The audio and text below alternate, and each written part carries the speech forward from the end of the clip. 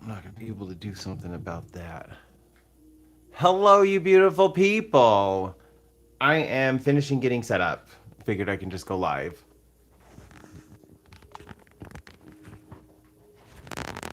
Little late. I apologize for that.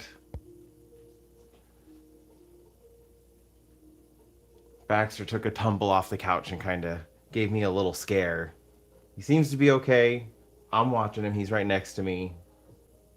So, hopefully it just he just tumbled off the couch in his sleep and that's the extent of it.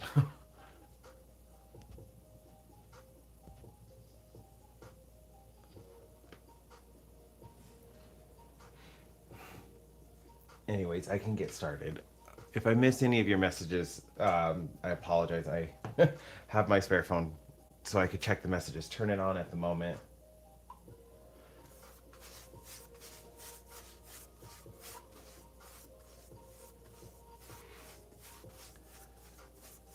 Hey, thanks, Travis. Thanks, Knuckling. Yeah, I hope so too. He seems fine. I monitor him. Like when he fell off the couch, he flailed a little bit, so I wasn't sure if it was a seizure or something. I think it just startled him while he was sleeping. Kind of startled me as well. I had just walked past him and he was asleep on the couch. I was in the kitchen and then I just heard a thud and when I looked over he was flailing on the ground and I have no idea what happened between.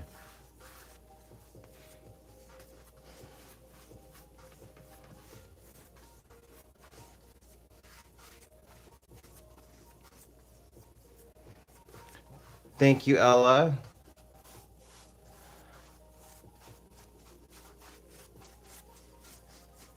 I'm working on Nanner's painting.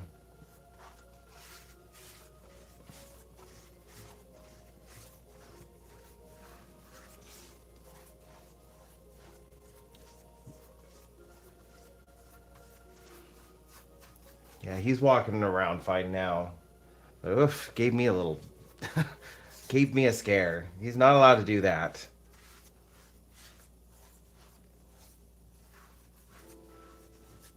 Still a little shaky from it.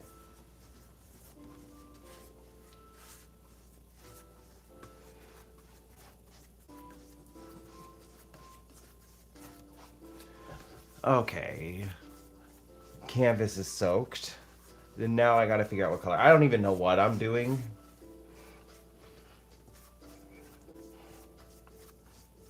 I'm just kind of going with the flow.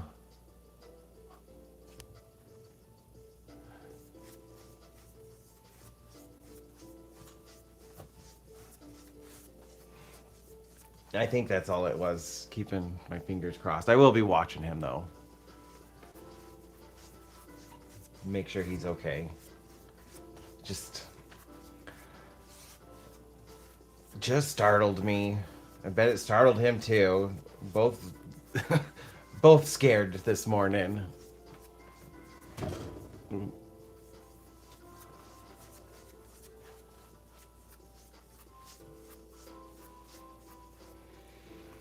know what? The other painting that this is going to be a companion piece for is a Huggy Wuggy painting with Mama Longlegs. I wish I could show you a picture. If I turn this into a video, I'll have a picture on screen. But it's yellow with a warped flooring that's black and white striped. And I just kind of like based it off of weird things she had told me from the game. So like I have this giant mouth opened up with the tongue sticking out, Huggy Wuggies in the background, like in the mouth waving, and there's a picnic going on the guy's tongue. There's this weird bird owl creature that's in the shape of a water droplet and has fins, and it's just kind of like doing this weird backflip. I have a lemon creature with like an elephant trunk. I really want to show you guys the pictures of it. This is a weird painting, but I had a lot of fun with it. But it's this weird lemon creature. She's got like these giant eyelashes and a trunk that's grabbing a box of Cheez-Its. And then Mama Longlegs in the center just kind of like doing her thing. It's a really weird picture. But Annabelle loves it, and I'm hoping like I can make a companion piece for it. Her current favorite character is Doey, and I want to match that vibe.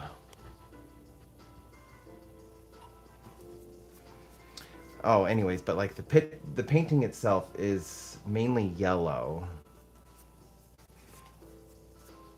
So I'm thinking maybe I should do kind of like a purplish background.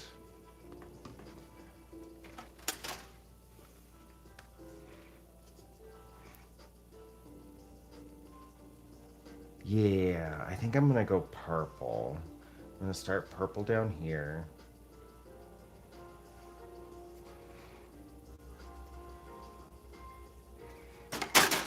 And then I love contrasting colors too. They work so well together. I think I'll do an opera pink in the center and I'll do white on the top. And I'll make a gradient. And it'll help me like get an idea of where I want to go with this.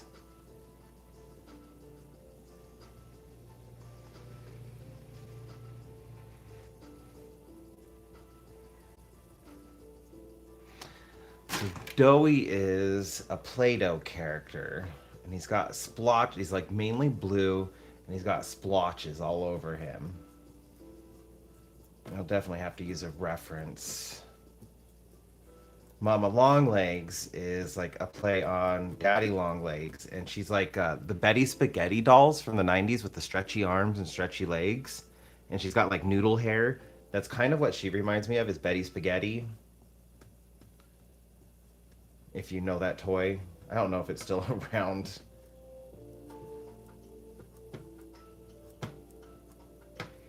That's why I kind of like did the warped striped flooring. I thought it would go well with her long noodly appendages.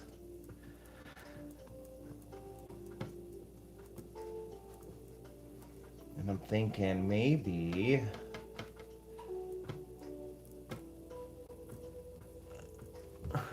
thank you, Nookling. Yeah, it's just a weird toy. You had one, Ella. I remember playing with it.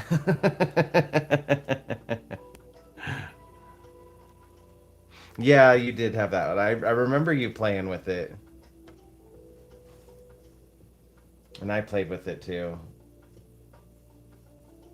I never played with the Stretch Armstrong. It was always the Betty Spaghetti I played with.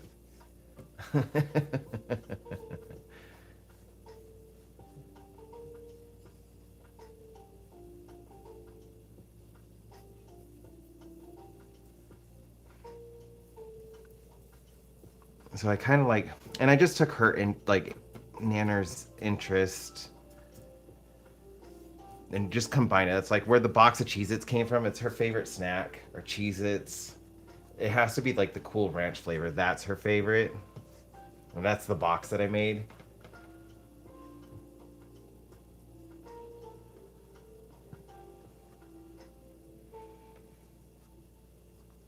Now she's kind of about hot Cheetos.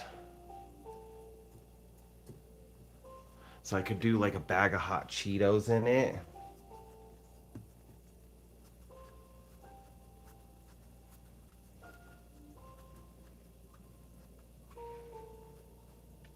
Oh, and you know what? Betty Spaghetti is very pink. And the white or the yellowish background kind of helped accentuate her. Doughy is blue, so I think purple really was a good choice. I can get like he's this bright blue, and I can make it look a little bit brighter using this pink or the like pinkish purple background. I am gonna need some more opera pink.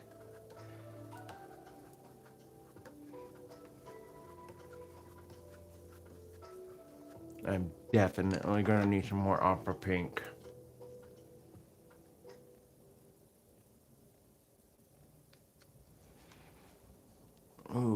Maybe I could do drips.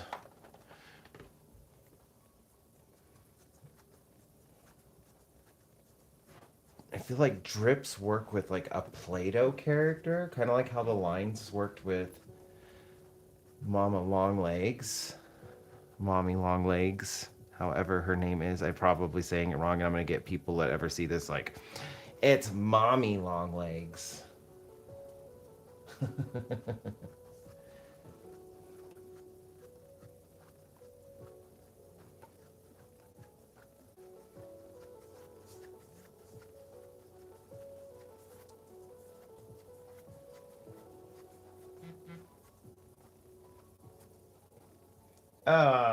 I was trying to avoid that, and what do?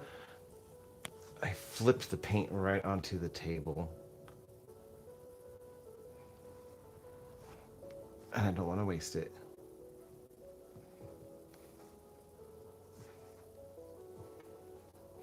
Ah.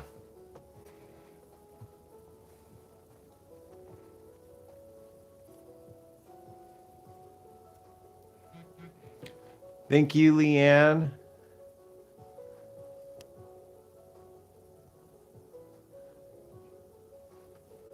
Stretch Armstrong was weird. I didn't like him. I didn't like whatever he was filled with, like that sand. I did not like it at all. Mainly because like I broke him open to see what it was because I didn't like the way that it like grinded together when you stretched it out.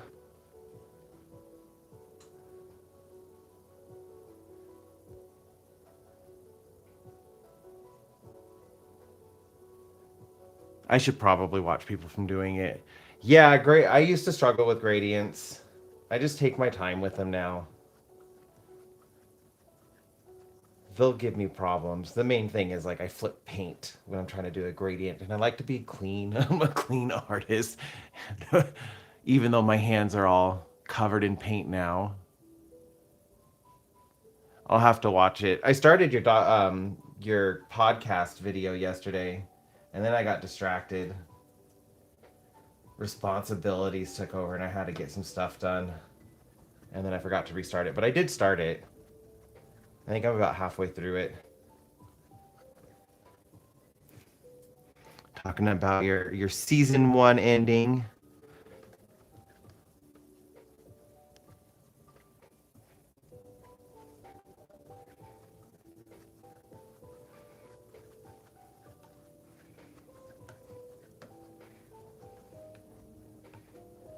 I don't want it fully white. Why is it doing that weird mix? You turned me into a sim. I stopped doing that when I was playing The Sims because my sim kept dying. And I was just like, okay, well, I need to not be a sim. Because I don't like this.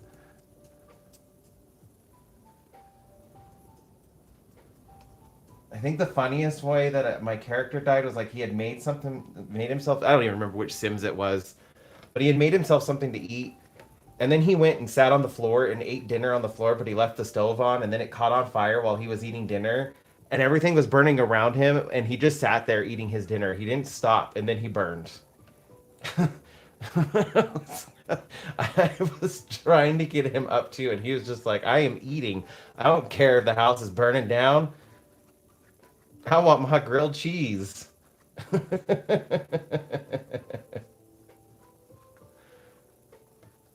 think that was one of the funniest ways. It was just so weird. I kept trying to click on him to get him to go somewhere else, like, stop eating.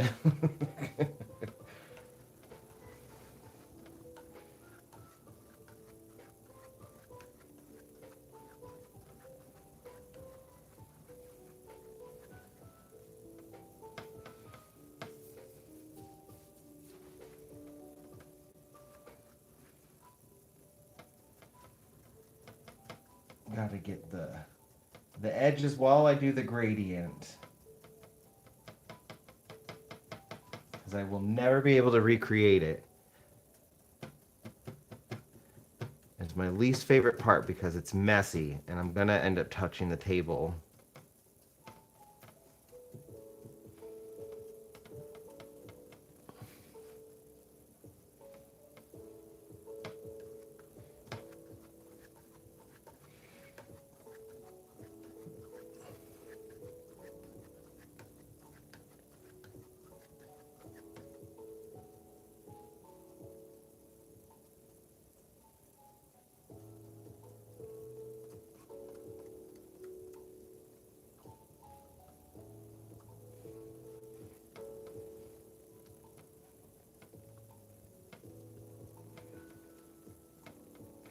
He was very hungry.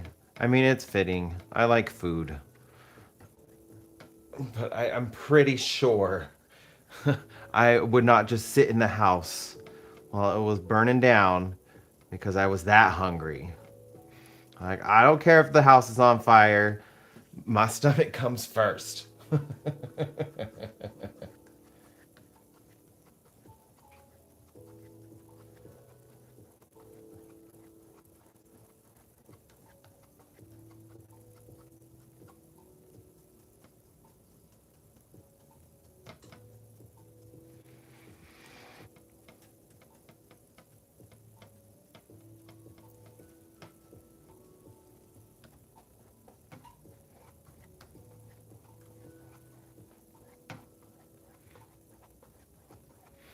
Thank you, Illustrated.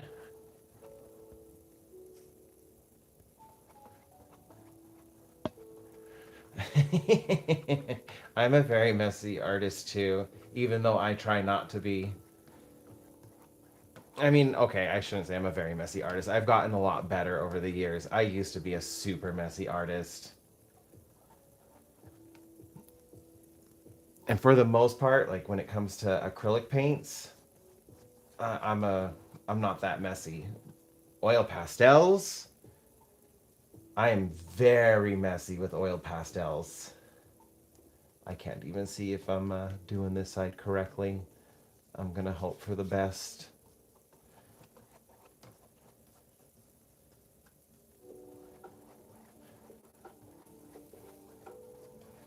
I do like the gradient though. I think this will be fun if I have like drips.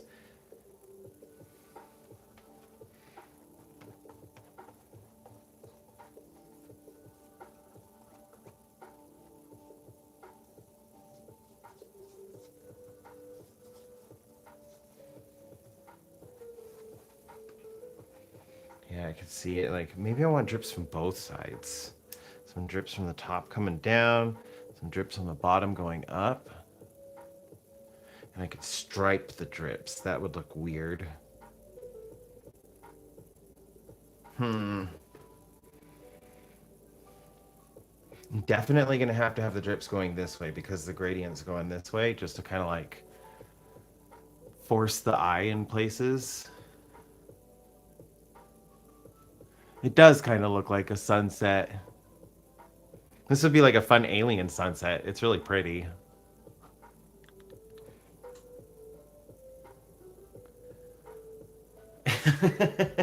Yeah, I learned that when I redid the Mariah plushes. I learned like fabric paint takes forever to dry.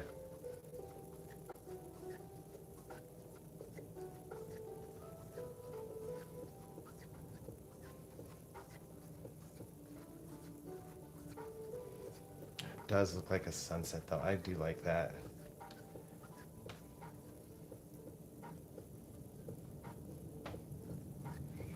Kind of just keep the paint moving until it like really dries.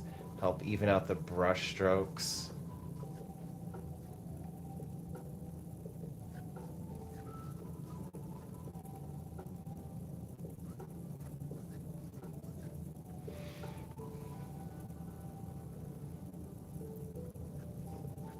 Tone down here a little bit. Bring in some of that white just to make the purple stand out a little bit more. It's looking really dark. Although maybe I could do like dark drips up here, white drips down here. That would be weird. And then I could have it look like Doey's falling. What do I have him falling with? Let's see. I have a set of. I did paint like a little set of dice and some flying cupcakes, just like extra little things in that painting. They were tiny though.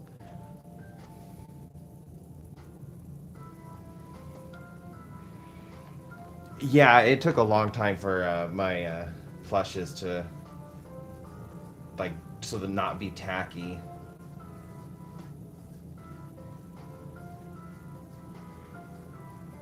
Let's see. I did a bird with fins. Maybe I could do some fish with wings.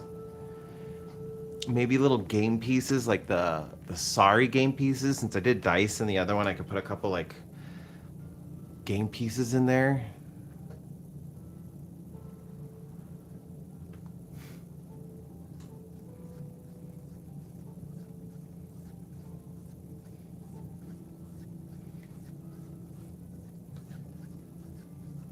I will say, putting the Beria, the pink strawberry bear that I did, she dried a lot quicker sitting in the sun in my window than Violops did, who wasn't in the sun. So if you wanted to dry and get a little less tacky quicker, um, having it sit in the sun seemed to help for me.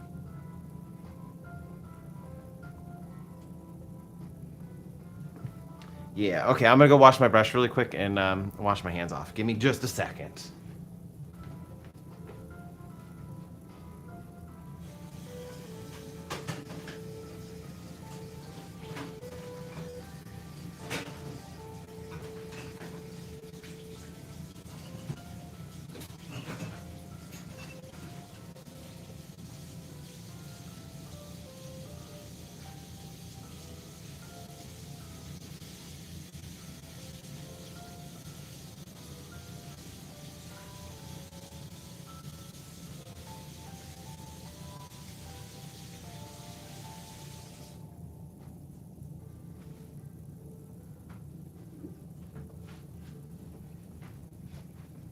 Oh, I just had another idea.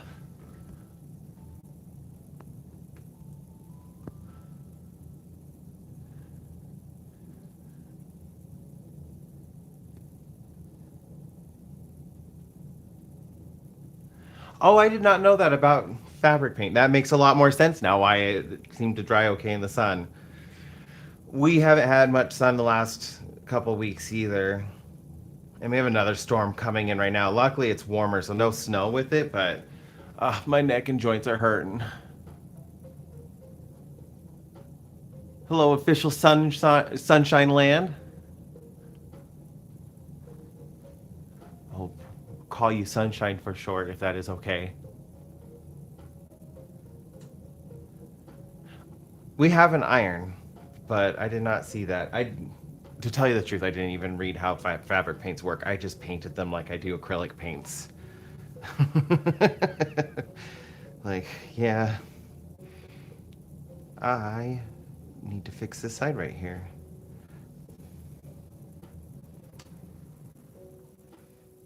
Okay, what color do I want these drips? Doughy is blue.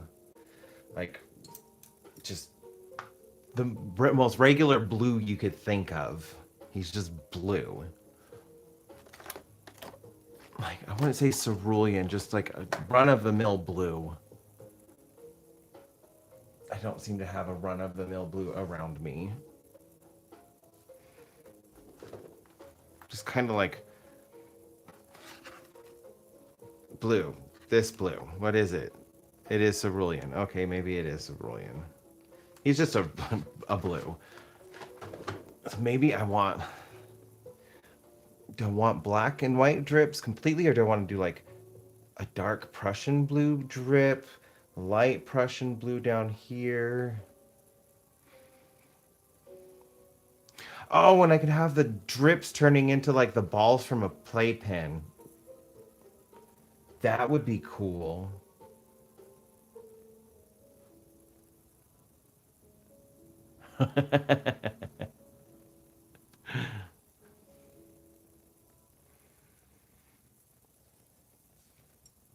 I mean, I can't argue with that because yeah, I do.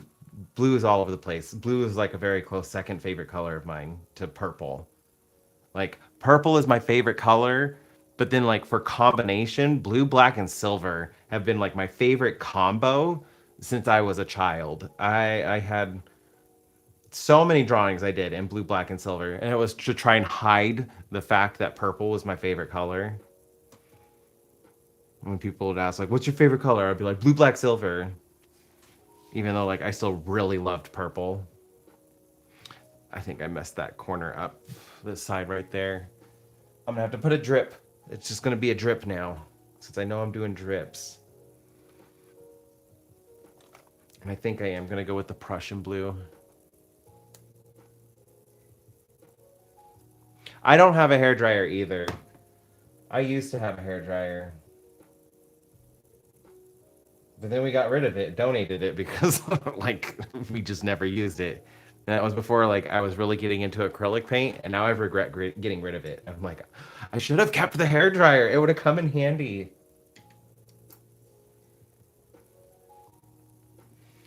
This is gonna be weird because I don't have a reference for the painting I did before of Annabelle. Let's see. Are you gonna work? Please work. I could really use help with the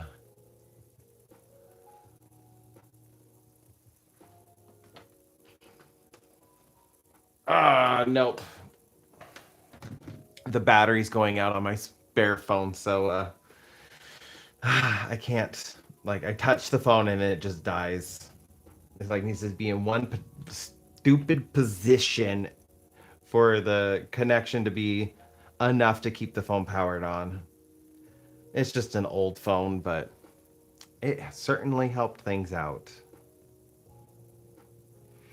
Hmm.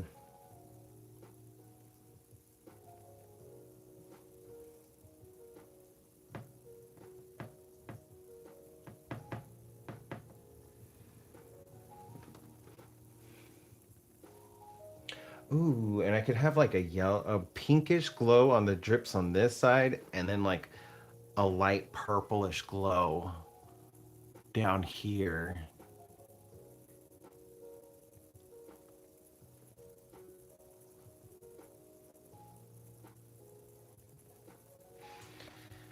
I'm just gonna mark them. There's no going back now.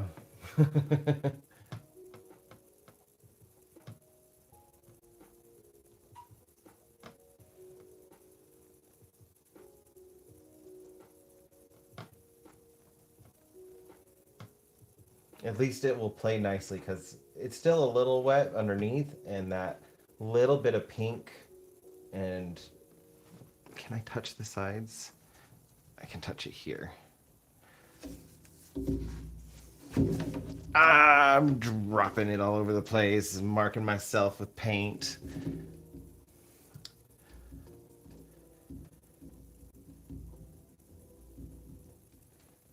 I'm just gonna get the top. I'm gonna stop messing with this. Just get the top. Can you guys? I did not do a very good job of getting the top.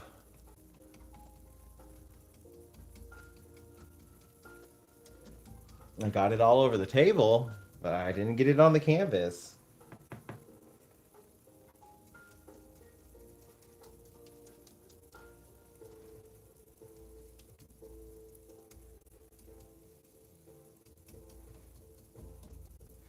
I am definitely going to have to clean up my table afterwards.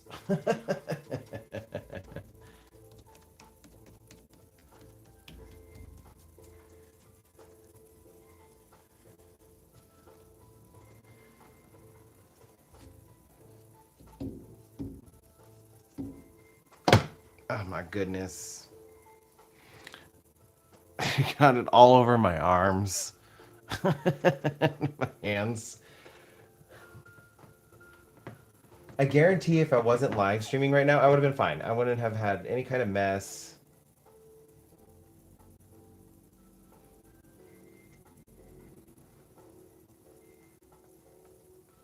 I want you a little bigger. I want you to be kind of droplet shaped, but irregular.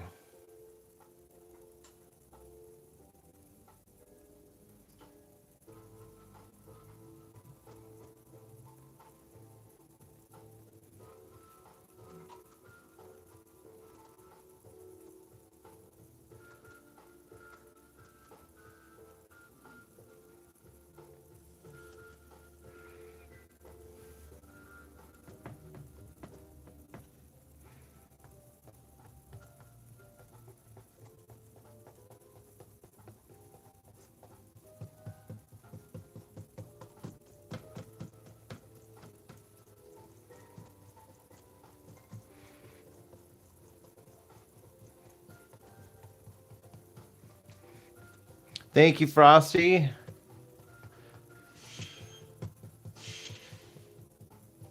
Happy to have you in.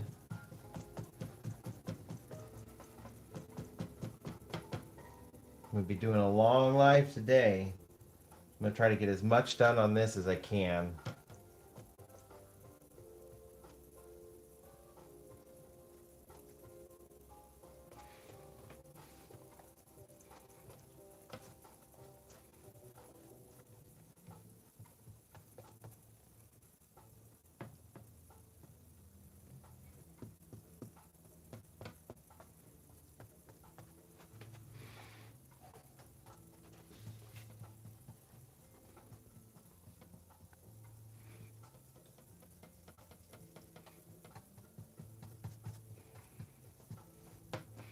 Okay, the bottom's dry.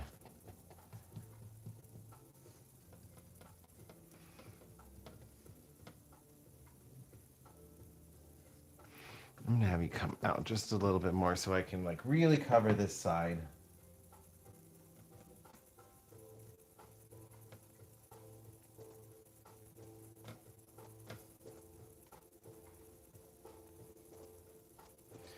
I need to make sure. Oh, where did all you come from? I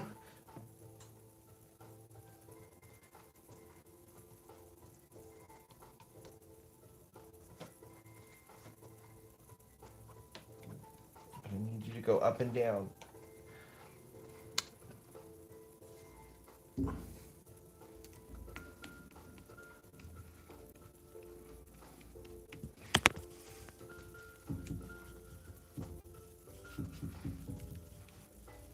This is going to be like the hardest part of the entire painting. It's kind of looking like denim. Denim stripes instead of, or denim drips instead of the striped drips, maybe? Hmm.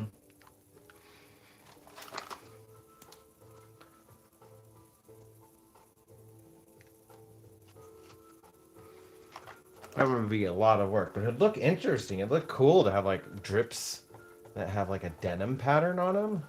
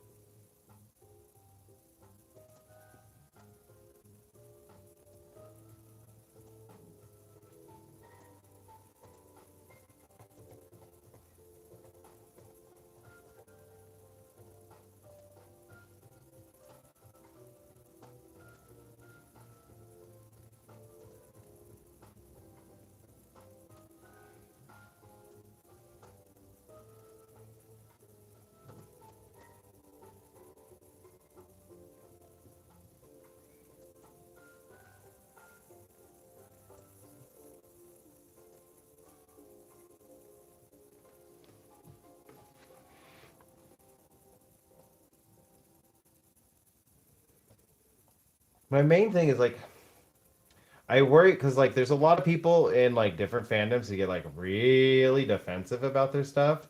So like I want to do this justice, even though like I'm kind of combining my art with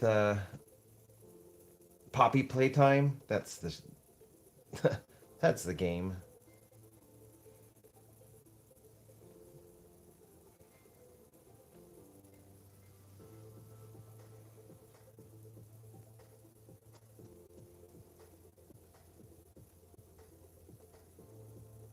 Just kind of have it like its own separate thing.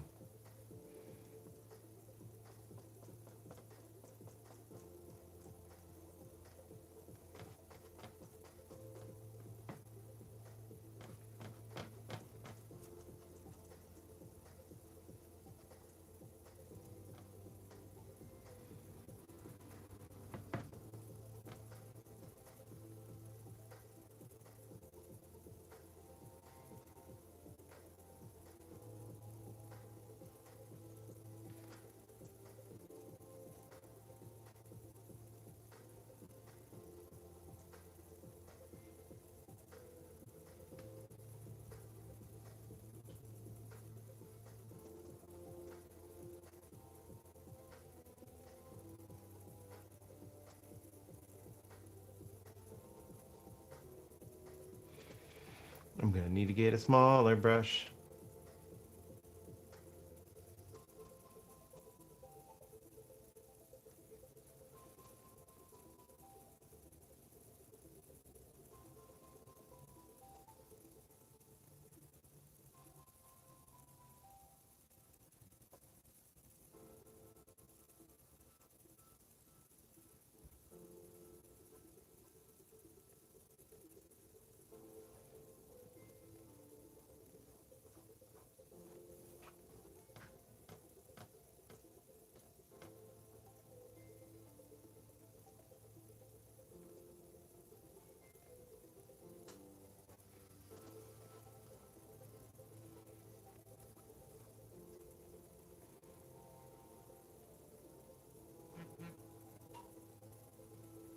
Got such a good swoop on that drip.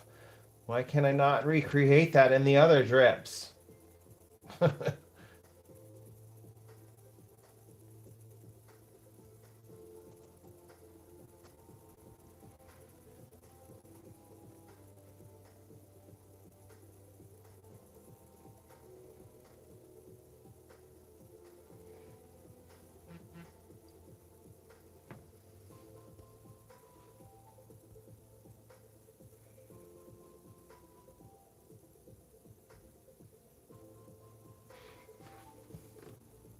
Oh, they used to be people.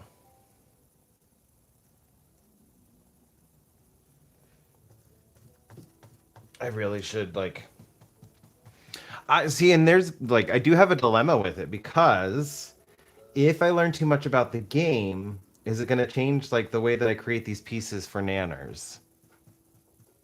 Like, am I going to try to recreate what's in the game too much? Because the first painting I made for her, I absolutely love. I know nothing about the game, but I really love the painting I made for her.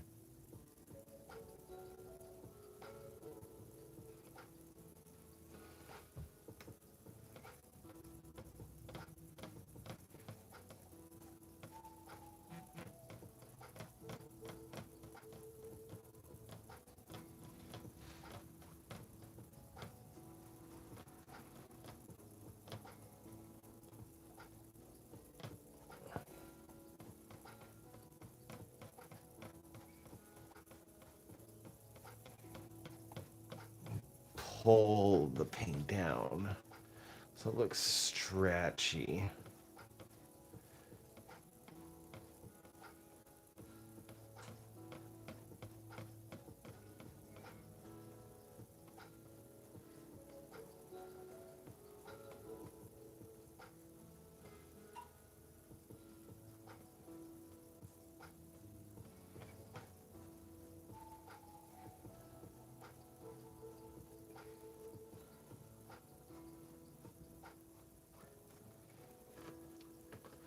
Kind of given lava lamp. And I didn't come all the way down. I'm gonna have to like touch that up.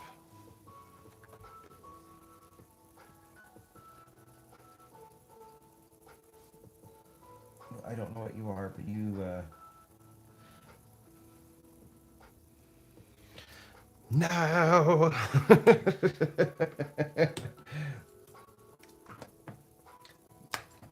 No, and I got water on it. That's even worse. Okay.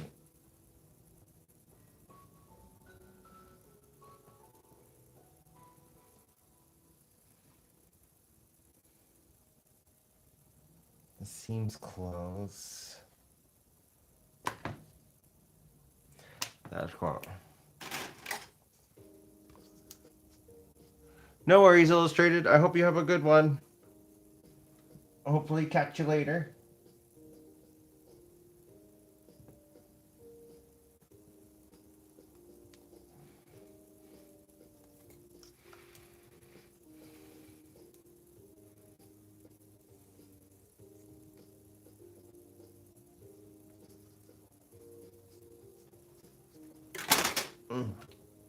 There we go.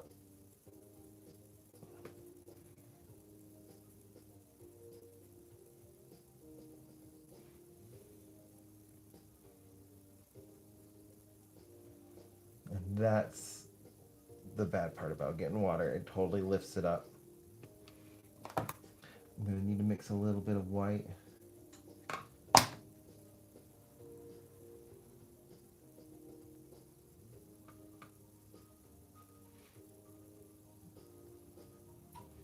Gotta try to recreate the correct ratio in the middle of this blend.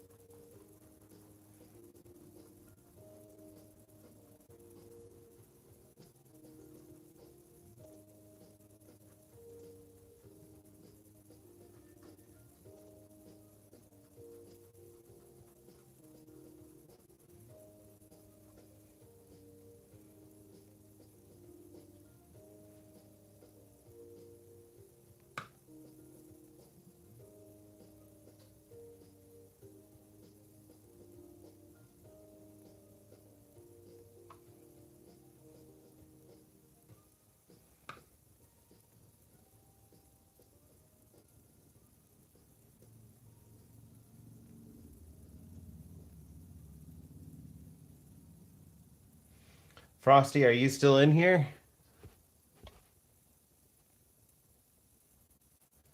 Because if you are, I want you to guess what I just got this morning as a birthday shiny.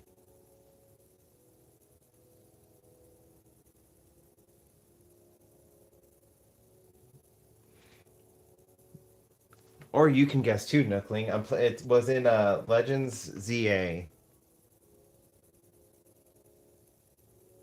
Specifically, it was in the DLC.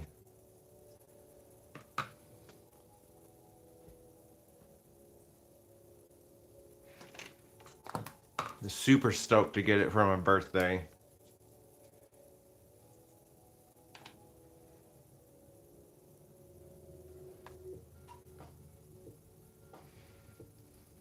I literally just need a touch of white. Oh, just in case.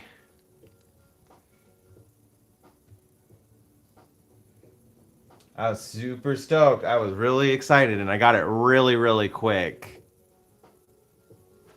I was expecting to spend some days on it. That may have been too much.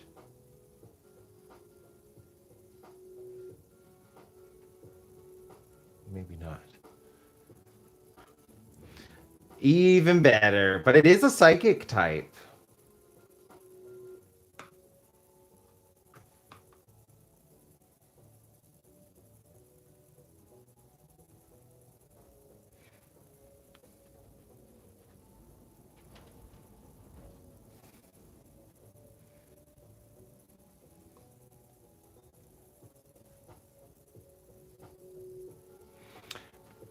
I'll give you another hint. Earlier generation, and it is a legendary.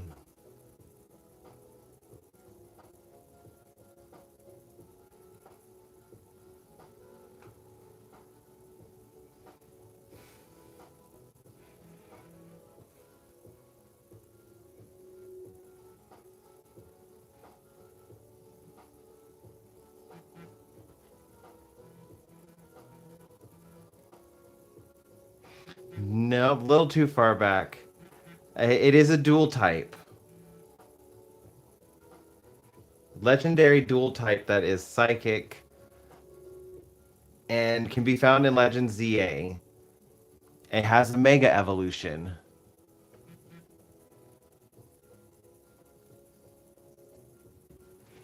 I'm loving them too.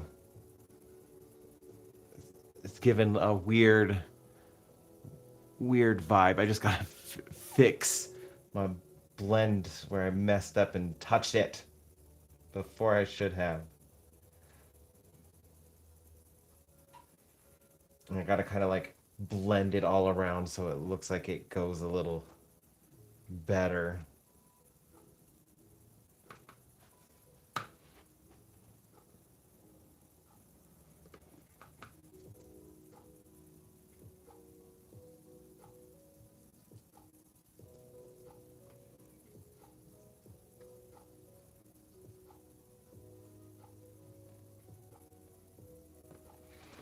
we go.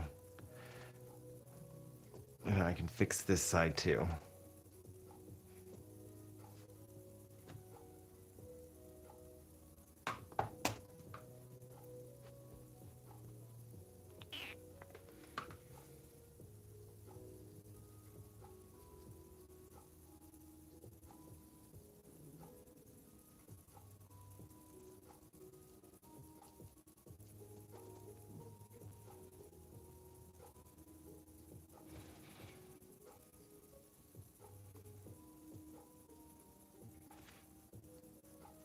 Not perfect, but that fits a lot better.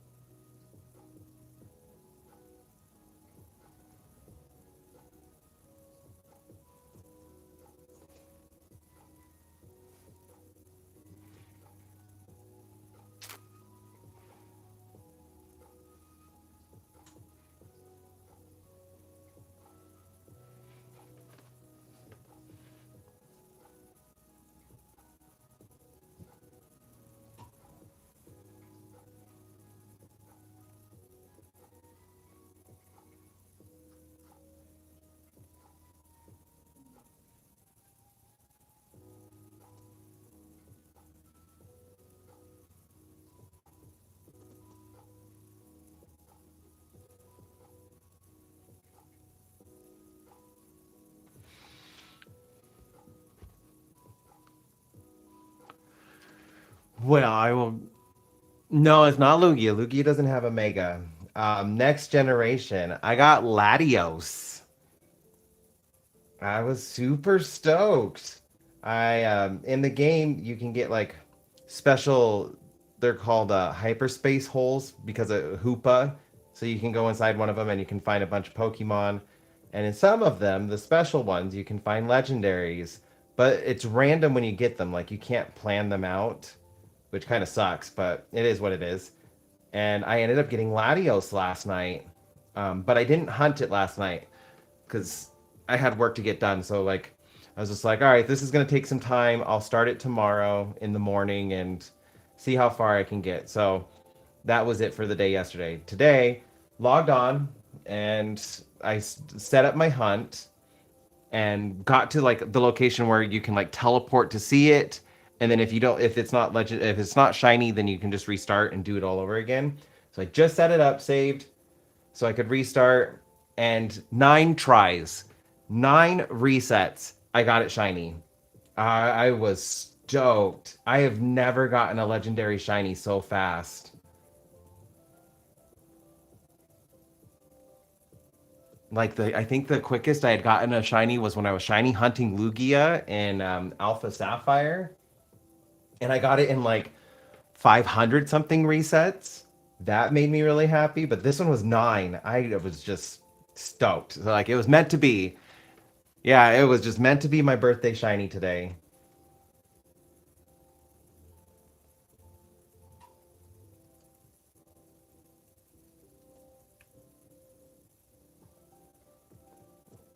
I was able to play a little bit longer with it than I intended to because like I take an hour, hour and a half while I'm drinking my coffee early in the morning, just kind of like wake up, play a little games to try and set my mood for the day. Like it's a good mood. Plus, like I believe video games do work out your mind, and so like I think it's a great way to kind of like just wake your brain up with some puzzles and like tactical thinking kind of thing. Like you're getting your brain going, and I just got it so quick. I was so stoked.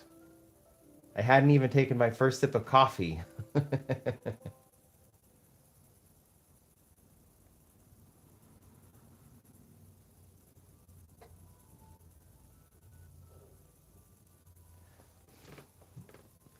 It's gonna look like a blemish, but at least it like sits a little bit better with everything else around it.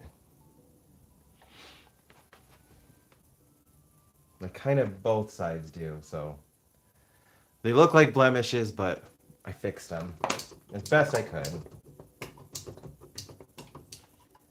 I need to go rinse my brush off. I don't ever let the paint dry on my brushes. I like my brushes too much.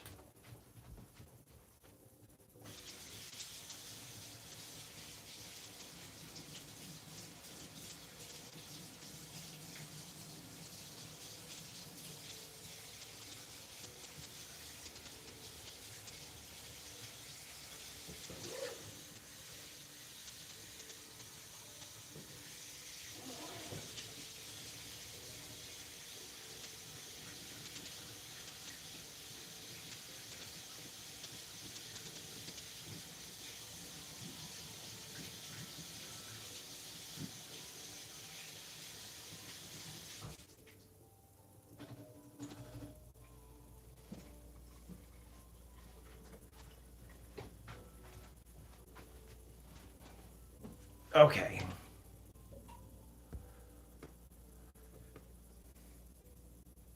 Now I can try to all clean again. Oh, I'm gonna need this for the bonsai, but I need more of that to dry. I can kind of work on the highlights and kind of like blend some highlights and stuff in.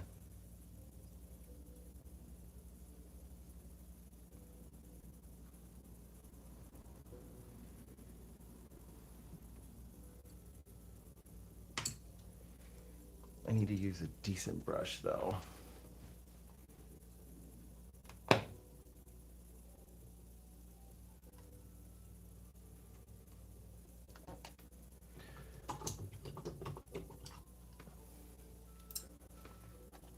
I need some more pink. And work on these top drips while the bottom dries, and then I can do the other side of drips. And I think I'm gonna have to do it a little heavy on this side, and a little lighter, just so it kind of like balances out.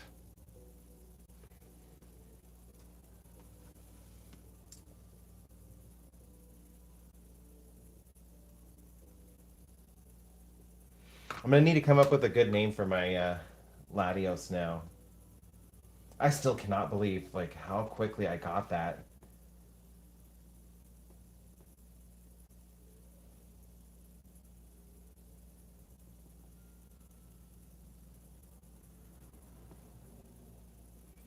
Totally blew my mind this morning.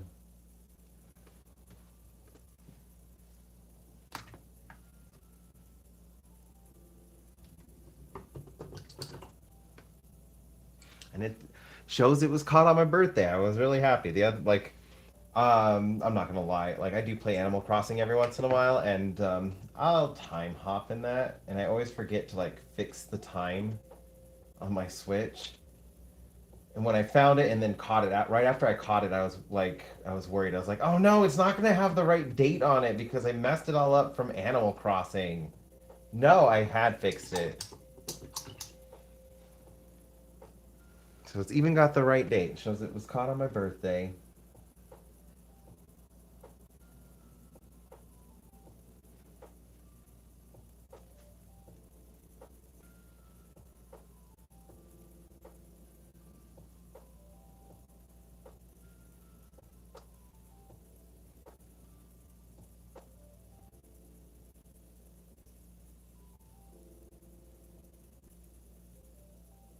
I don't want to make the drip too big, but I want to get these highlights.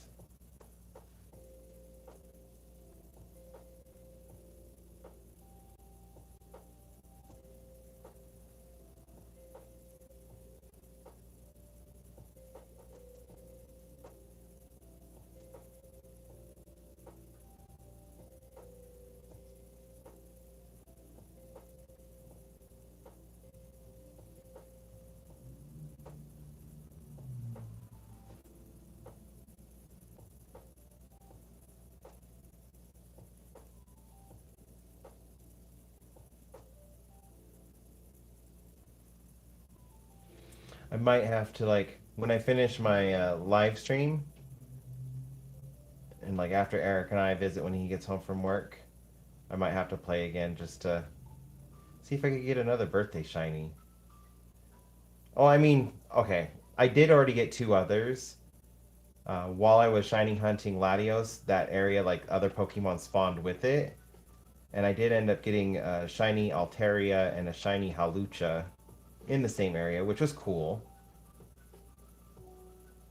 But like, they weren't the stars of that hunt. It was definitely Latios.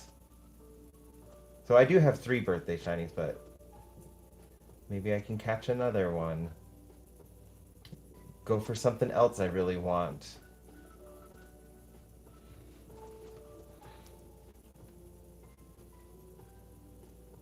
I could get a Mr. Rhyme, Mr. Mime's evolution in Galar.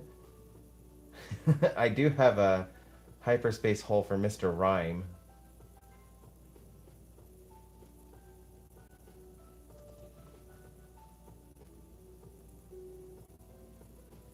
You know, since it's got a cool mustache.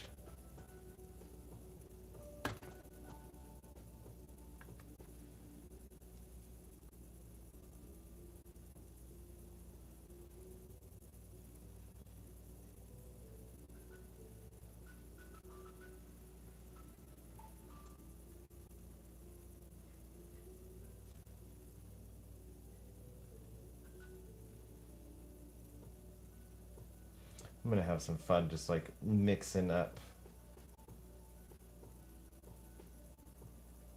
these drips. I want to add some interest in them. I want them to look cool.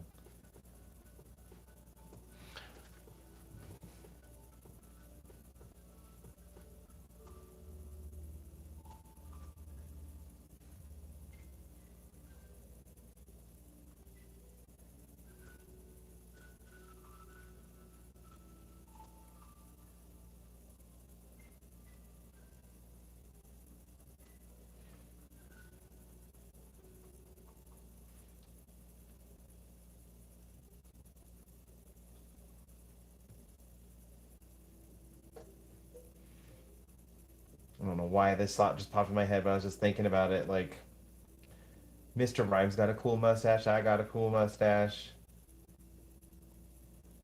I get asked, like I've been asked before, like if you could be any Pokemon, what Pokemon would you be? And I always pick like something cool. I'm thinking realistically, I'd probably be a Mr. Rhyme.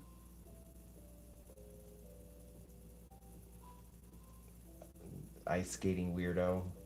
Tap dancing ice skating weirdo. Or Smeargle. Like that's the one I tell everyone. I'm like, oh well, because I'm an artist, it'd probably be Smeargle.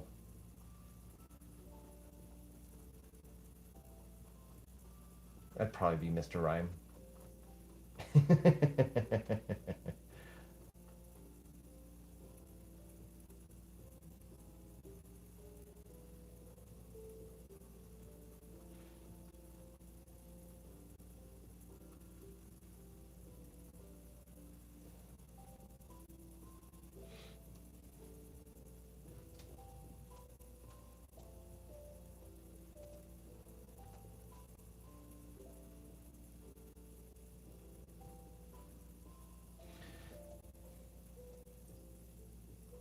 I really need to get like a wrist support for when I'm painting.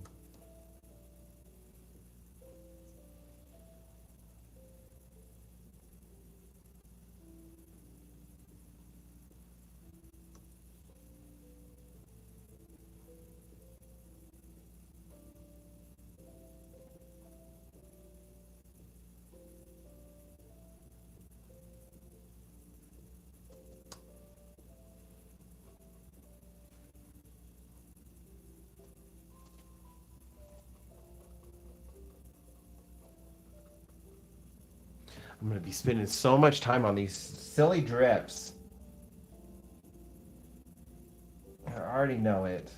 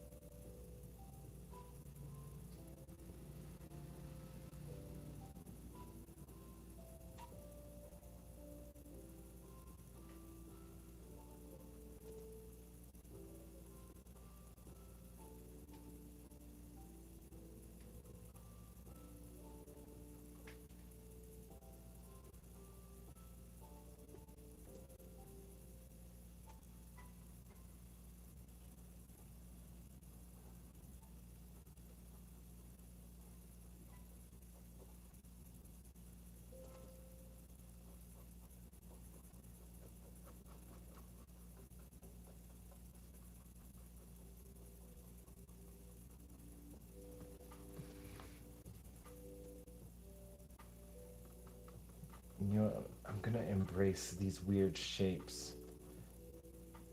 I'm trying to like make shadowing and highlighting logical, and I think that's the wrong way to go about this.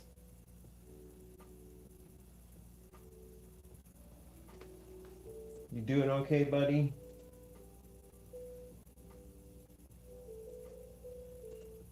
You still look a little out of it, but your pupils aren't dilated, and that's a good sign.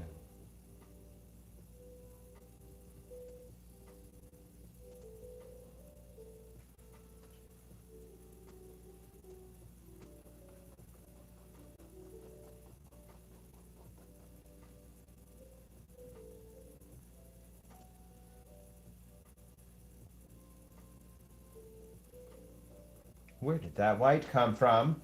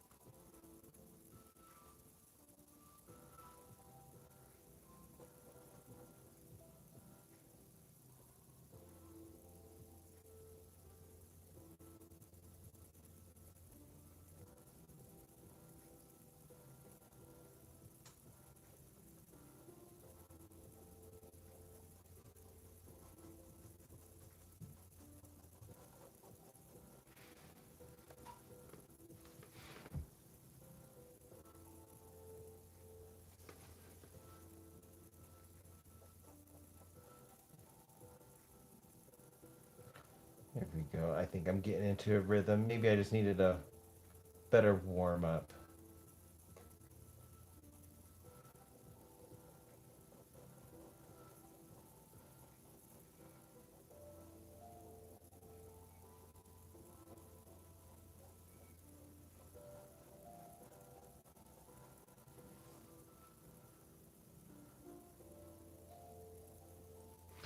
I have break set. Thank you, Ella. I even have like a little paper I wrote down that like I'm on a break when I take them. I appreciate you looking out for me.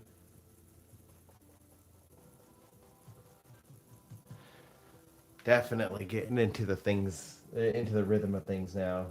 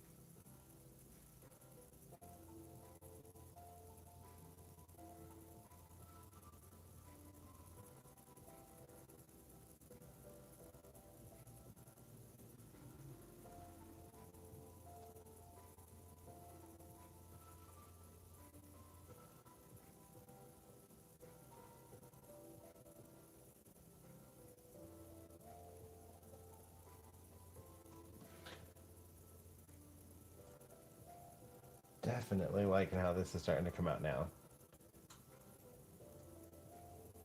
I mean, it is given enough time that the bottom is dry, and so then I can flip it without issue.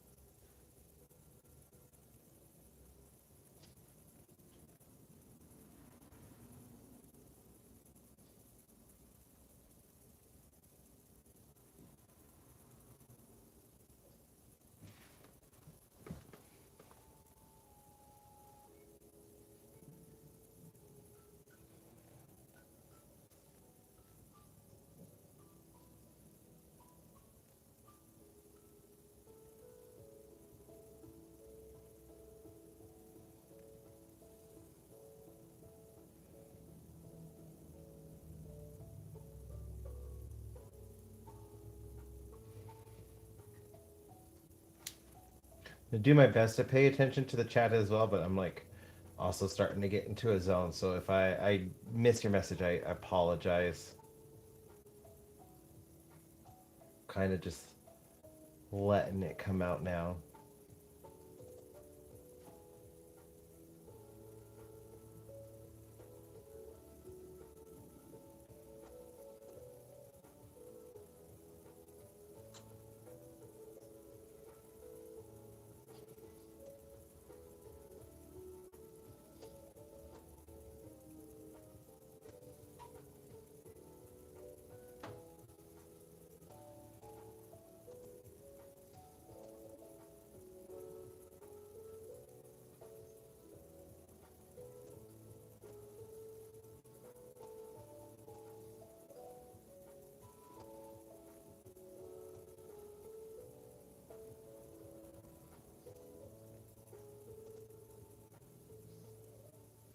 I'm glad to see that, Leanne. Enjoy your tea, and I hope you have a good night.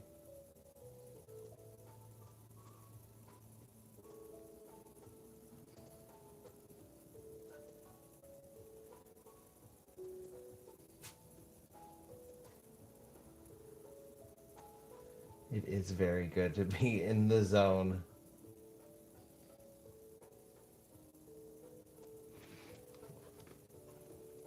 I want a little bit darker right there.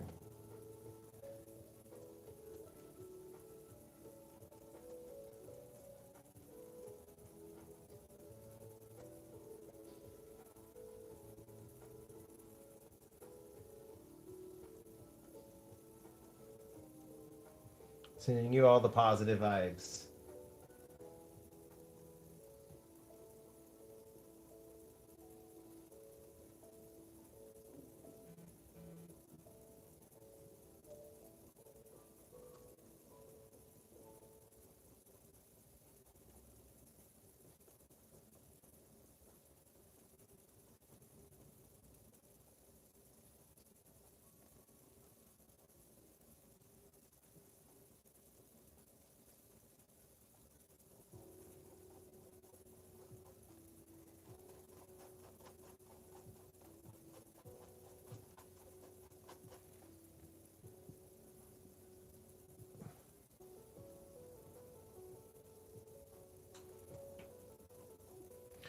That's too much purple. I gotta add some blue to that.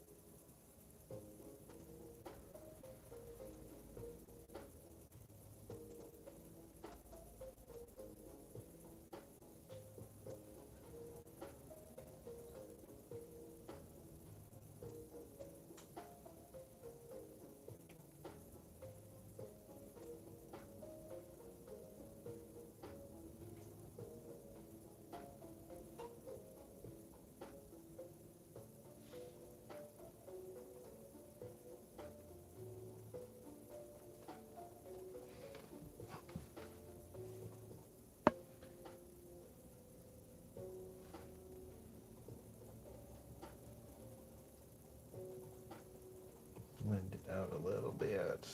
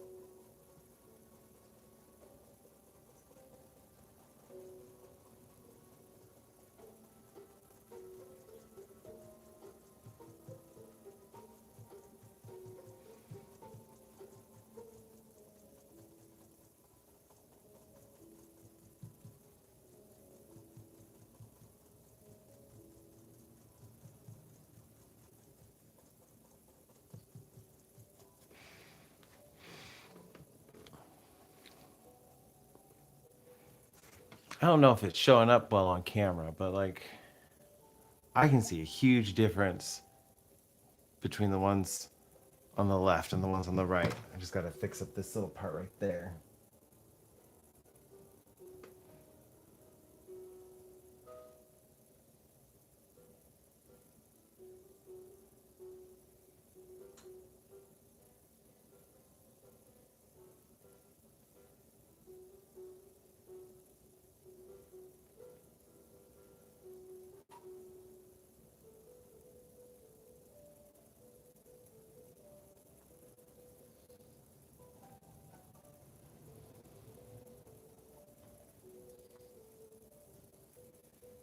Hello, Becky. Welcome and thank you.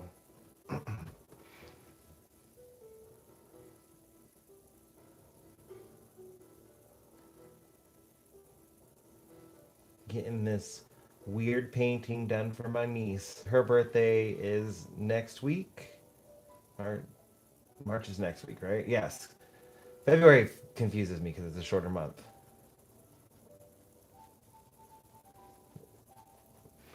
So I want to get a painting done for her. Show her the love.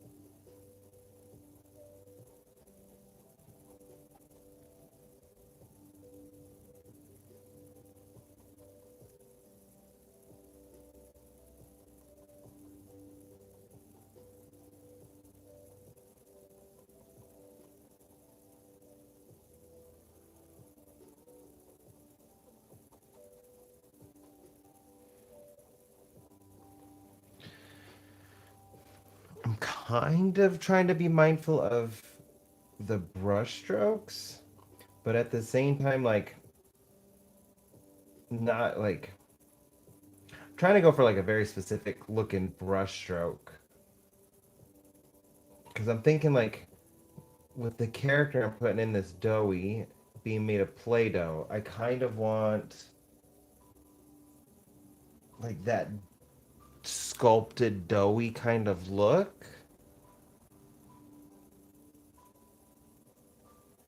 but I want it to be a blend with this blue.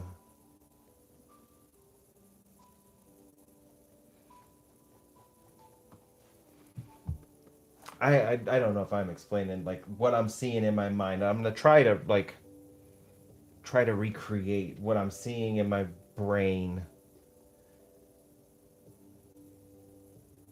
And this is one of those things that like as time is progressing, I'm getting a little bit like more apprehensive about looking up references for things because like before I could just look up a reference for something like sculpted Play-Doh drip and I would get just that. But even with the minus IA in the search, AI in the search, I getting so much AI crap.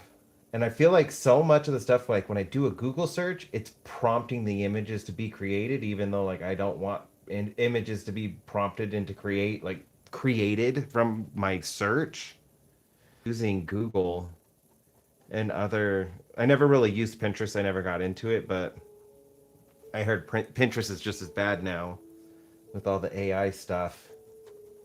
So I'm just trying to create what I'm seeing in my brain,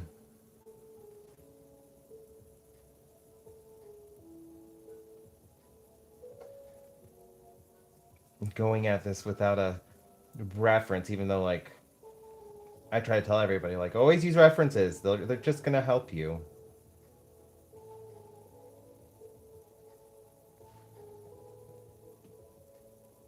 How's it going, Space Hero? Welcome, you made it.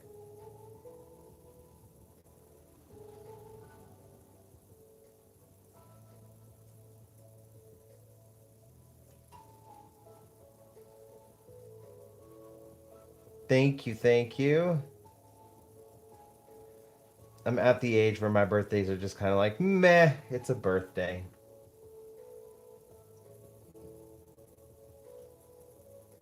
I'm still going out tomorrow to celebrate.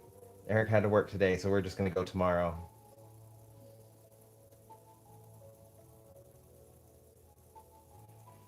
But with my niece's birthday's coming up, and that's just more important. I want to create something for her, especially after I saw her and she told me that she really like how much she likes my videos and watching me paint, and she loves the painting I made her that hangs in her room. I want to make her another one. I figured that was a great way to spend my birthday.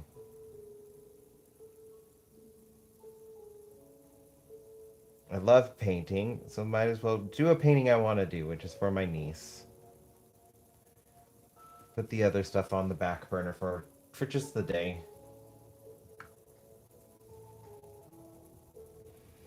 Yeah, it made my heart very happy to hear that from her.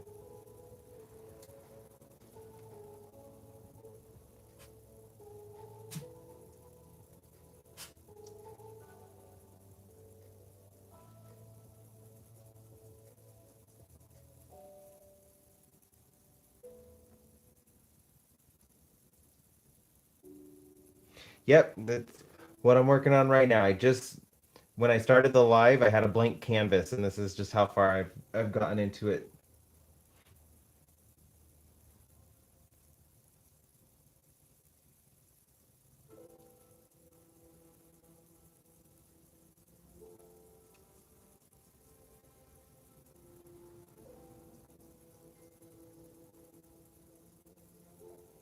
No plan other than I'm gonna put her favorite character from Poppy Playtime. Well, her current favorite character from Poppy Playtime, Doughy, like Play Doh.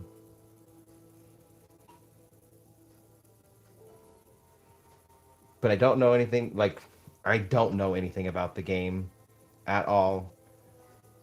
She told me how much she liked it. She tried explaining it to me. I'm old and everything was going above my head, and I'm just sitting there thinking like, oh, this is how the adults in my life must have felt when I tried explaining Pokemon to them back in the early 2000s and late 90s. Because I'm struggling to follow along with what you're telling me. And I made this painting just like, okay, the game sounds crazy. I don't know much about the characters. So let's create something based off of feels and vibes from what she told me. Let's see if I can do this. I think I might be able to show you guys.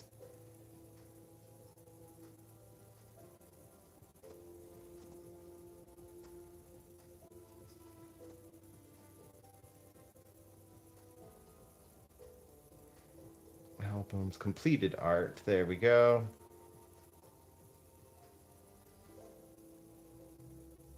Haha, success, possibly. So this is the painting I made her. Oh my goodness, I'm trying to keep it in focus. All right, Knuckling, I hope you have a great day.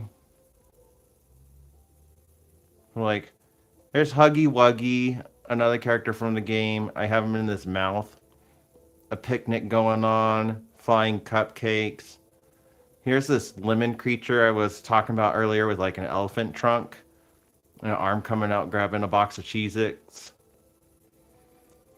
This weird owl thing with a nose, but like it's also got fins. So like I knew nothing about the game, but just created this because the game sounded so wacky. I was like, I need to create something wacky. So she loves this, and I want to try to create something wacky again.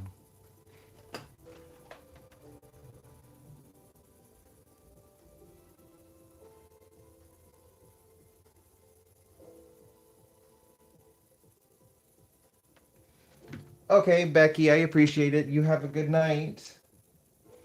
Thank you, Space Hero. Yeah, I like the painting. It's weird, but I love how weird it is. So I want to try and capture that essence again. Just a weird painting that's like a blend between her favorite game and my imagination and art. It doesn't make sense. That painting makes absolutely no sense for the game. But also at the same time, from what I've been told, it does make sense for the game, even though it doesn't make any sense because that's just the game.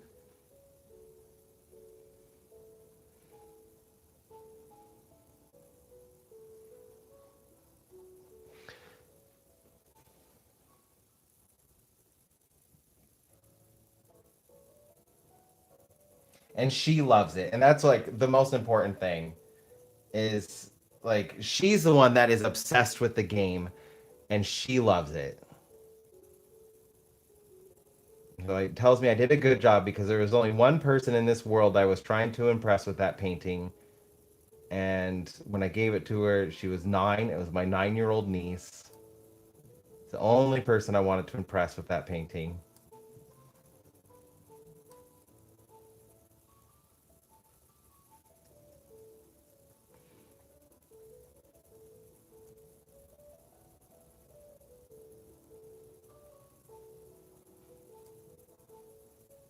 And she loves it. So that makes me happy. And she's like really getting into art too. My sister is an artist. She also is a seamstress. She sews. And my niece is getting like a mix of our skills. I kind of love that.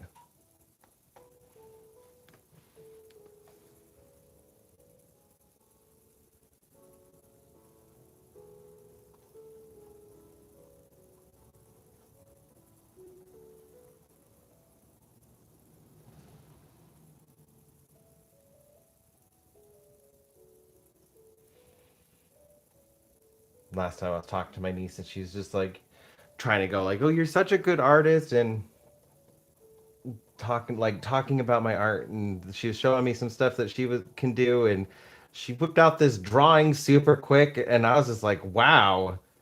She drew like herself as an adult, and I could not believe how quickly she got this drawing out. I was amazed. Like just a couple, like maybe 1 or 2 minutes on the couch, and she just sketched this out really quick, and she's like, "Look at this," and I'm just sitting there like, when I was 11, I was not able to sketch out things that quickly. That is pretty amazing. And she's like, "I'm not amazing." I was like, "Yes, you are." I'm hoping like it's just a sign to come, like where her skill's gonna be. I told her it would be really cool to see my niece become a better artist than me. It was like, I know I'm not the best in the world, but like my art makes me happy. But I think it'd be really cool to see like her skills past mine and see the amazing things that she could create.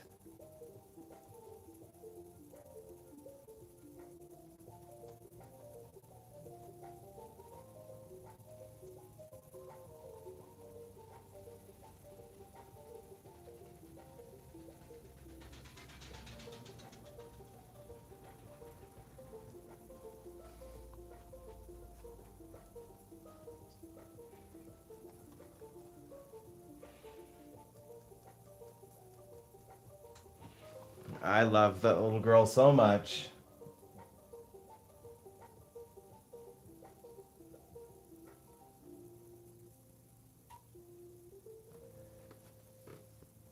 Definitely want to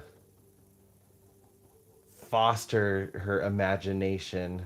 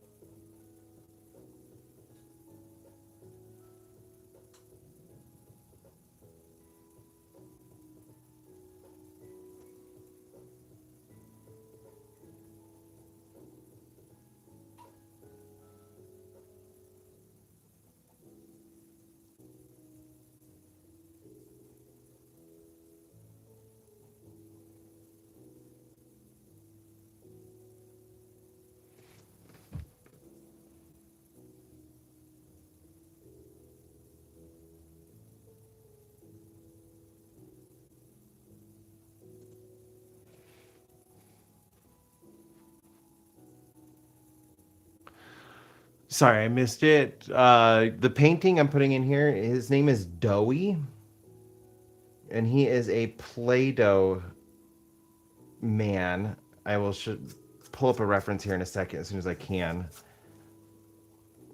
He's a blue Play-Doh man. He's got like a hollow eyes, hollow mouth that's in a smile, and he's got different colors of Play-Doh splotched in his blue body. So he's an interesting looking character.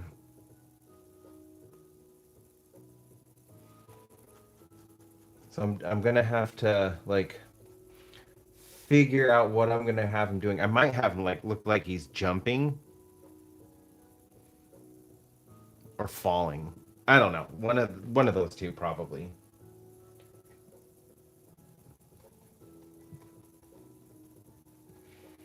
I'd never heard of him before. I'd never seen him before.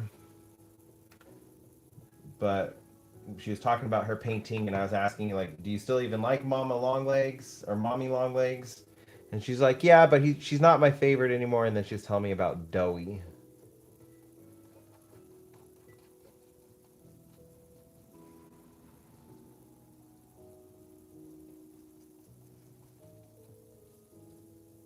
He's just a very interesting character.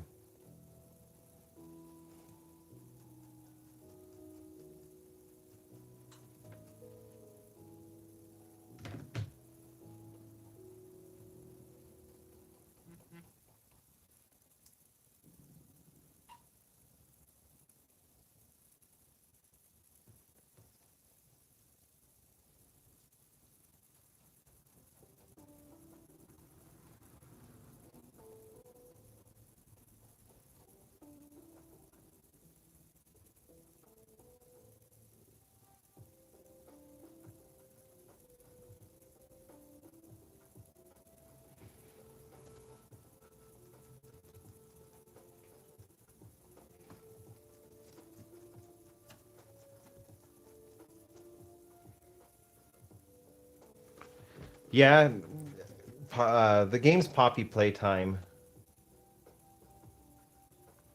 I know there's a couple games out. I haven't played any of them. I'm not really big into like the scary games or that kind of stuff. I think like the only one I ever played that I kind of got into was Fatal Frame, and you had to take pictures, and you were like in this haunted Japanese, I want to say town.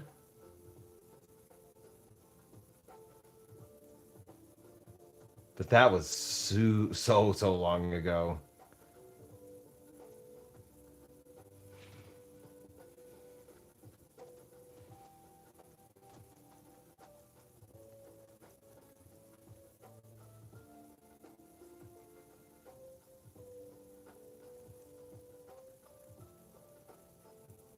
Like I think I was playing Fatal Frame in high school.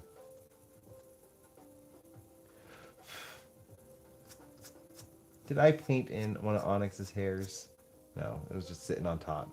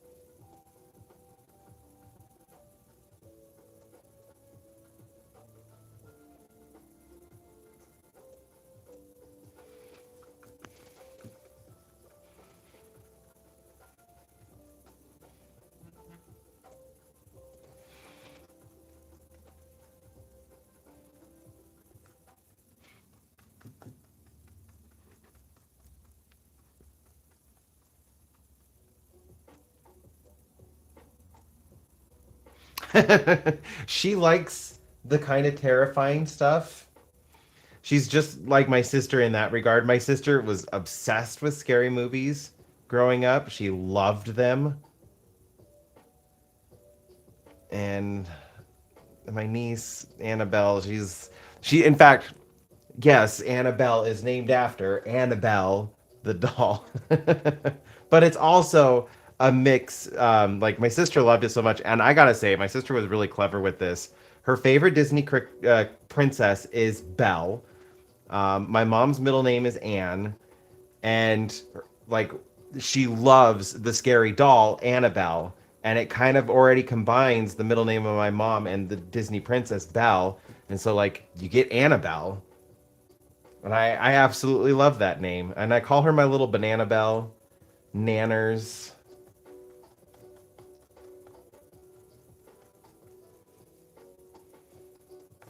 Had those nicknames for her forever.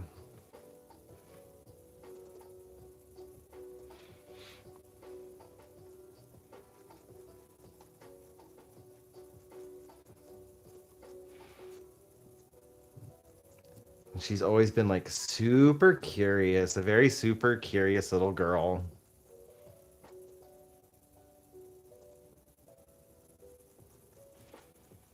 And then loves the scary stuff. Like Five Nights at Freddy's, she loves that game.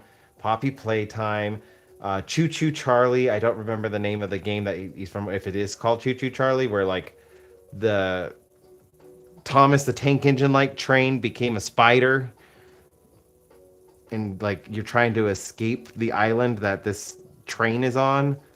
I don't know too much about the game, but my sister plays it, and she's kind of explained a little bit to me.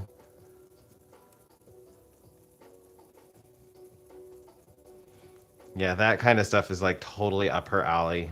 She's very much so like a little version of my sister.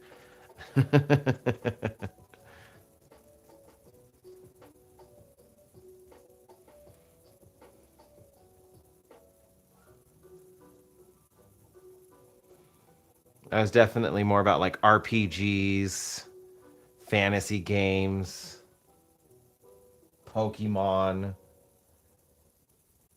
Every once in a while, a different game would like break through that I absolutely loved. Like Fatal Frame, I kind of enjoyed. My big one though that wasn't like a fantasy game like that I just really loved was Jet Set Radio Future. It was like you were in a rollerblading gang in Japan, and you had to go around the city tagging the city, and you got to like pick the tags that you wanted to do and collect spray paint cans and tag the city. I had a lot of fun with that game.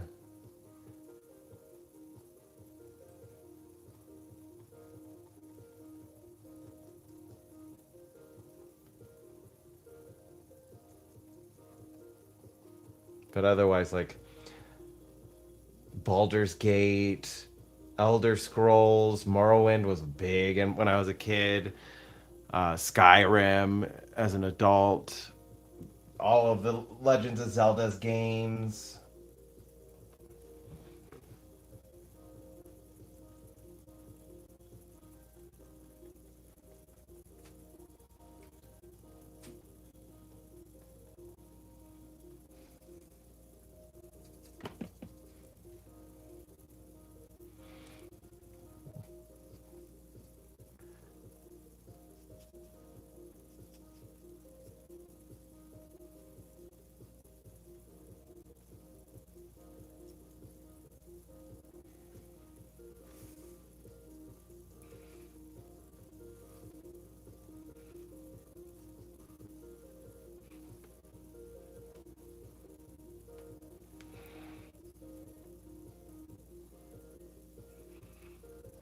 I don't want to say the word because I don't want to wake them up, but for those that are in here, I'm going to take a break soon just so I can take the boys outside and make them go POTTY.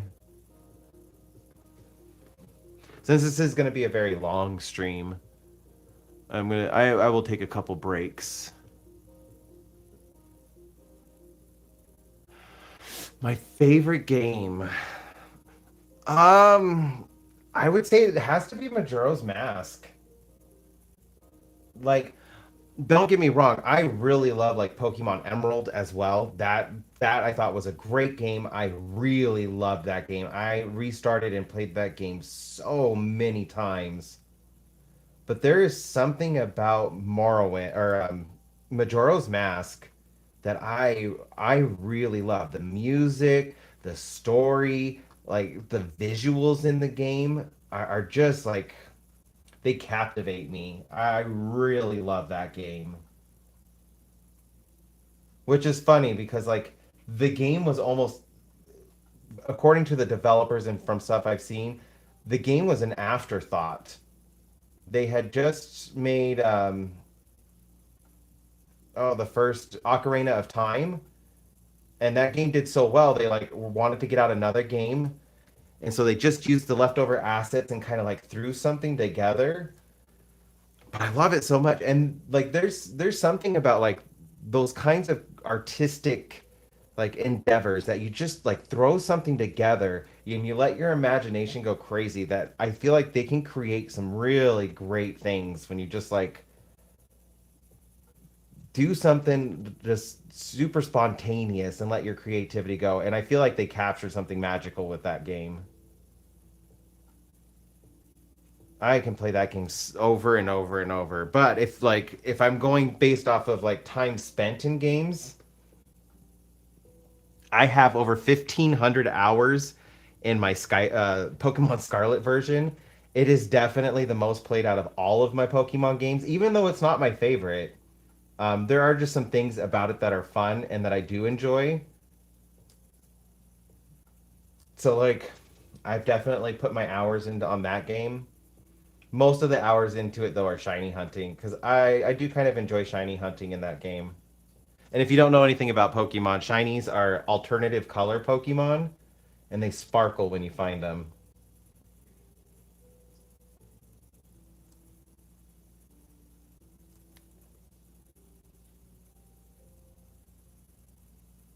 And so I like shiny hunting. I've had so much fun shiny hunting in the games, but I think Scarlet and Violet really like they made it one of the most fun games to do it in.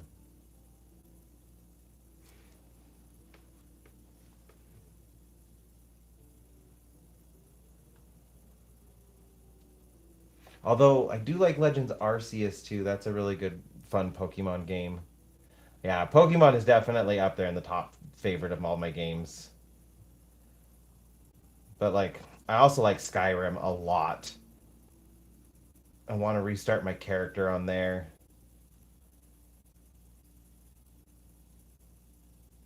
I also really enjoyed Morrowind. That was another really fun Elder Scrolls game.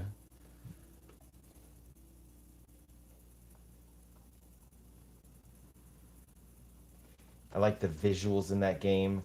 It's so grungy and just very like so many games are like super saturated and like almost in like a dreamy state. But Morrowind takes it like the complete opposite direction. It feels very gritty, grungy, real.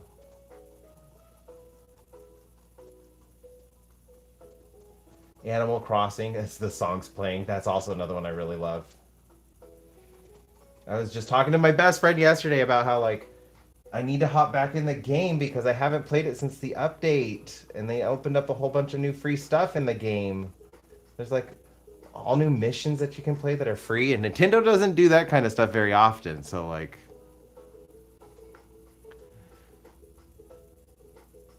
Juilliard, thank you, thank you. I have been playing Skyrim for like it was the first Breath of the Wild and Skyrim were the first games I got for my Switch. And I got my Switch in 2017. So I've been playing Skyrim for like 9 years.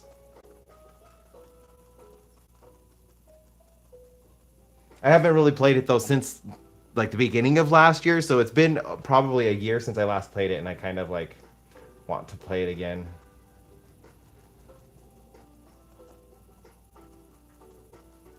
I played Animal Crossing on the original, like on GameCube. Not not the first one, but I did play it on GameCube. I had a lot of fun, like with the original Animal Crossing. Mr. Rossetti yelling at me for restarting when I shouldn't have restarted the game. Back when some of the villagers were actual jerks. Like some of the villagers were mean. Like I remember one, like I had this pig on my in my village. I don't remember his name, but like he was really like he was one of the grumpy mean characters. And like I'm sitting there fishing and he came up to me. I don't remember what it was about, but like he was like, "You are looking exceptionally ugly today. Oh, it just must be your nose." And then like he walked away from me. I was like, "What the hell? This is this is in a kids game." But it made me really love the game after that because like I was not ready. I didn't realize like how mean some of the characters could actually get in the game. So it caught me off guard that I had this new villager. I had talked to him and he just seemed kind of grumpy and I was like, whatever. And then like I talked to him and he was just like, "You're looking really ugly today."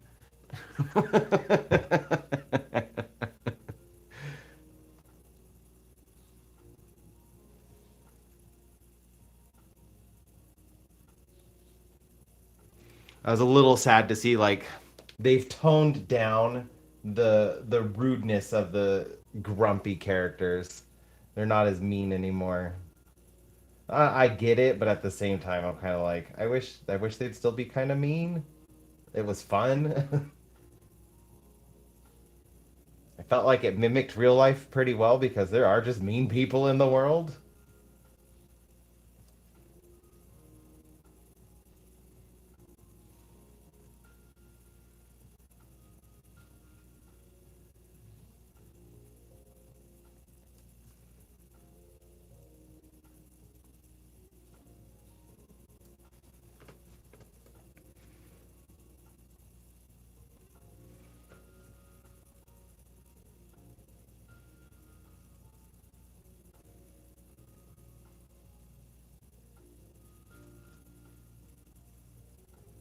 I will say though, I think that's kind of like my I've deep dived into history, and I do think like out of all of the times that we have documented in human history, it kind of makes me really appreciate this period of time watching like video games become a thing and watching how they change and like the stories and creativity that we get to kind of witness that no other humans in history have ever gotten a chance to like come anywhere close to this.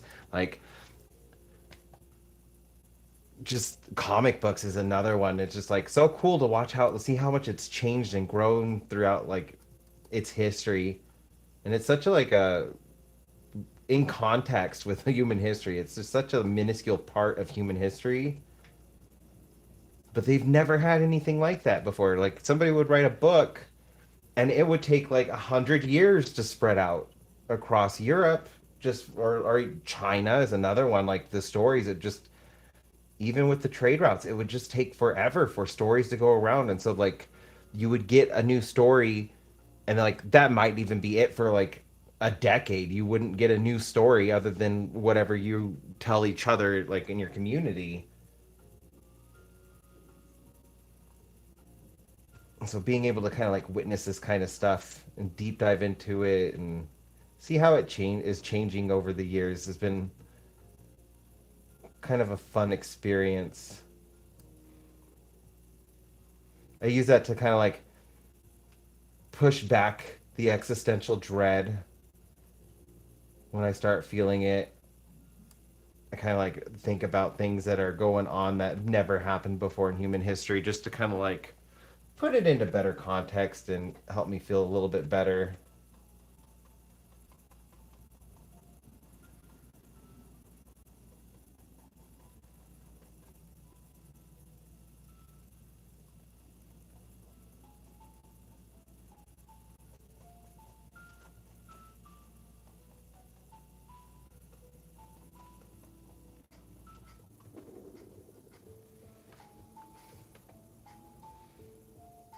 I'm gonna kind of like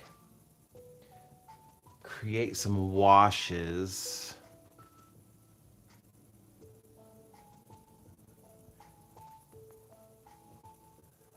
Gales of Darkness. Why does that sound familiar?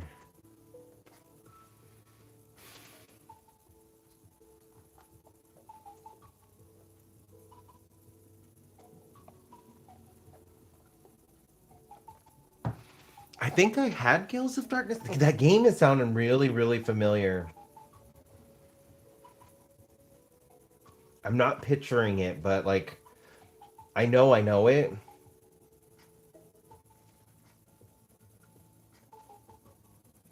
Hmm. I'm gonna have to look that up.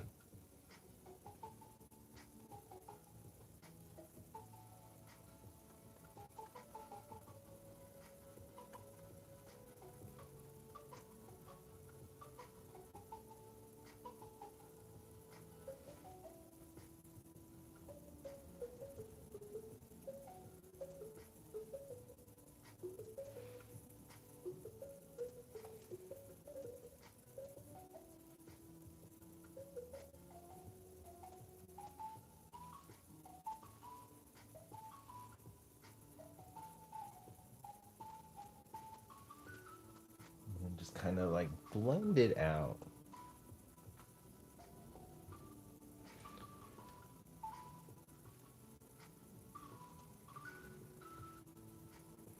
Also, I apologize if you guys are hearing the wind. It's starting to pick up. We got a new storm rolling in. I woke up this morning and was like, oh, I'm hurting. Happy birthday, you're old. You're gonna wake up in pain more often now. Always like when I wake up in the morning, I can always tell like, oh, there's a storm coming in. Even if I'm not paying attention to the weather, I can just feel it. I'll wake up and like, we got a storm.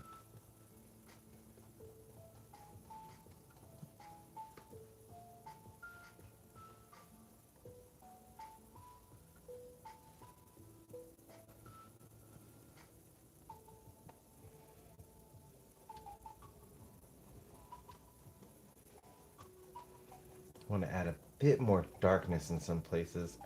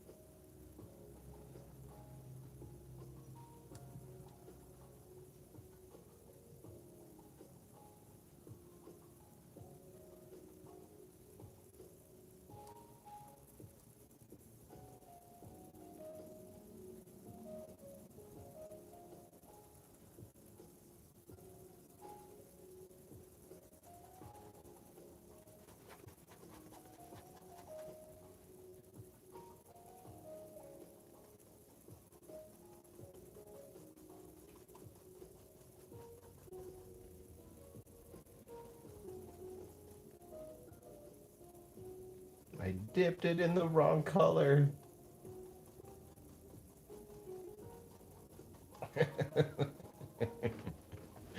Oh well.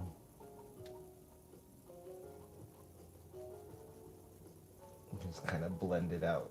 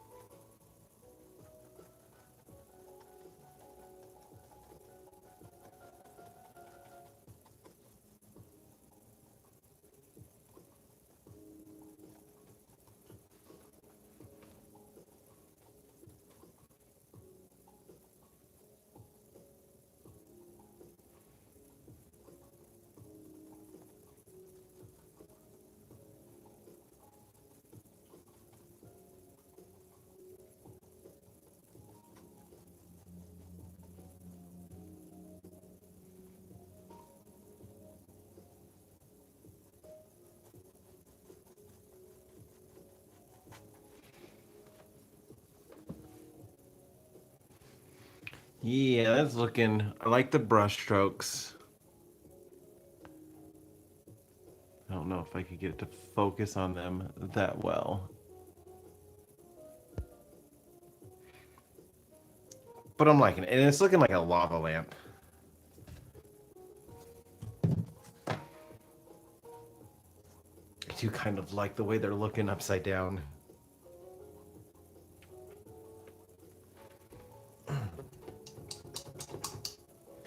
Now it's time to do the other side. Gotta get my big fat brush.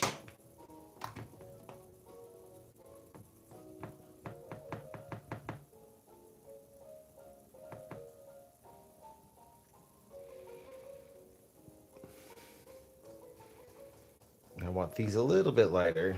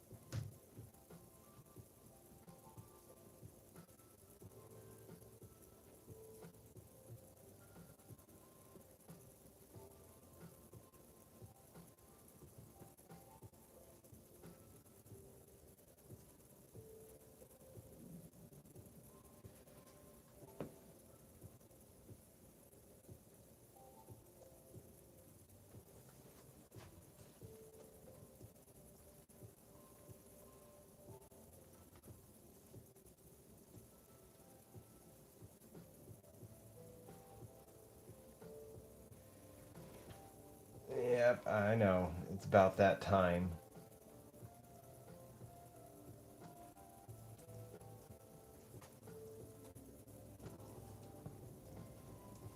I will say the dogs are pretty much on a schedule.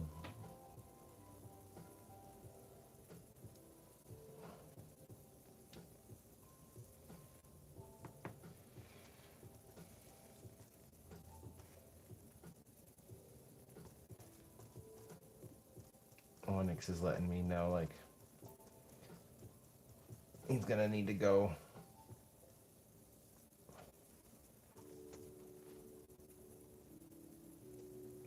It's nice, but at the same time, it's like, it's not nice. Because, like, I know when they need to go, and so, like, it makes it easy to kind of, like, prepare around them because they're on such a tight schedule.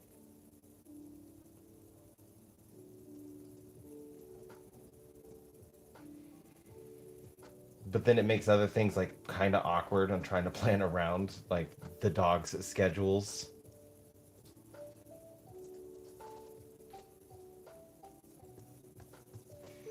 Like, they got so used to, just because of, like, work schedules, they got so used to needing to go out during midday. This was when it was, like, Onyx and Rascal before we got Baxter. Right after we had said goodbye to Dexter and then we got Onyx. Rascal's last year with us was, he was 19, 20 years old. So he was old.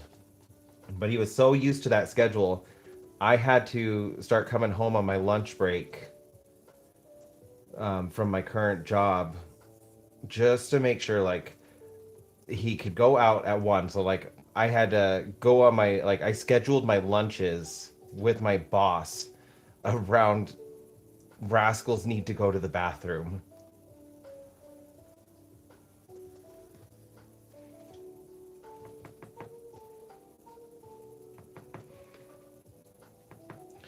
But I love them and they're worth it. Like, end of the day, that was the most important thing. Was just like, yeah, like, I want Rascal to be happy more than anything. He's an old dog.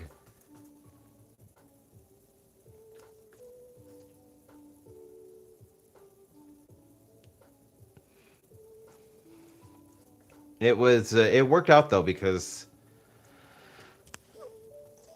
I was expecting a lot more accidents with how old he was, but because he was so used to his schedule, and we, we didn't try changing his schedule. We just worked with his schedule, what he knew. We really didn't have that many accidents towards the end of his life with us. Because he's not the first old dog that I've taken care of, and so I was just kind of prepared for it. Like knowing, like, oh well, we're probably gonna need to, like, invest in potty pads and better cleaners because he's an old dog. He's gonna have accidents. It's just part of getting old. But sticking really well with our schedules and just working with him and what he knew, he did really good. I'm really proud of him. As I look up at his ashes, I'm still proud of you, buddy. Even though he hated me. I loved him, he hated me. Eric was his human. He would tolerate me when it was just me. But as soon as Eric would be home, nothing to do with me. He hated me.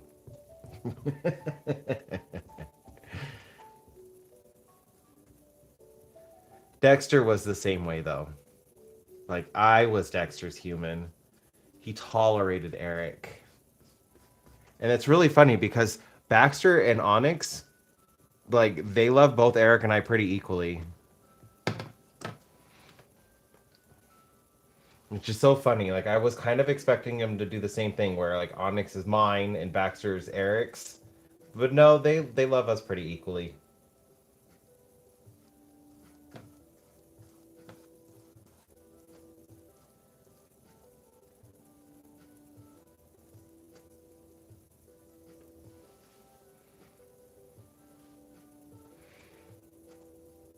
Yeah, I'm liking this. This is gonna be weird. And I could put, like, a couple little drips or balls or even littler ones.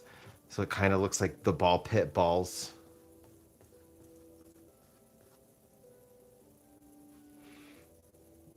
Yes. Okay. Before I get too sucked into this, though, I'm gonna take a quick break.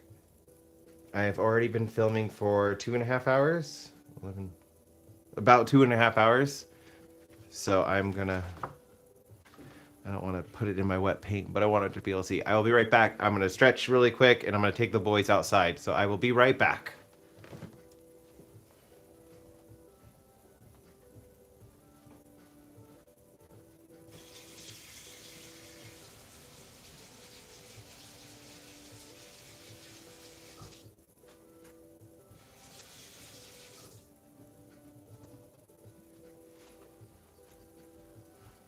Let's go potty.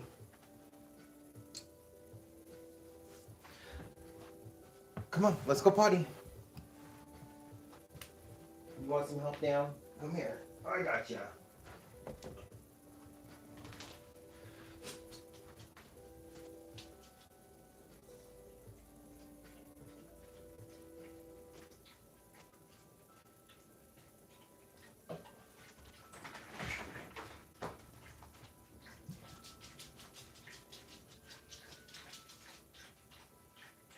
Baxter.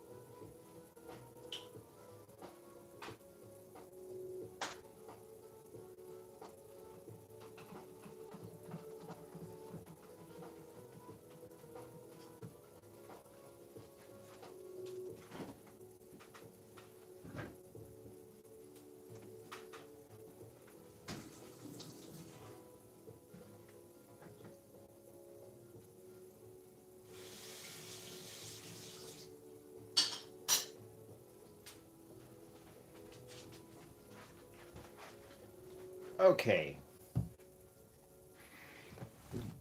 Walked around a little bit. Boys went potty. All right, Space Hero, if you're still here, have a good one. Got to get back to painting this side of the drips now. I think I want to do a little bit more dark at the bottom and light towards the top.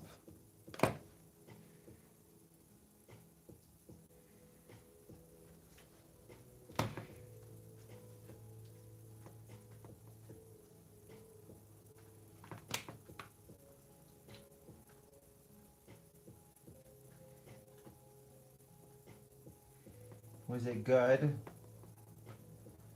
I gave them one of their special cookies from they got from Christmas. The boxes lasted us a while. You don't get them very often because they're just straight up cookies. Like they're human grade cookies made with dog ingredients, dog safe ingredients. So definitely not something they can get all the time.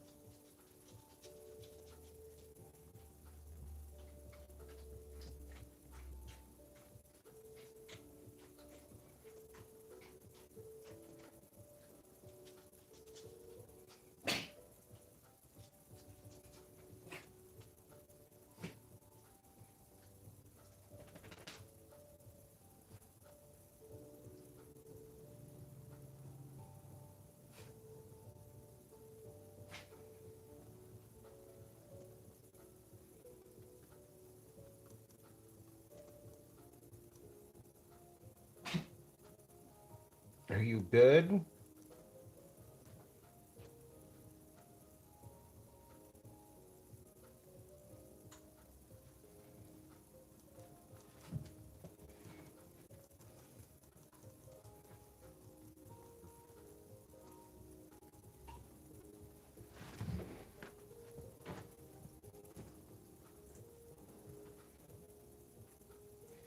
Well, Baxter seems to be doing okay.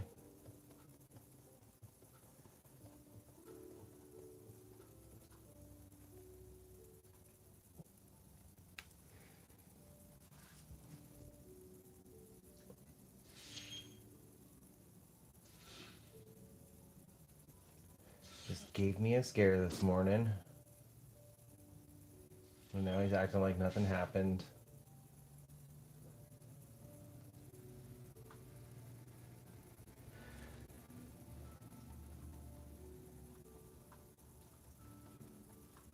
I think he just may have rolled off the couch while he was sleeping.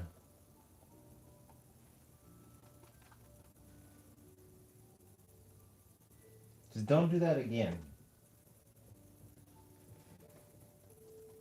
I would appreciate that. Okay?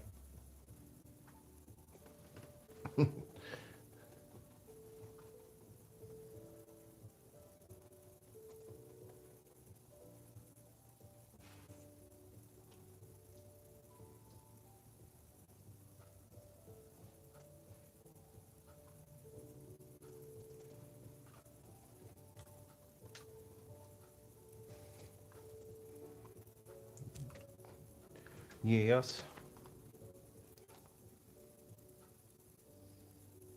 Look, they could see you on camera.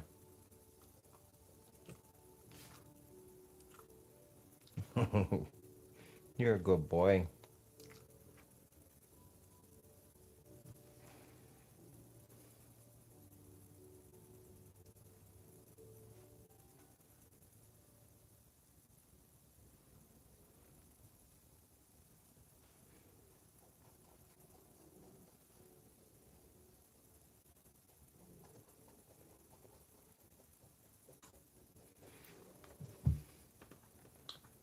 I am really enjoying the way that this is coming out.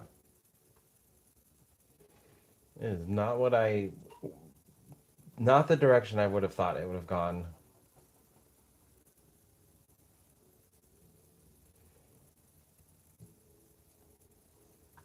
But this is fun. If I could keep the brush where I'm trying to paint.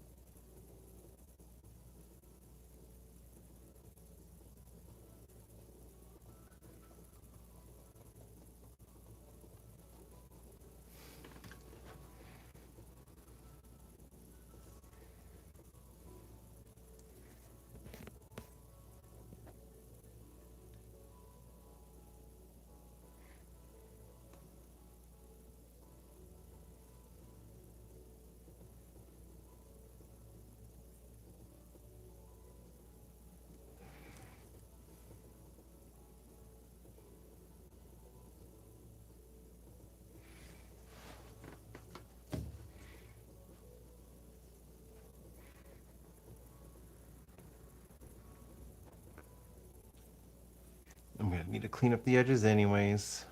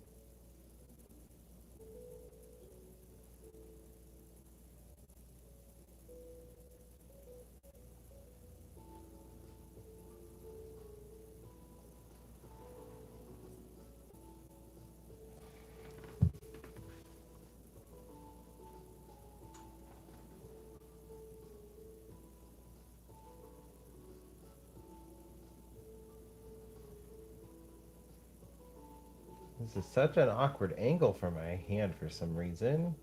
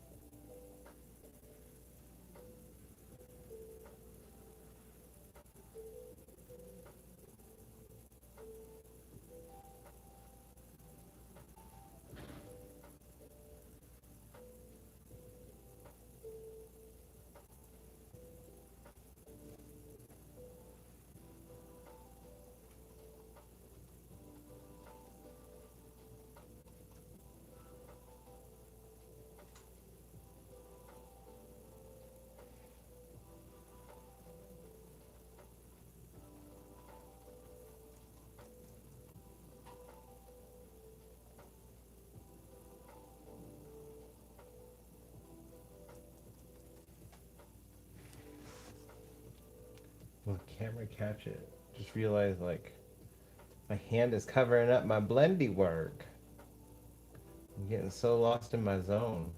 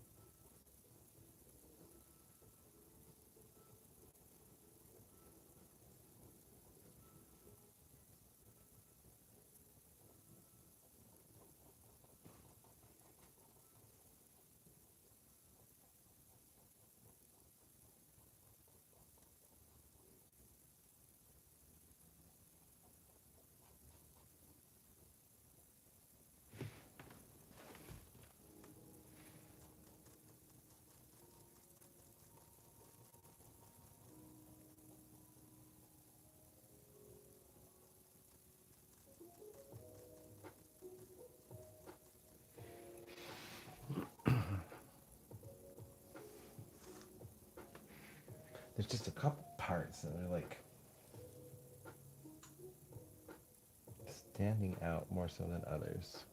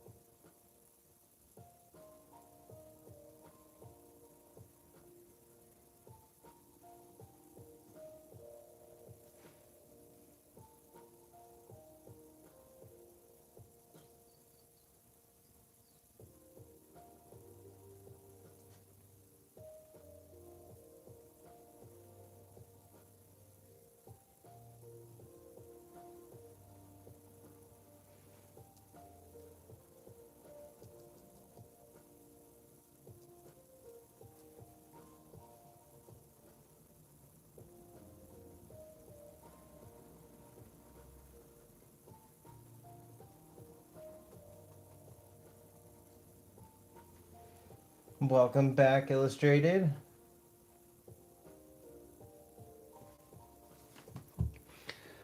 This is going to be my niece's birthday present. Her birthday is next week. And I had done. I hope I can do this. My phone is acting up so much.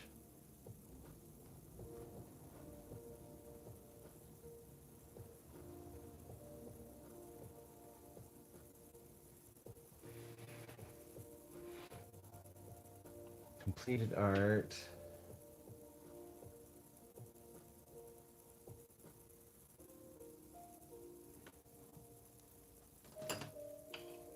I gotta be super careful. Okay.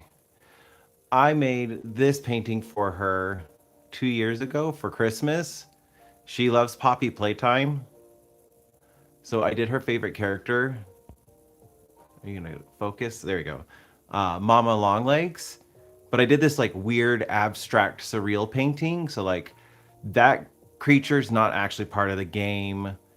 This creature's not part of the game either. It's this weird like lemon creature grabbing a box of Cheez-Its. I tried like painting her mouth to look like she was saying Cheez-Its because I was mimicking the way that my niece says them. And I love the way her mouth came out. It's just such a freaking weird mouth, but it was a lot of fun to paint.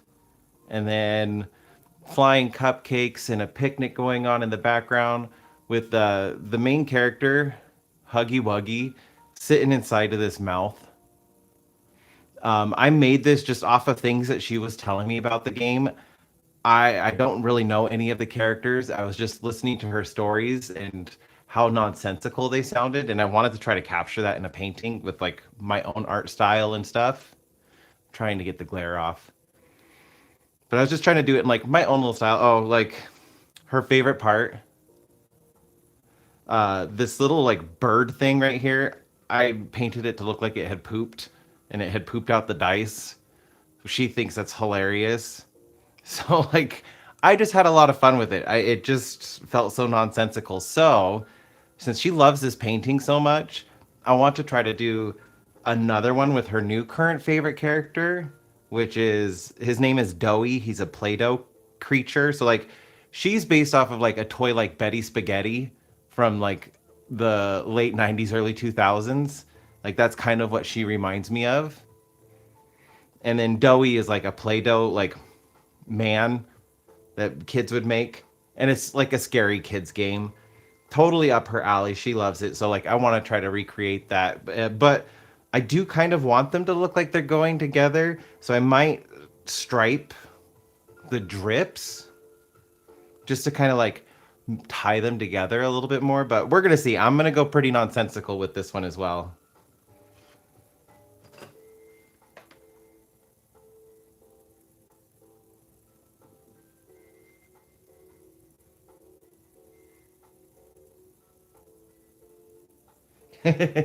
I could see the Tim Burton thing. What I think is so funny is like the painting has absolutely nothing to do with the games at all. None of the stories, none of the lore, nothing. It was just like mixing her favorite character and the characters with like my art and surrealism, and that's what it created. And so it doesn't make sense for the game. However, because of the way the game it like is, it also makes sense for the game because the game itself is so weird. And so like I really love that. I love that even though like it has nothing to do with the game and it doesn't make sense, it does make sense for the game. And so I'm going to try to come up with some like new creatures too just to like put in this. Although I don't know how I'm going to top that lemon creature. She's so weird and I love her the most.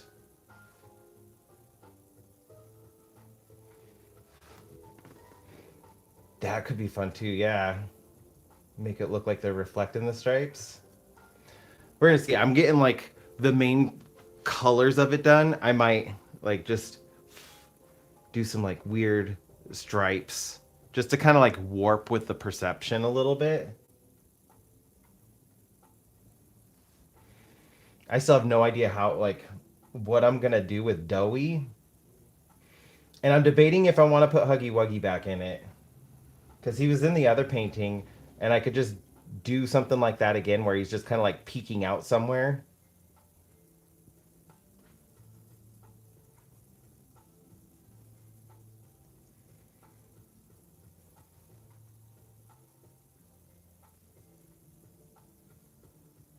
She's gonna have like a very weird collection of Poppy Playtime art that just isn't gonna exist anywhere else. But it is like she's also a little artist now. She's getting really good. And so like if me painting her stuff is fostering her creativity and growth as an artist, I'm all for that.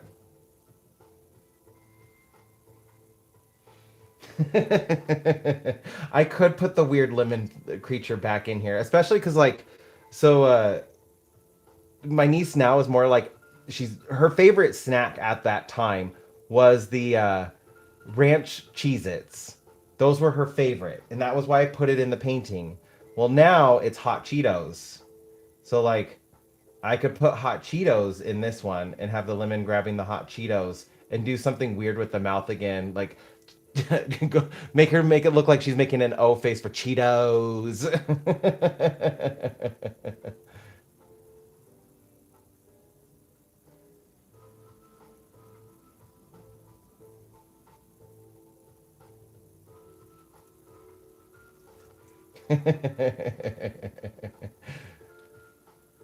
As long as my niece loves it, that's my main goal. The goal of that other painting was I just wanted my niece to love it. I didn't care what anybody else thought about the painting. I know it's weird. It's a fun painting, and not a lot of people are gonna like get it. I don't even necessarily get it, but like she loves it, and that was the only person in the world I was trying to impress was her.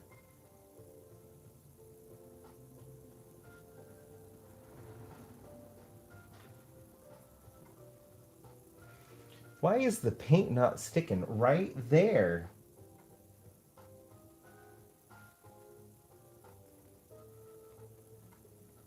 What the heck is going on right here?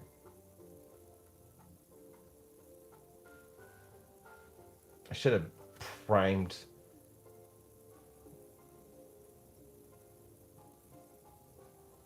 Like, I should have primed the canvas last night. That would probably have helped.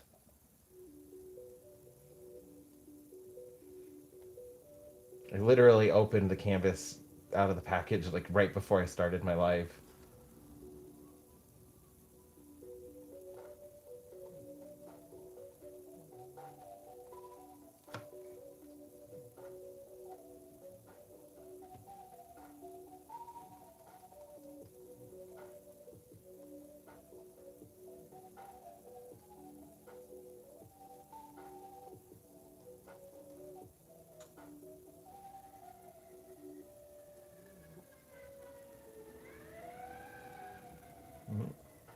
The fire truck.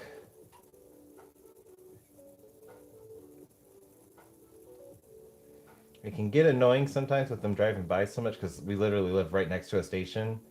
But I kind of would, I kind of prefer living right next to a station just in case anything ever happens. Like it won't take them very long to get to us. We are literally like right up the street. It takes 2 minutes to drive.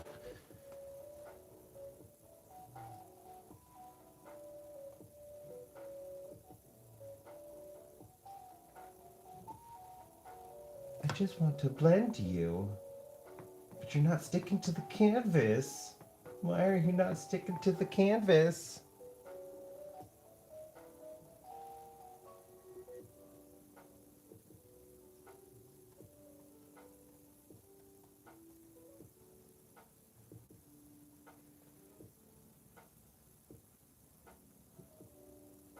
I'm gonna end up like overworking this one little spot right here because there's just like a little blotch where the paint's not sticking to the canvas and it's bugging me.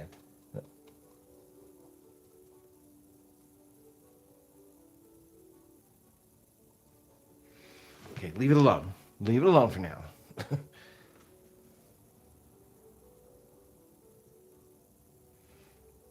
I am thinking of like in my head right now how I could cross a fish with the bird because of that like the weird bird creature has like a human nose.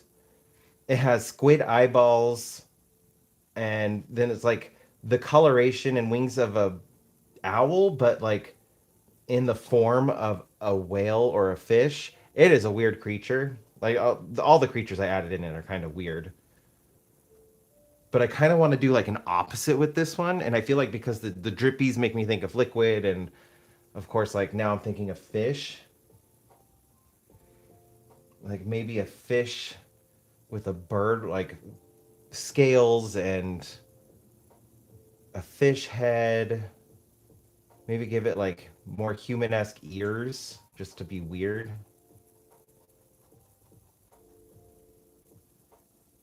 And the body, like maybe like the body like an ostrich, but it's flying.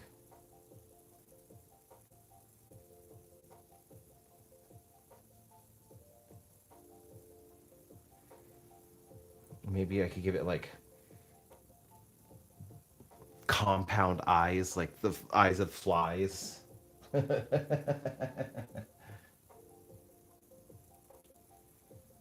Yeah, I did prep the canvas beforehand. Like I let the whole canvas soak. I washed it. Normally I don't have issues when I do that, but that's because like I'll put a base coat of white down,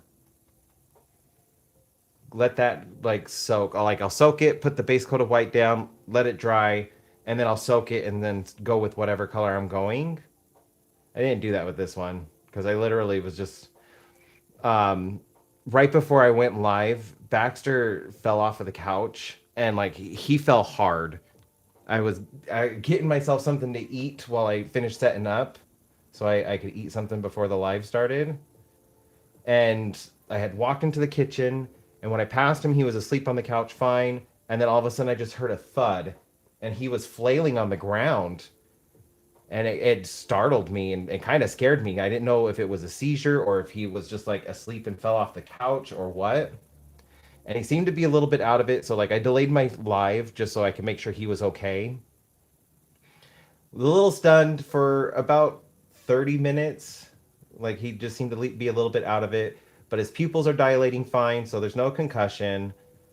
And he's walking fine, no sore spots on his neck or head or like any of his legs. So nothing broken. And now he's acting normal, but it gave me a little scare. Like, this is why I like there's just little things like this that make me think he's actually older than they were telling us.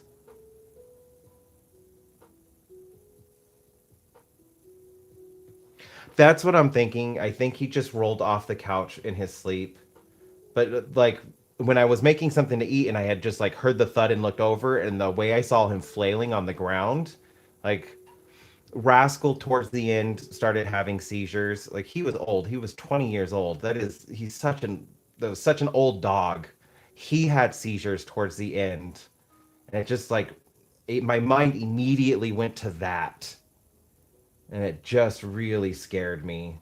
I was still a little shaky when the live started because like my adrenaline had gotten pumping. But I had just taken a short break and he seemed fine. Like he went outside just fine, was walking around fine. Nothing seems to be hurting. So I think it was just a little scare and nothing more. I told him he's not allowed to do that again. That's not funny.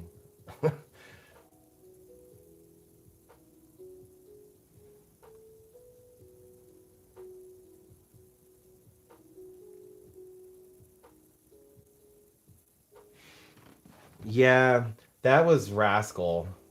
Um, I have pictures from him, and I kind of feel it's weird. Like, he had a good life. I know he was happy. Like, dogs don't just live to 20 years old if they're not happy dogs. So I know he was happy, but like I look at pictures of him from 2 years ago before right before we said goodbye, which his goodbye date is coming up. That's we said goodbye on the 29th of February and we're going to kind of like pay our respects for him on the 28th. But like I saw pictures from that last week with us and he was just like a walking skeleton. He was so frail and feeble. But he like up until like the last couple days, like it was like he knew when we had scheduled it because just we knew it was coming up, so we went ahead and scheduled it. Like just a couple days before, like he was having issues walking, and he just stopped like getting off of his bed like he normally did. And this was like I think 2 days before, and I was surprised because we had scheduled it a week before, and it was just like he knew. It was it was kind of beautiful because he was just using that time to like love on us. It was one of the most affectionate periods of his life. He was just super loving that entire last week. And then the couple days before, it was like he knew, he let us know like he's ready.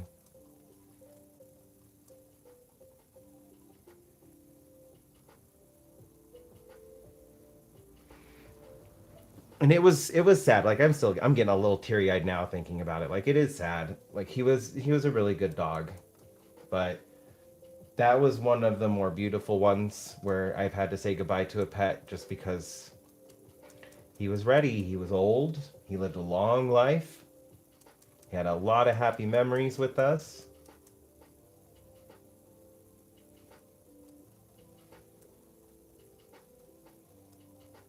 And he just knew. He knew it was time.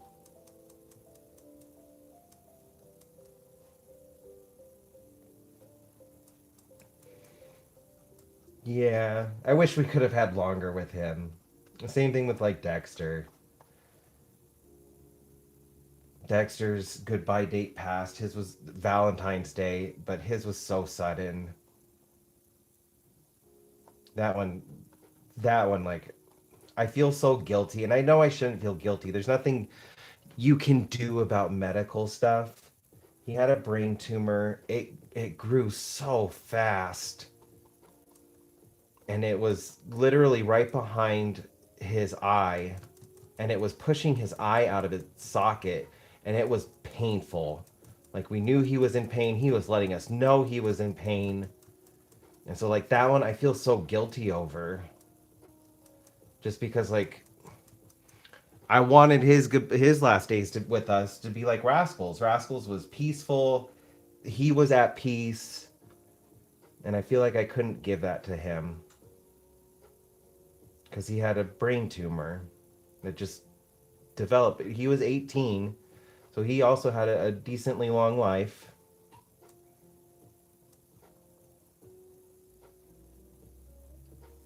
But he was my little baby.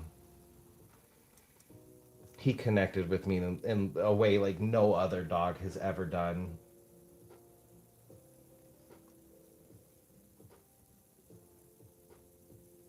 Not saying I don't love Onyx and Baxter. I absolutely love them to death.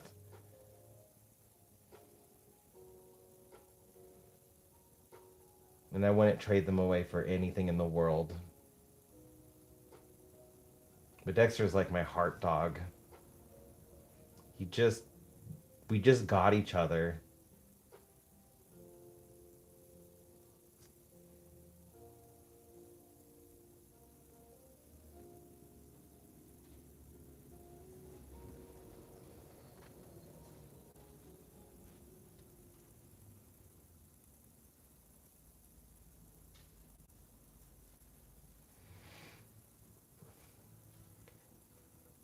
Dexter started with his eye looking a little swollen. Like we had noticed it right before Christmas 2022.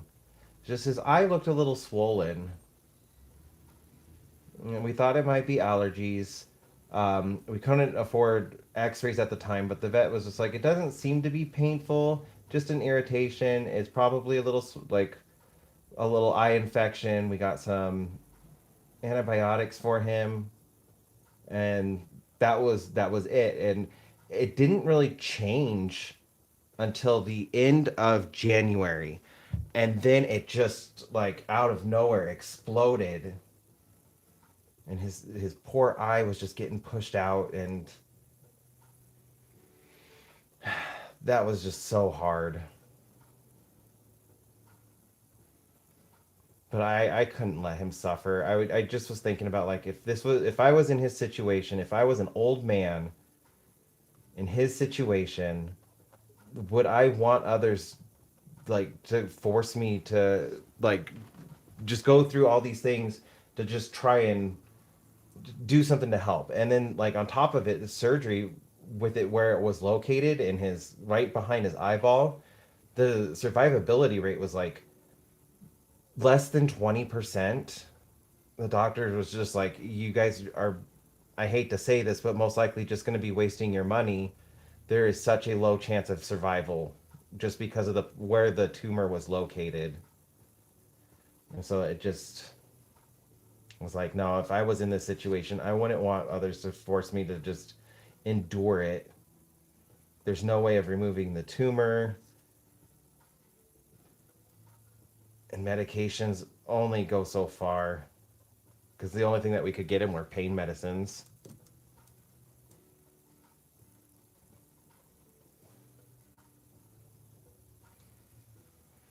That's my least favorite part. Brutus, my family's chihuahua, he did the same thing. He just stopped eating, stopped drinking water. He lived to be about 18 as well. Or he did make it to 18.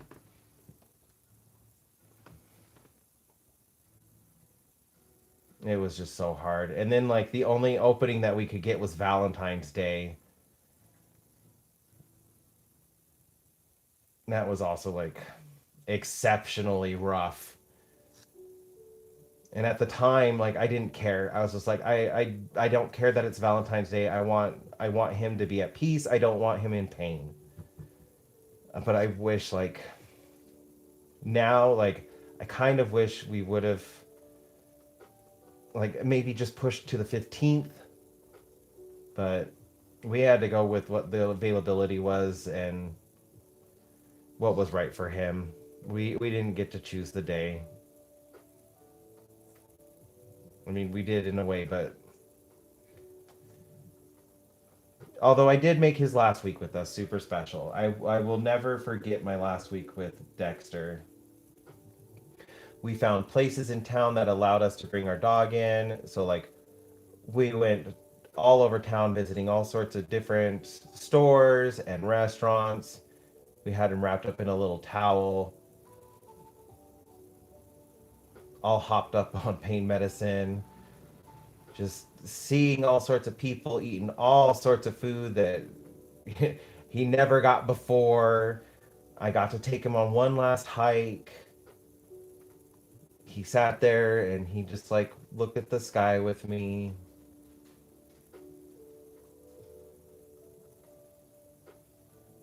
Because he loved his hikes. He was very much so an admirer of nature.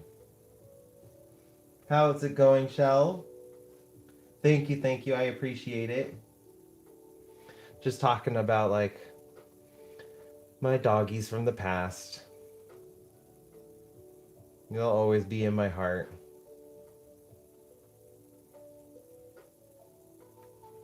So even though like there was it was sad to say goodbye to Dexter. I at least did everything I could to still make it at least a magical week for him.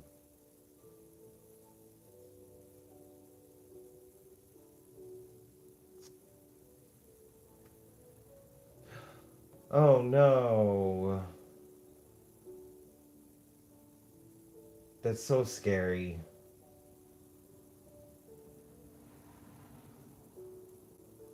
Yeah, and I understand you needing to give her up. but that's also really sad. It is.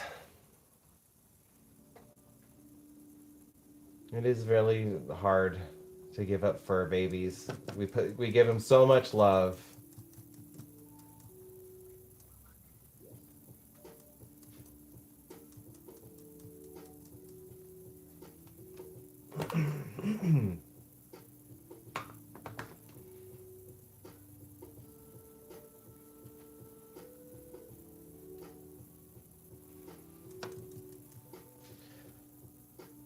But like I said, I still did my best to make his last moments with us, even though that was hard. I still took my time to make him special, make sure he knew just how much he was loved, because that was the only thing I could control. I couldn't control anything else in the situation, but I could control him knowing how much I loved him.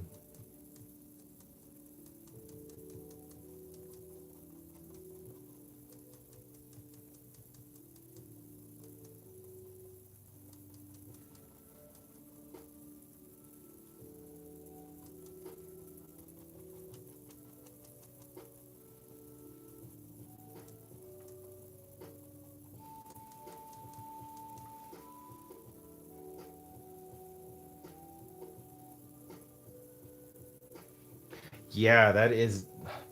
I mean, it's hard to say. Like, for the accident where it happened was fortunate, but I'm glad that it didn't cause any like long term damage. I would take a scar over that.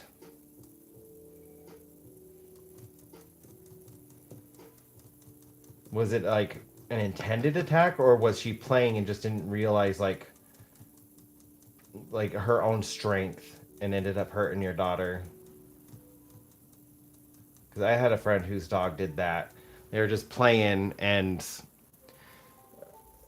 his my friend's nephew, his sister's son, was playing with the dog, and he got like overly excited, went to try to grab the plushie from him, but like ended up getting him on the face and left a big old scar across, like from his ear to his mouth, and they had to get rid of the dog after that.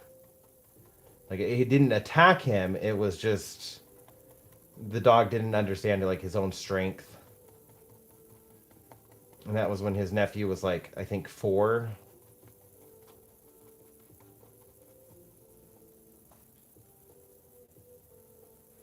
Sounds good, Shelf. I appreciate you stopping by and wishing me a happy birthday.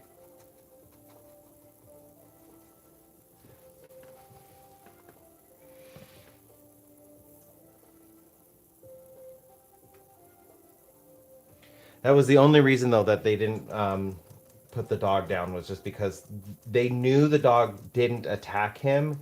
It was just an unfortunate accident while playing. But after that, they had to get rid of him because like his nephew was scared of the dog after that.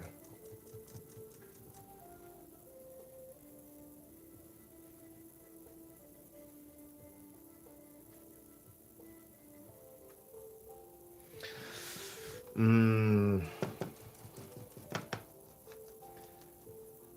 I've been around dogs like that.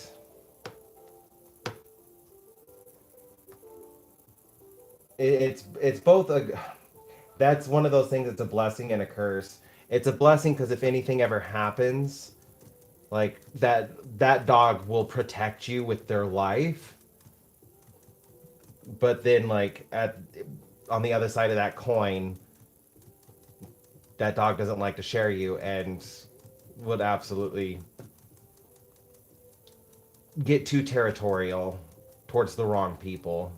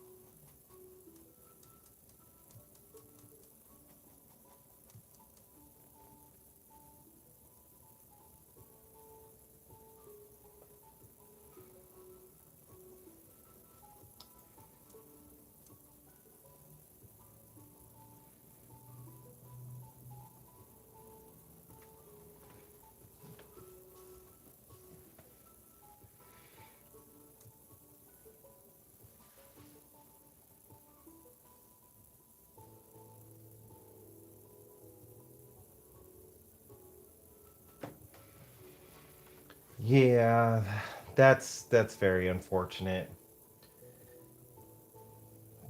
But in those situations, like children have to come first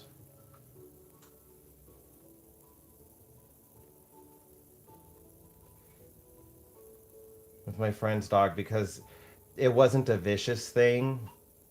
Like they were able to. Actually, I don't even remember what happened to the dog. I They could have put her down. Now that I'm thinking about it, I don't remember. I just remember they had to get rid of her because the nephew was so scared of him, scared of her.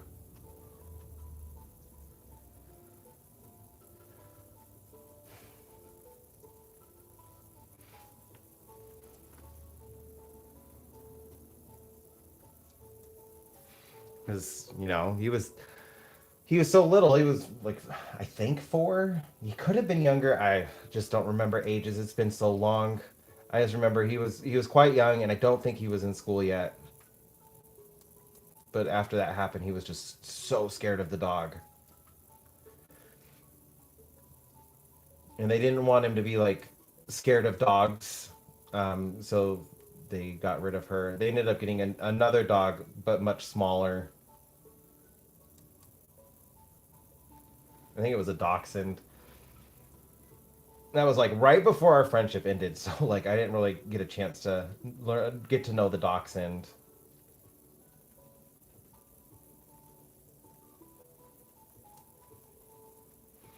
I just remember the dachshund was a dapple. It was a dapple dachshund, and I liked saying dapple for the longest time after that. It became like one of my um, stemming words, dapple. But I'm glad your daughter's okay. I go off in tangents.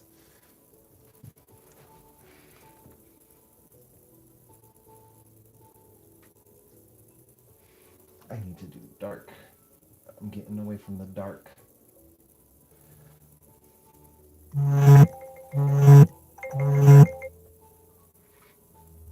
I apologize if you heard the buzzing.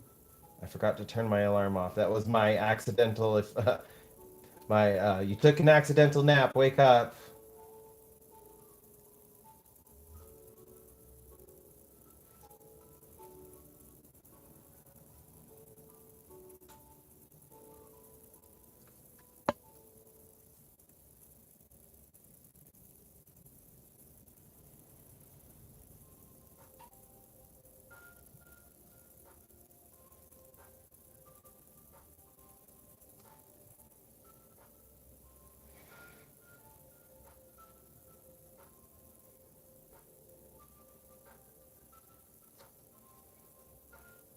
What's funny is that alarm is actually set from my last job, and I haven't gotten rid of it. It's just come in handy too much. I had it set for when I would go and like pick up or go take Rascal outside so he could go potty. Um, I wouldn't really have time to like make anything to eat, but I would have time for like maybe a 10-15 minute nap. So I had set it so it would go off and give me enough time to get back to work before my lunch break ended.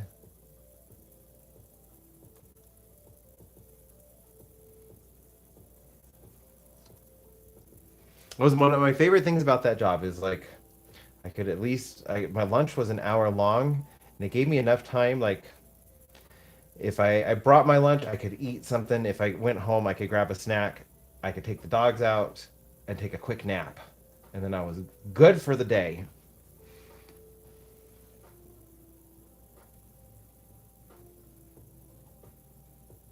I hated naps when I was a kid. I love naps as an adult.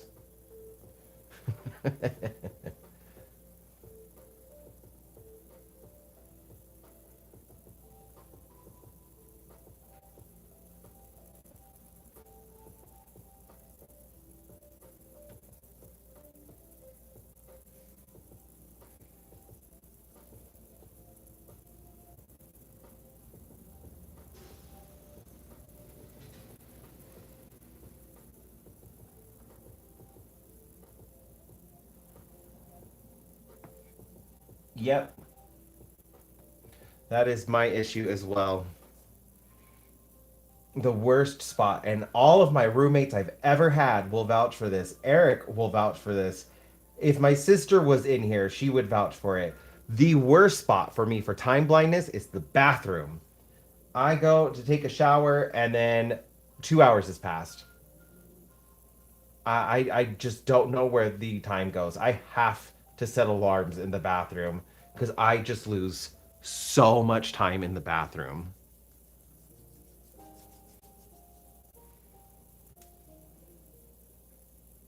And it's not like I'm doing anything. I'm just in there, and like I'll turn on the water, and I'm like, oh, the hot water feels nice. And I let it run down my neck, like, and I just take my time washing my hair, washing my skin,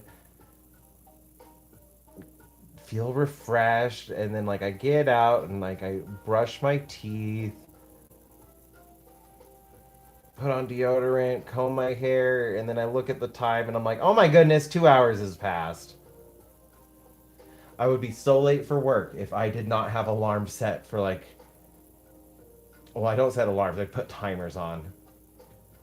My husband has started copying me with that though. He's like, he'll set timers now in the shower.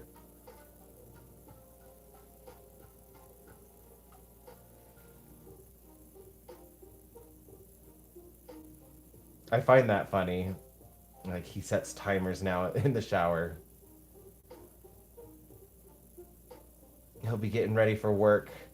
I'm just getting up, getting my coffee, and I just hear him go like, oh, I don't want to say it because I don't want to set my phone off. He'll just be like, okay, GOOGLE, set an alarm for 15 minutes. And it just makes me giggle because I'm like, you didn't do that before. That is definitely a thing you have picked up from me.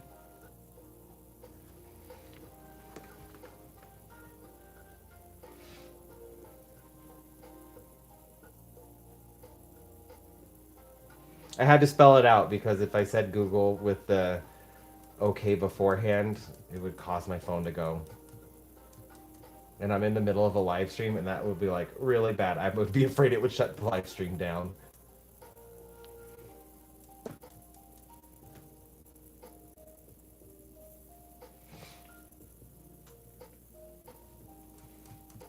You know, that would probably be a good idea, but like,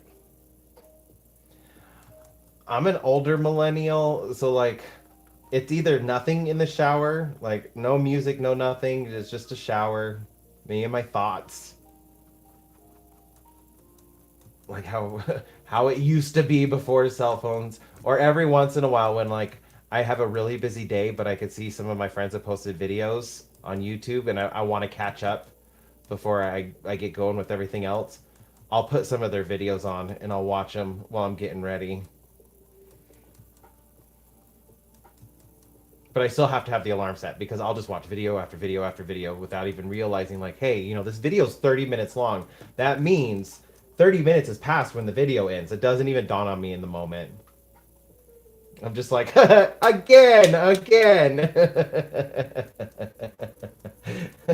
And I put on another video.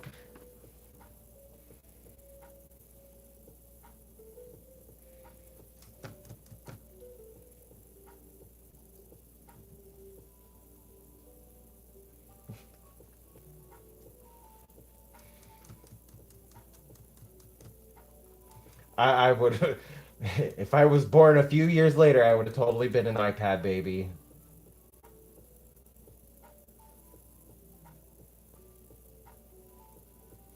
But I am glad I had time to like discover my interests as a kid.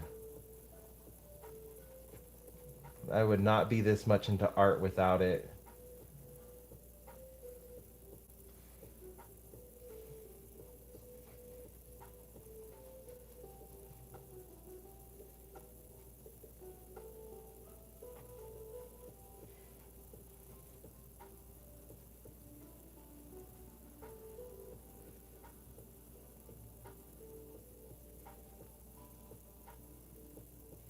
I need to darken it just a little bit. I wanted to lighten it a little bit, but not that much.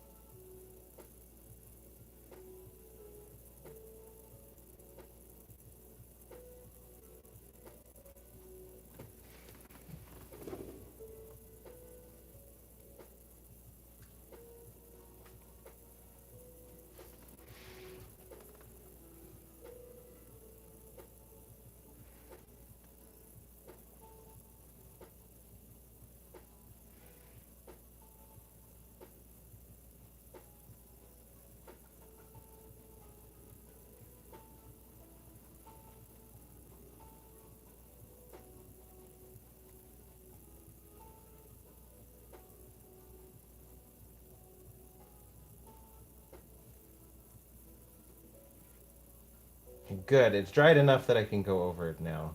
I was worried about that spot. That's where the paint wasn't sticking, but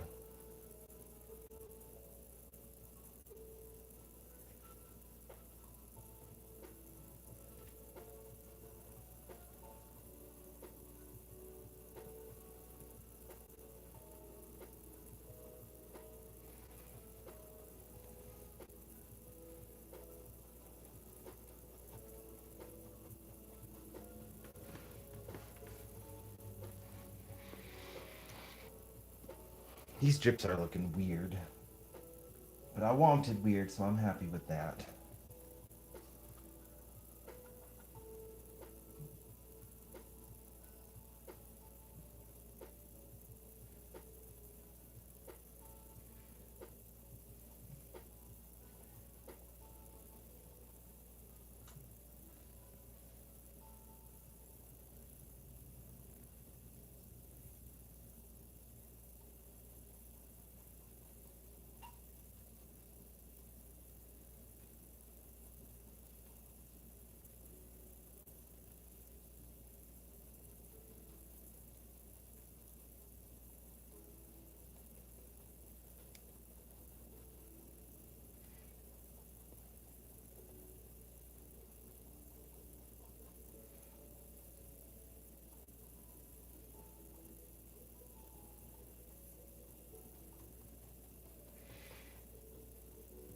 This is the painting that's going to make me figure out like how to download the best quality videos of my lives so I can turn them into regular videos.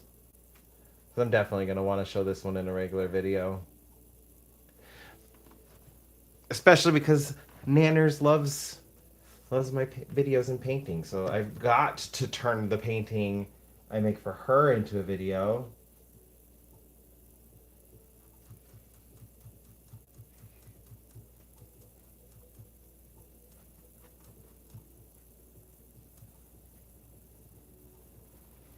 So she can watch it.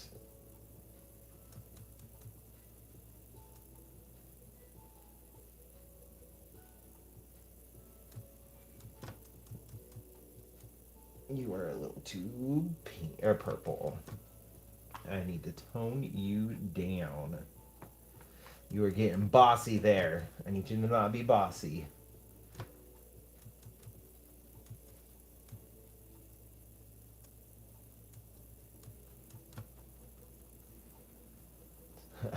Purple's not normally such a bossy color, but you certainly are being bossy in these drips. I just want hints.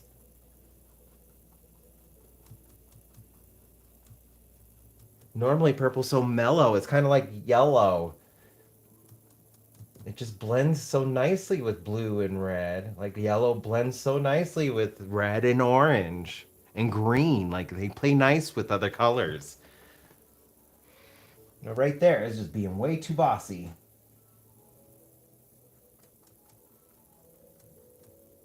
It wanted to shine. It's got all this. Purple's got all that background.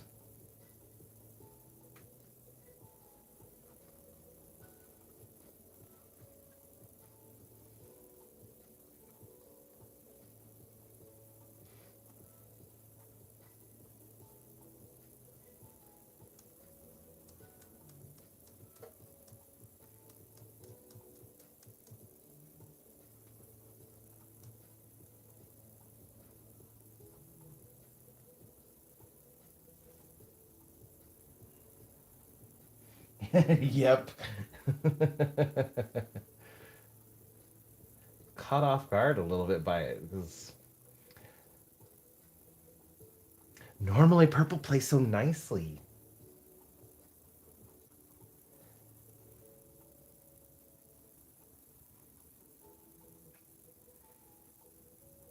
Like I have so many paintings where I use purple in them, but like the other colors take over, so like the purple really doesn't shine in the painting just because it normally plays so nicely with the other colors, it disappears.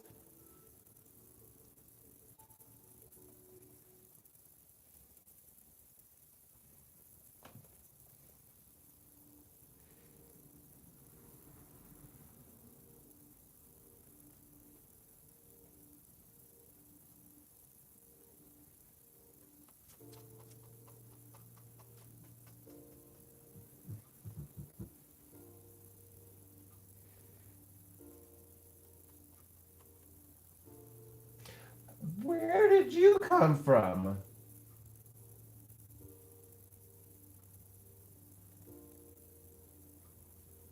And now it's too dark. Ah, I should have just not touched it, but I was just trying to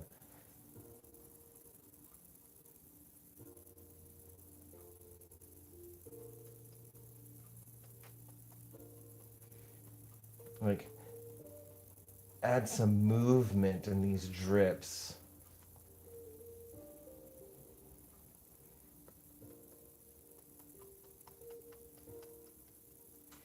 Even if it's subtle, like the brushstrokes will just create like the effect of movement.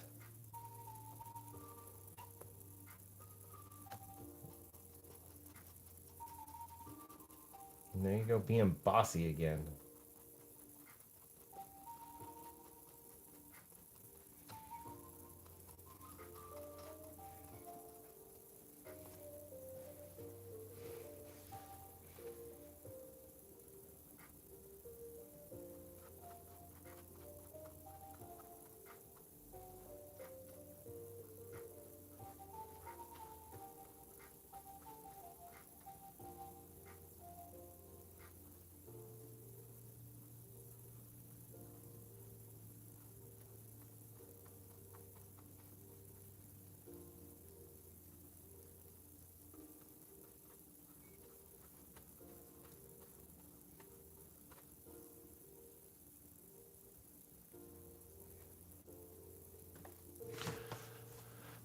Covering up my work again.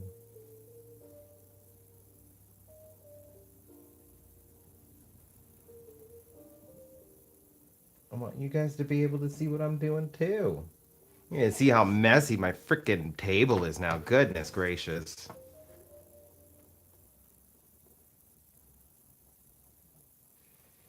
Luckily, the messiest part of the painting is done now.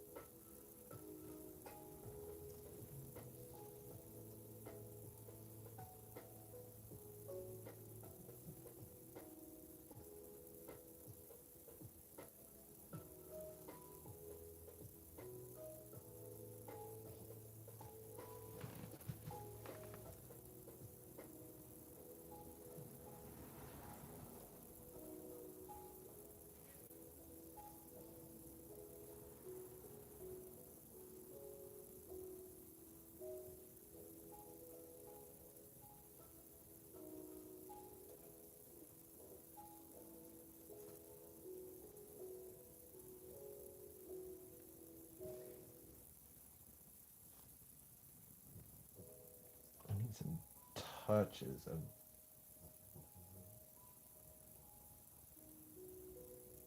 darker.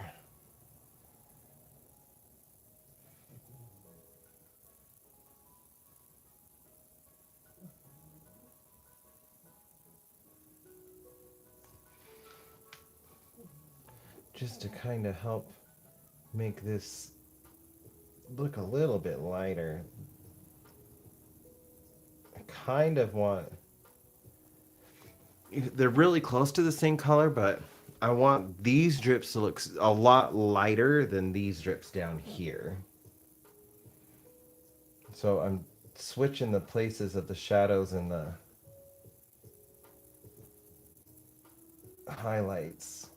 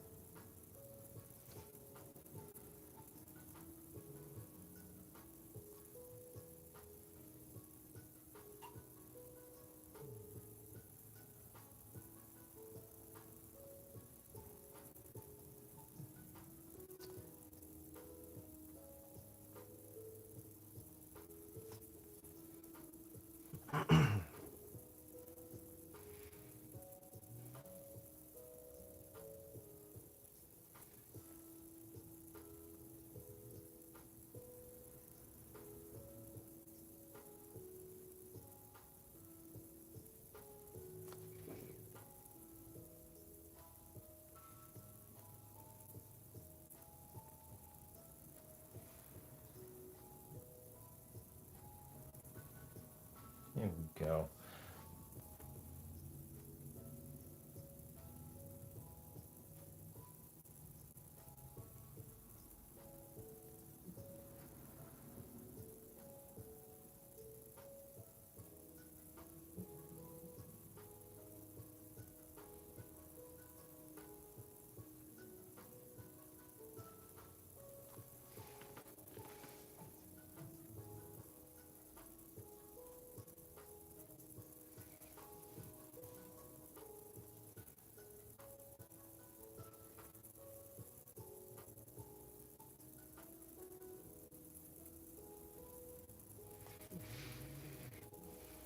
Just gotta tone down a couple spots so they play a little bit nicer together.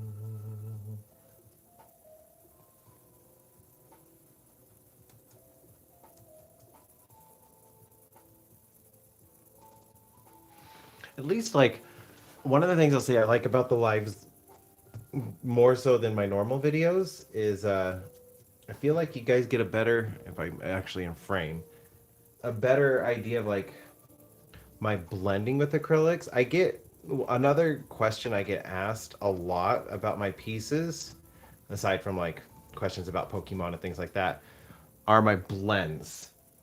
And I've gotten from a lot of people that they think I use oils because of my blends. And you see, like, I use a lot of water and back and forth with the acrylics to get the blends that I want. And I feel like it does create a really nice, like, almost oil paint effect.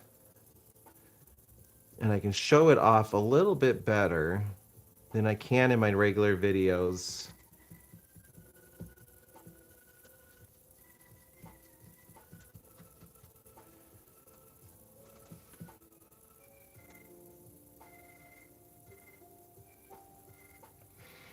Because I'm all about sharing like my techniques and stuff if somebody likes them.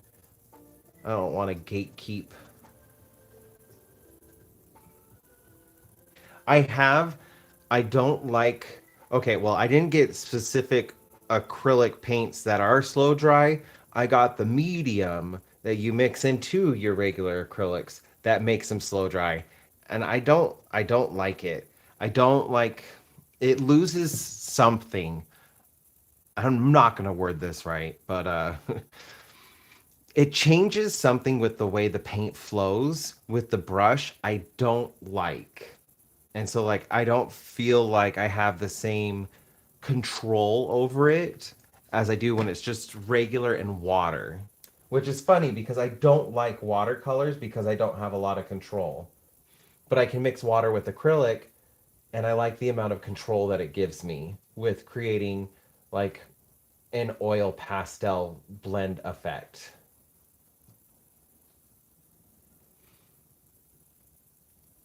But I have tried them. I've had a couple friends over the years like who know I'm artists, like they'll get me slow dry acrylics or something like that. Not the actual paint, the medium though that you mix your paint in with. I've gotten it twice now for gifts.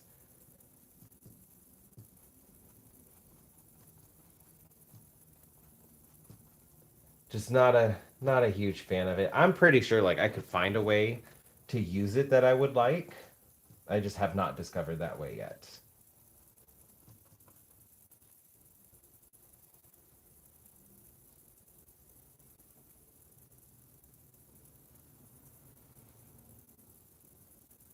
I don't know if that was a truck driving by or if we just had a little earthquake.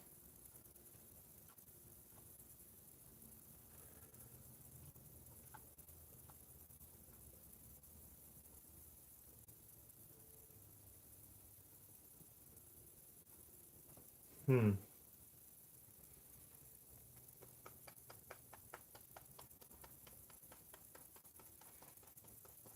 I'm gonna be hyper aware now.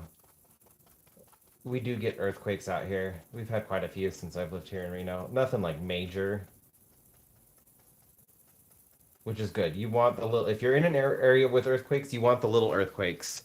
The more little earthquakes you have, the less stress sits on the faults,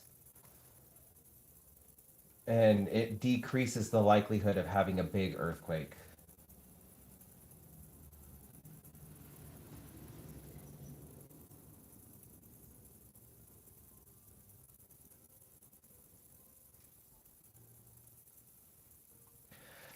I will say heavy body acrylics are the best thing to use with them. My Winsor and Newton paints are heavy body.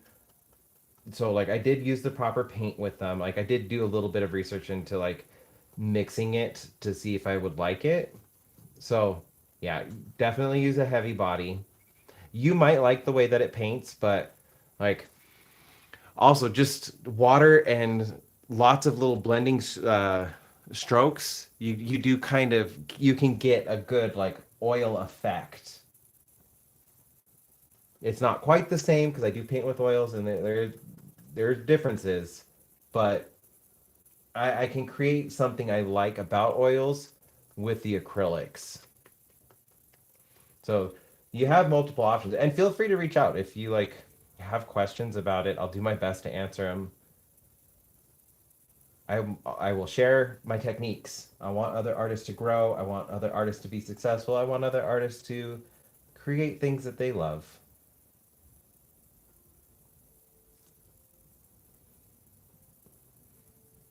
I've met many artists online over the years who are very like protective and kind of mean regarding their processes and guarding it like a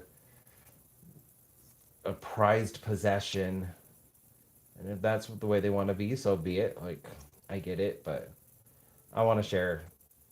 I want other people to create too. I want other people to love creating.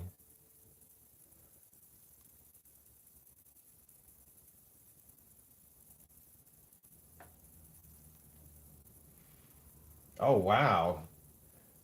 On one canvas, you put all that work in for a canvas before you could start painting? Or was it like a wood board or was it something else? But that's cool.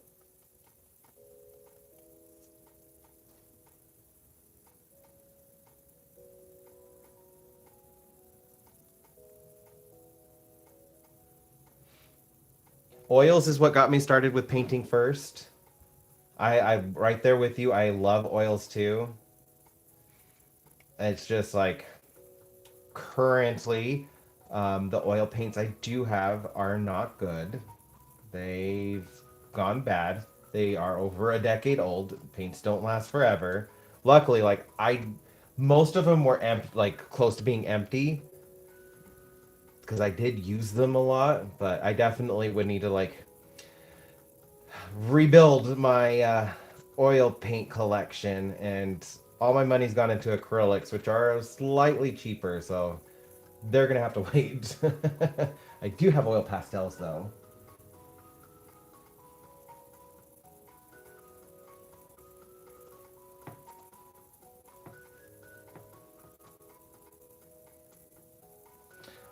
How sweet. Are you gonna turn it into a video, or is it gonna be like just a you painting?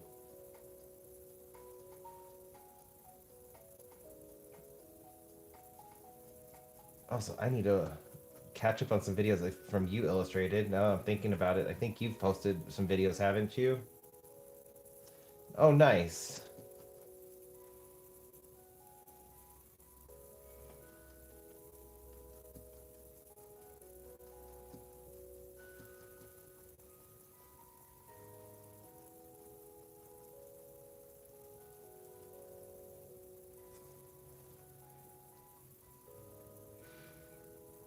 Am I missing your stuff? I'm gonna have to just go onto your profile and see what I've missed.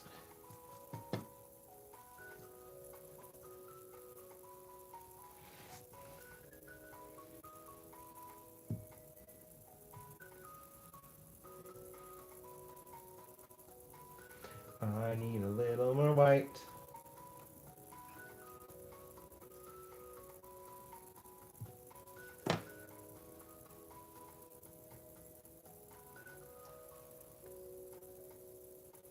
I'm right there with you. I struggle with editing.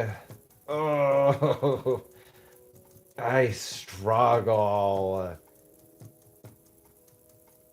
I keep trying to tell myself, I'm like, it's still an art form. It's still an art form. You're still creating. You're creating content and art that people can love. It's worth it. But I have a bunch of videos banked that I need to finish editing though.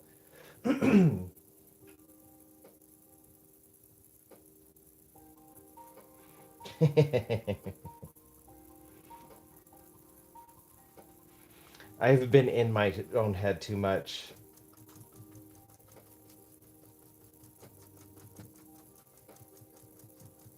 I mean, I've still been creating though, because like I need a break. But it's hard to like do all my social stuff, like social media stuff, when I'm sitting here creating. I definitely feel like I need an editor. I just do not have the money for an editor.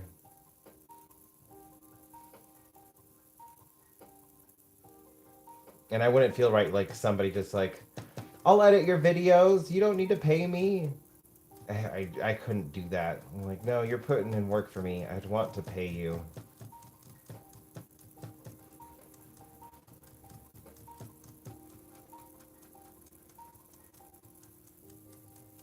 I'd also be a little bit worried, like, if it's gonna like change my video style too much, because I kind of like my videos,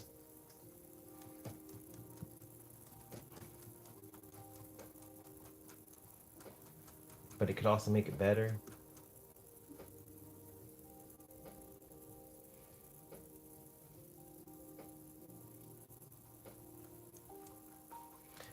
I will say though, I am better at keeping up with YouTube than any other social, just because like I have canceled my Disney Plus, I have canceled my Amazon Prime, I've canceled my Netflix, canceled my Hulu. Like all my stuff has been canceled. So like all I got left is YouTube. I just wasn't finding myself watching TV as much as I used to.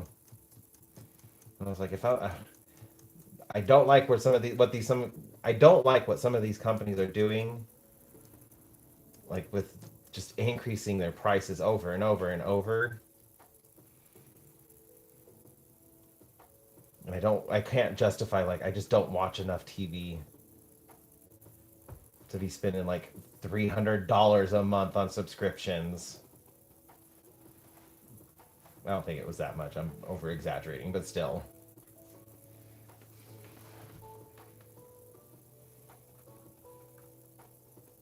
And I don't have kids.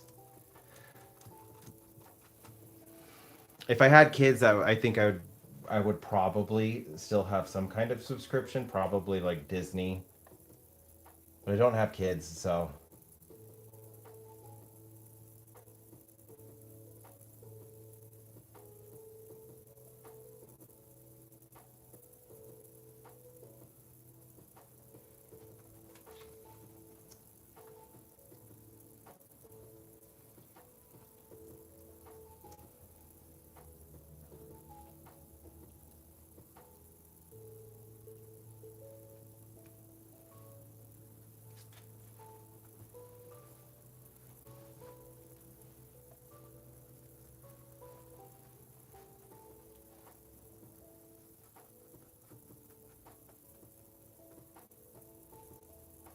uh,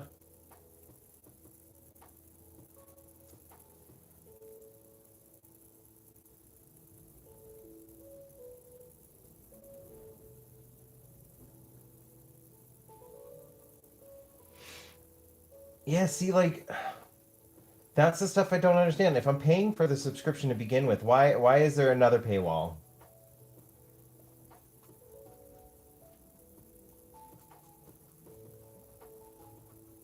Or like, what really was getting me was we had the ads free Hulu, and we had it for the longest time where it was just like $20 a month, and then it will like they made it so that you could only bundle for the ads free Hulu. At least like this was a couple of months ago when we were like trying to set like change up something about it. The only way to go ad free was if we also paid for the Disney Plus, Hulu, and ESPN bundle. And so we did it for a little while because like we were thinking like, if our niece comes over, she has something to watch, or like my nephews, Eric's sister's children, like we have something that they could watch. But it was like $80, and so like I was just like, we're just not watching enough TV to justify spending $80 a month for this. And then like we saw that like, oh, we could lower it down to have ads, and I was just like, if I'm paying this much for it where it's more than cable, like why am I going to pay for ads? And so yeah, we just canceled after that. It was just too much. Can't justify it.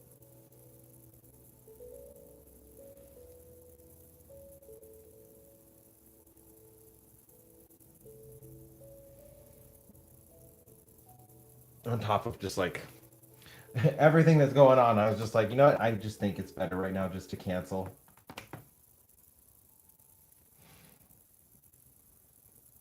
I don't need to keep giving these companies more and more money.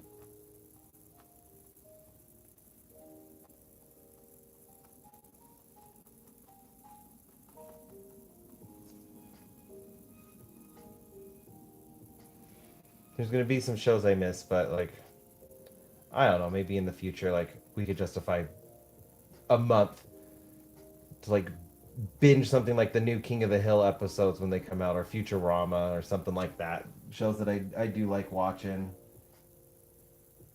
Maybe like Fiona and Cake. I think they're on Paramount or HBO, something. I would definitely have to find it. Maybe that's the way forward. Like just once a month, like, all right, we're gonna sign up for Hulu. Once this month's done, then we're gonna sign up for Netflix. Once that month's done, and then we're gonna sign up for Paramount Plus. And just rotate through them. But I'm also worried, like, the companies aren't gonna cancel us. That was something we dealt with Netflix when we went and canceled our Netflix. They kept charging us for the subscription, even though we had canceled it. And on top of that, they were double charging us. Like they were charging us twice for the subscription, and they refused to issue a refund for it. So like after that, that was like the final straw for us with Netflix.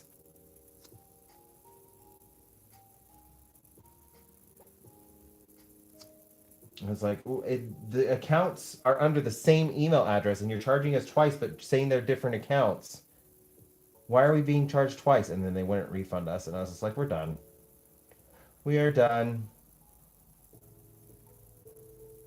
I was a little sad because we were actually about to start Stranger Things when that happened. Just like, well, I guess I'm not going to watch Stranger Things.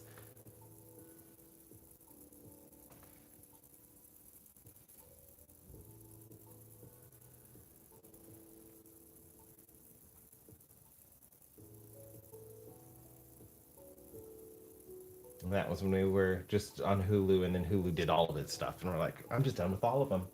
I am done with all of them. They don't impress me anymore.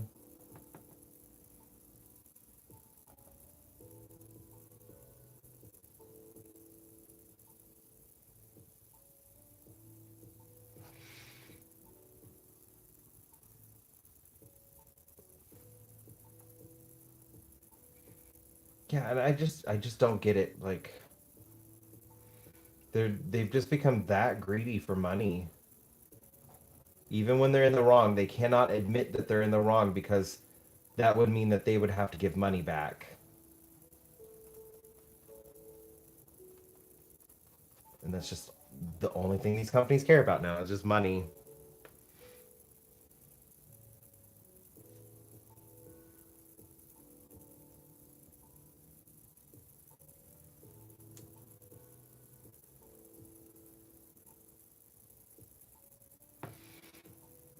Yeah, I wouldn't do that. I do pay for YouTube Premium. I've paid for YouTube Premium since 2017. I do use YouTube enough that I can justify it. Plus, like after the last price increase, we had realized like they had a family plan where you can add 5 people to your plan, and like they're all now ad free. And so far, like Google hasn't really cared if we're in the same household or not. So like I have my sister, my brother-in-law, me, and Eric all on my Google Premium account. And the price hike was like $15 a month, but the family plan was 22. So it's just like, yeah, we're just gonna upgrade to the family plan because nobody else had Google Premium. It was or YouTube Premium. It was just me.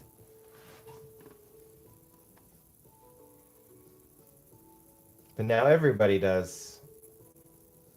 And everybody utilizes YouTube far more than the other services, so I can justify the price.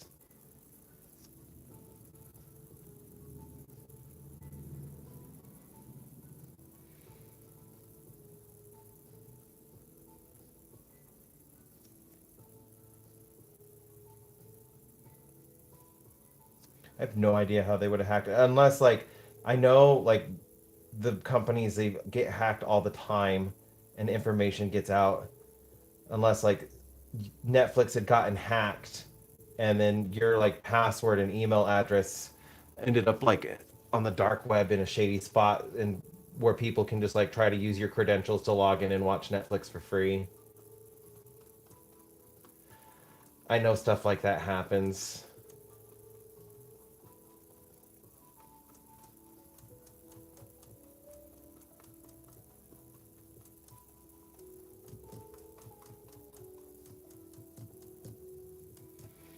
So if like a VPN service is listening in and wanting to sponsor me, I would be willing to test your product.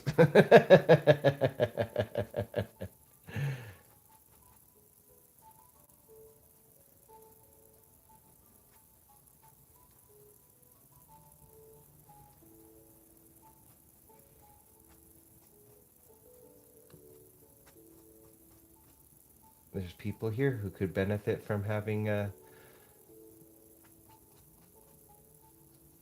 something looking out for their accounts.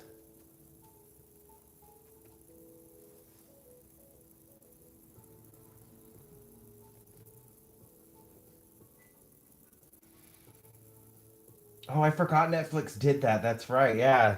If somebody else logged into your account, it boot you out.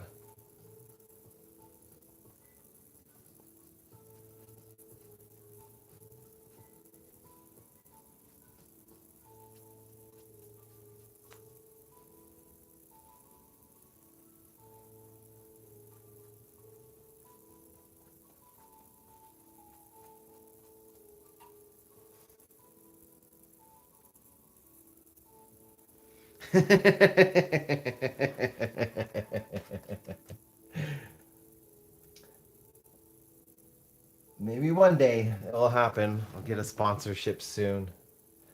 That would be cool. That is too white.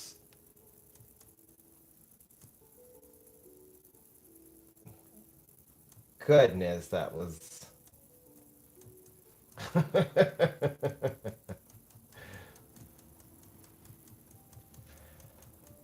Goodness, it was so white. I thought it might call the police soon. I am being assaulted by a brush.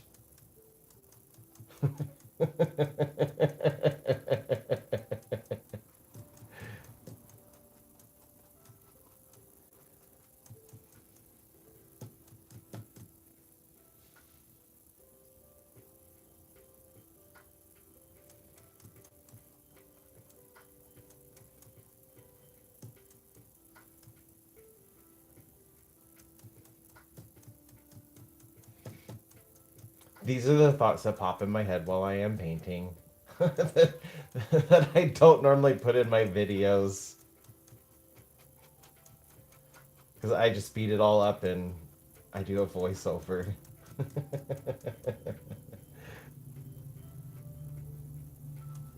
And I have so many hours of footage, it would be impossible for me to like try and clip all of the things that I say.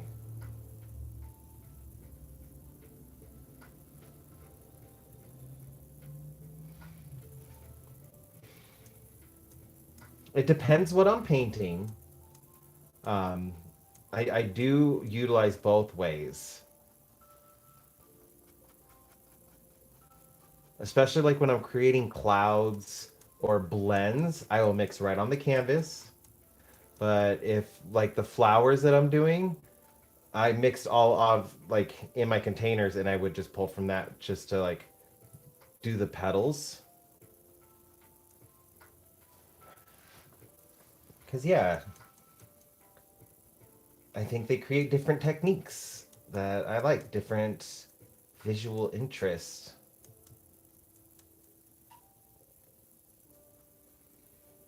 And this is looking more wispy, more liquidy.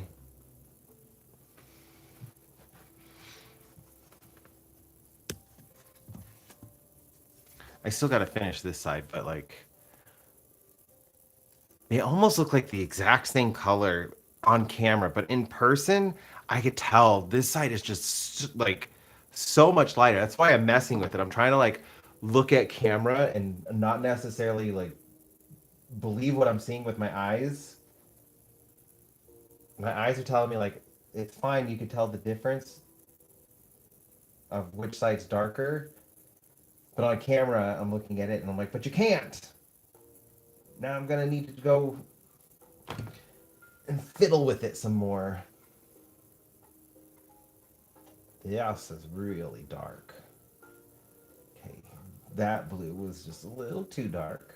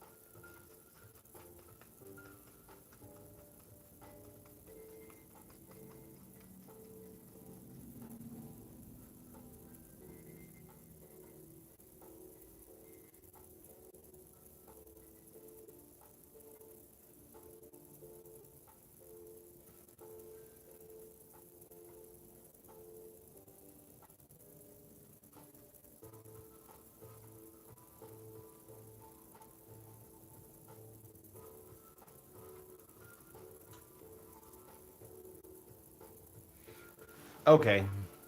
It just must be like my backup phone that I use to help try to keep up with chat is not the best phone. It's an old one. But like when I went to turn it like trade it in, they're like, "We'll give you $40 for it." I was like, "The phone cost me $700. No, I'm not selling it for $40." So I just kept it. So at the time, I was thinking like, I can have a backup phone if I do anything to this phone. But now it's like so far out of date. Like, it's a Google Pixel 4, and they're currently on the 10.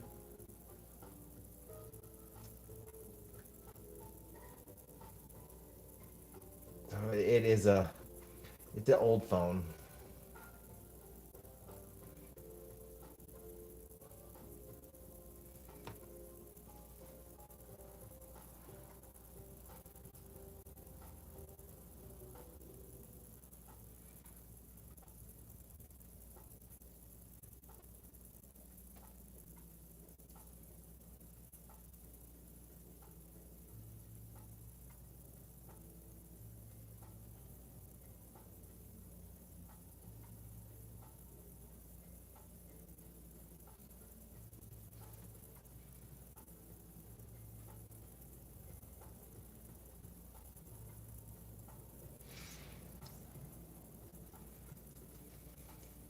I just did like a plan where I was paying for the phone, and we had paid it off because like I didn't want to trade in the phone.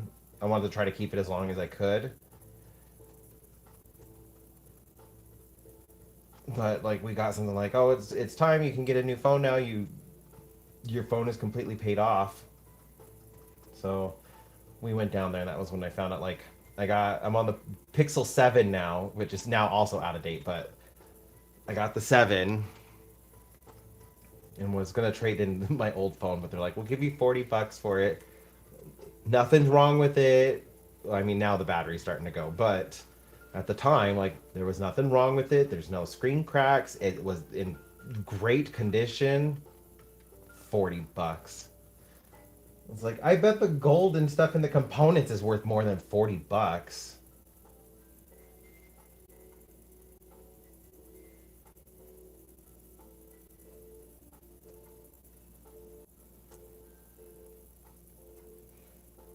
Right.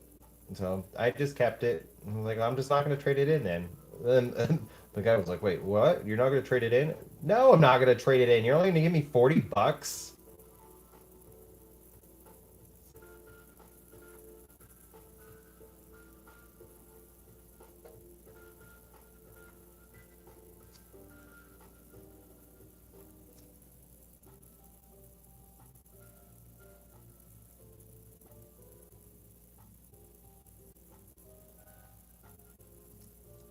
And I like use it quite a bit. Like when I am filming, I use my good phone because it's a 50 megapixel, goes up to like 8K video. So like it takes good photos, takes decent videos. I'm just gonna keep it.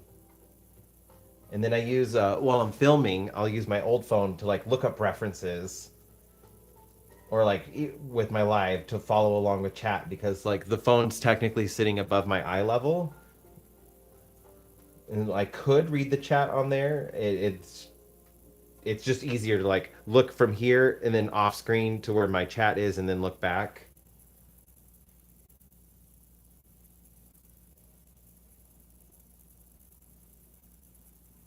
Since I don't have a computer set up for this, and I don't know like how I would be able to set up a computer setup to be able to paint and have all my like craft stuff out and then a computer right there, that just feels like too much. Now maybe if I game, I have been thinking about possibly like using. I have two channels on YouTube. I don't know how I did it, but I ended up with two. I have Sin City Yeti. That one is me. I have people who are like, I found this other channel that's Sin City Yeti, but it doesn't have any videos on it. Like they're using your name. No, that's me. That is my account. That is my original YouTube account. But for some reason, when I went to start this channel and actually like start record like posting videos and stuff, Um, like I didn't catch it at time, but it kept telling me like, "Oh, the name is taken. The name is taken." And I was like, "Why? Then how is the name taken? It's my name. I just wanted to display this, and it wouldn't let me display it. So I added art at the end, and then afterwards is when I realized oh my gosh, I was starting a whole second channel, and so I just like, well, this one has art in the name, so I guess I'm just gonna use this one for art, and that's how I ended up with the Sin City Yeti art. And I do have the other channel. It was just empty, but maybe I could use it for like gaming, other stuff beyond art.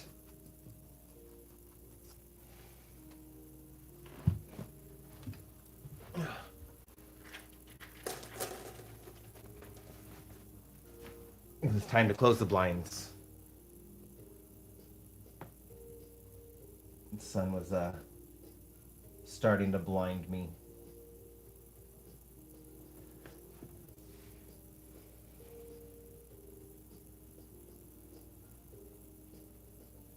So I guess like in the future I could figure out something to do since I do have it. Sin City Yeti is mine.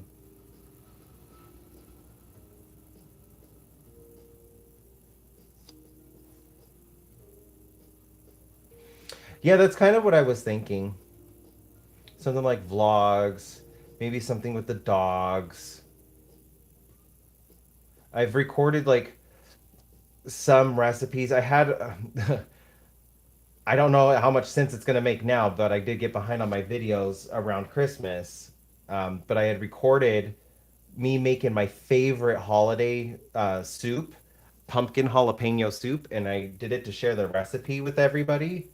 But then, like, the time passed, but I still have the video, like, where I'm going over the recipe and just kind of sharing it with everybody because it's one of my favorite dishes. It's also like my go-to potluck dish because people love it and it's easy to turn vegan or just regular. So I have that video. That would like that's something I could post on that other channel. Yeah, I'll have to. I made a Google Doc with it. I'll have to send it to you on like Instagram or post a link in one of my videos.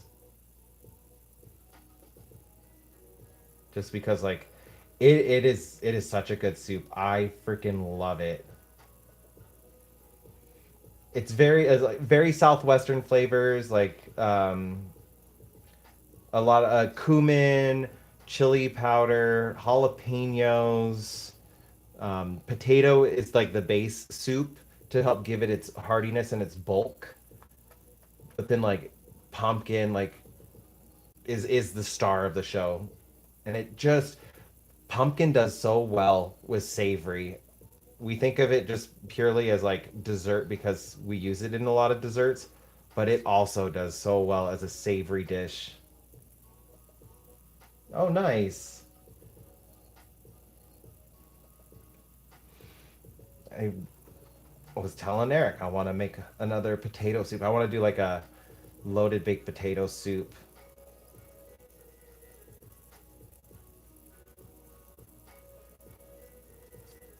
Like cook up some bacon.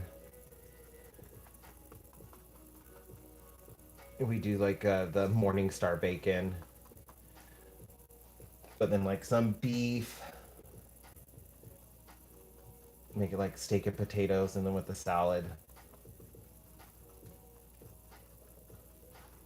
Like I'll eat vegan and vegetarian foods, even though I'm not vegan or vegetarian. I'll make vegan meals just because like I don't know, food's good.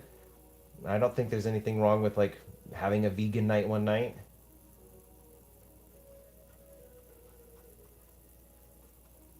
Might just do the base vegan and then like make it so I can add in extra stuff to it.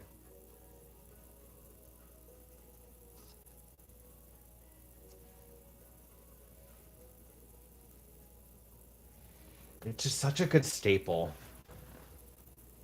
Such a good staple food. And stews. Ah, I love me a good stew. My mother-in-law will make caldo. Ah, I love caldo. And then like I make a very American beef stew or chicken stew, like chicken with butternut squash.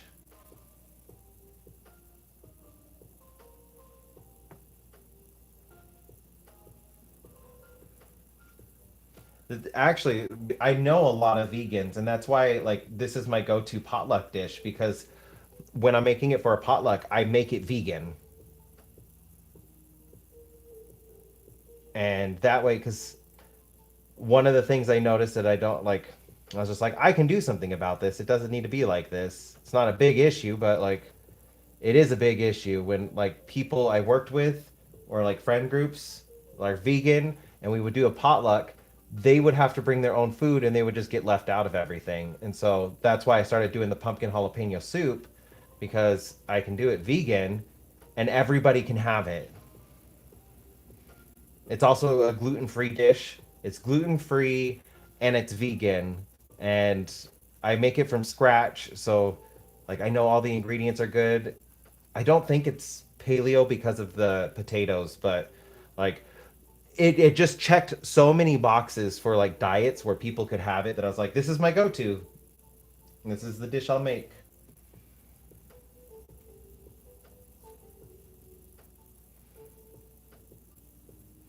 And it's always a hit. It always like I'm always out of it. I have to make sure like I separate a little bit because like when we worked, Eric and I worked together, we would do potlucks and I would bring it in for the potluck.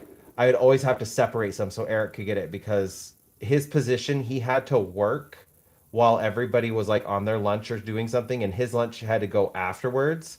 So he would always miss some of the best dishes and stuff during the potlucks at work, and I'd always make him a plate and put some off to the side just so like he could have some too. Because the way at our old job it worked with potlucks, everybody got to go up once and get whatever they wanted, and then I would go up and make Eric's plate, and then it was free reign for everybody else, like for seconds, and all the food was always well, not all the food, but all that's when the good stuff would just disappear.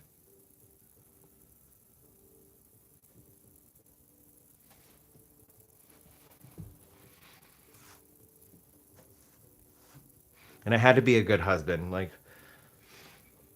it didn't matter that we worked together. Like I still had to make sure like he was taken care of. He got food.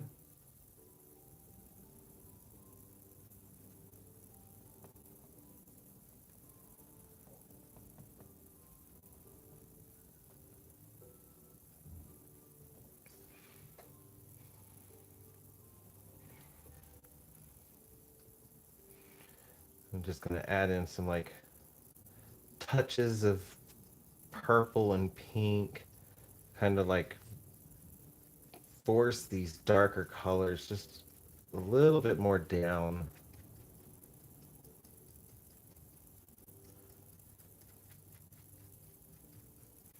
And then I can get started on whatever I'm doing next. And honestly, I don't know what I'm doing next.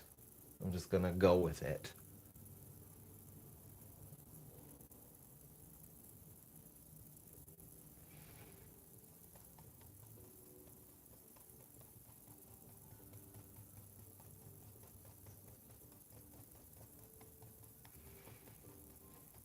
I really didn't like that job.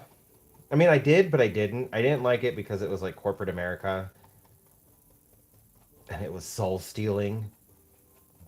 But I enjoyed working with Eric. We made a really good team. We were like the same level and not even in the same departments. So like there's no chance of us being above each other.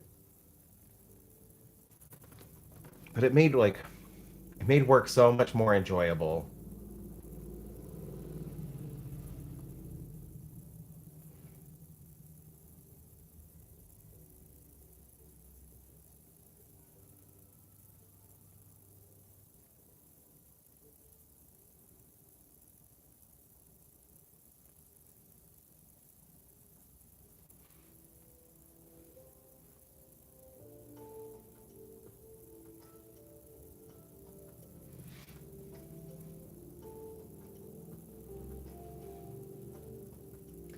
It does kind of look like they're reflecting each other a little bit. I'm liking that. It's weird. And now I don't know if I'm gonna have like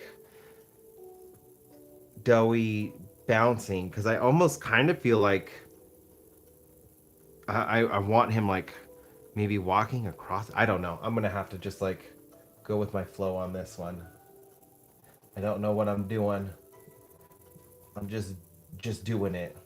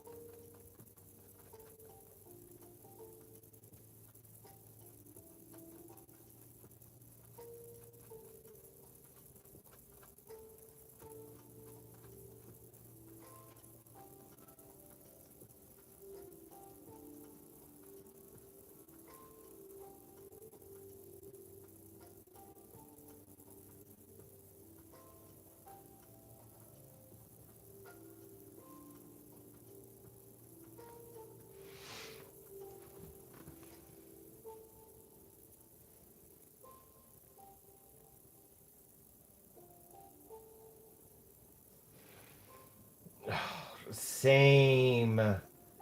Oh, graphic design and admin work in an office.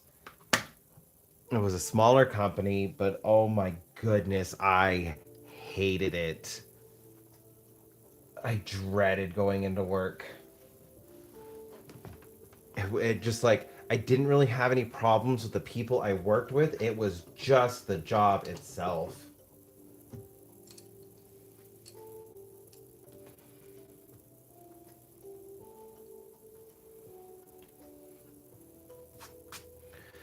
Okay, you know what? I think I'm gonna go into some of the creatures. So, in Annabelle's other painting, it's mainly yellow shifted, so like a yellow tint painting. Mama Longlegs is pink.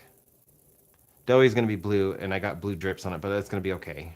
Oh wait, should I add stripes? If I'm gonna add stripes, I need to add those first.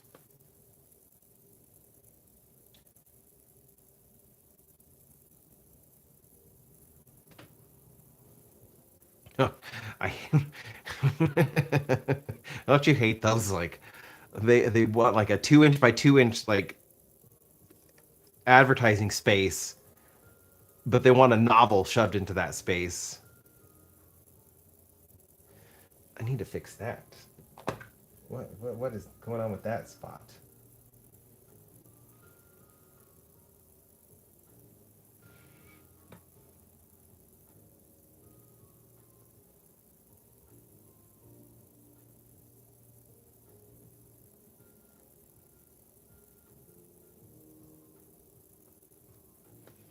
Just kind of fix up the edges of the drips.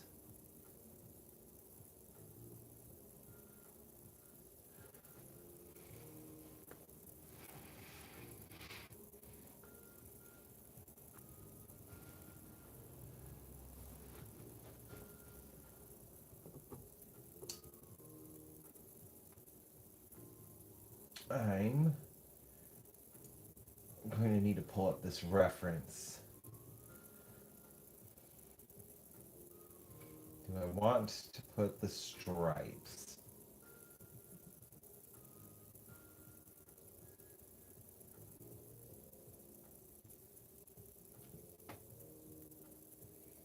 Hmm.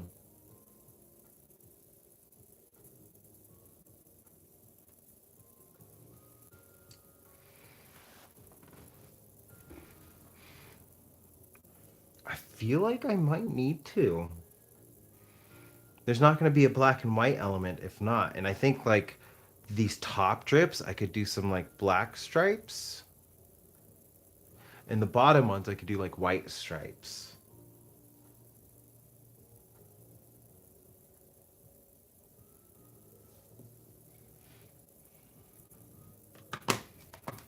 Yeah. I'm just going to go for it. I'm just going to go for it. I want to get as much done of this as possible. And I just realized it's like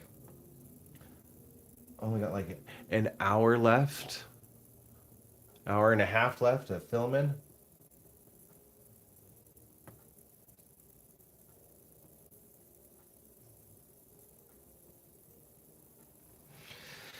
Okay, here I go. Just there's no going back.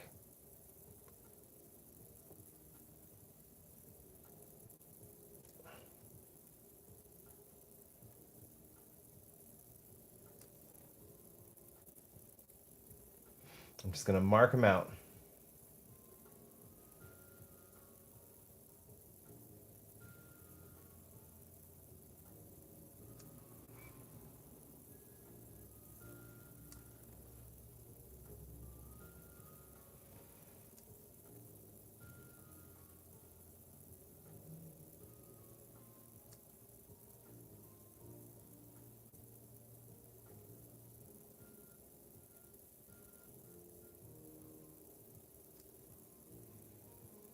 It's gonna add some interesting dimension to these drips, though.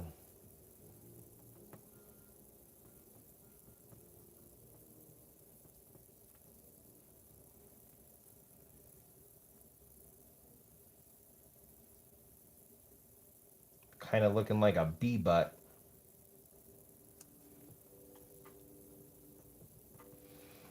Give it little bumblebee wings. Make the drips look like bees. That's weird. Might have to go with that one.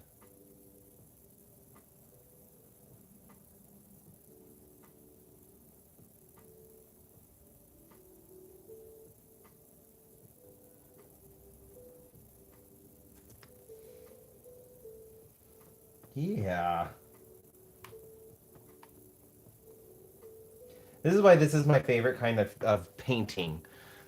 When I'm doing stuff like this, like my emotional state paintings, and I just go with the flow, the thoughts that pop in my head, whether they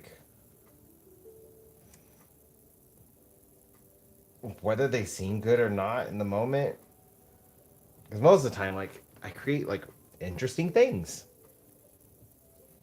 I might have to do that. I'm really thinking I might like maybe give it some like eyes and like a bee face up there.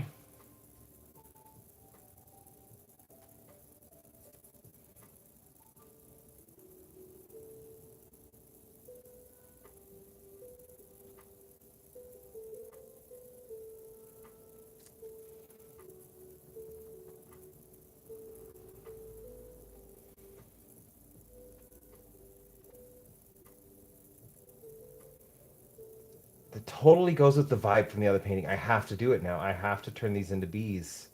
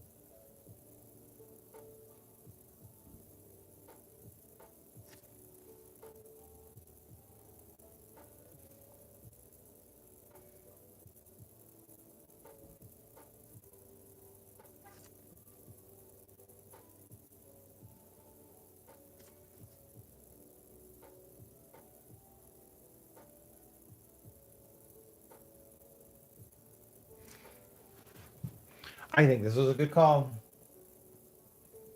I was worried it wasn't going to look good, but I think this was a good call.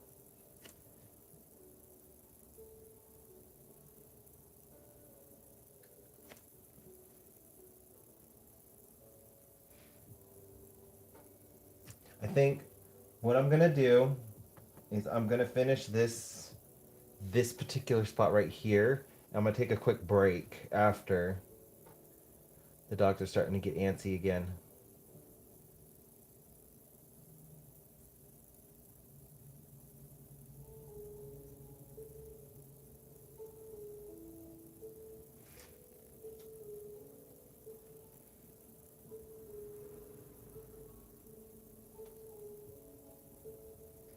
And then I'll come back so I can finish this. I think if I can at least get all these stripes done on all the drips, it'll put me in a good place. And maybe I'll go live again tomorrow. We'll see. Eric is taking me on my birthday date tomorrow, so we'll see. If I am able to go live, it will be a surprise live. I just don't want to like promise it. And then like find out like Eric's got actual more plans for us or something happens and we're just out having a good time.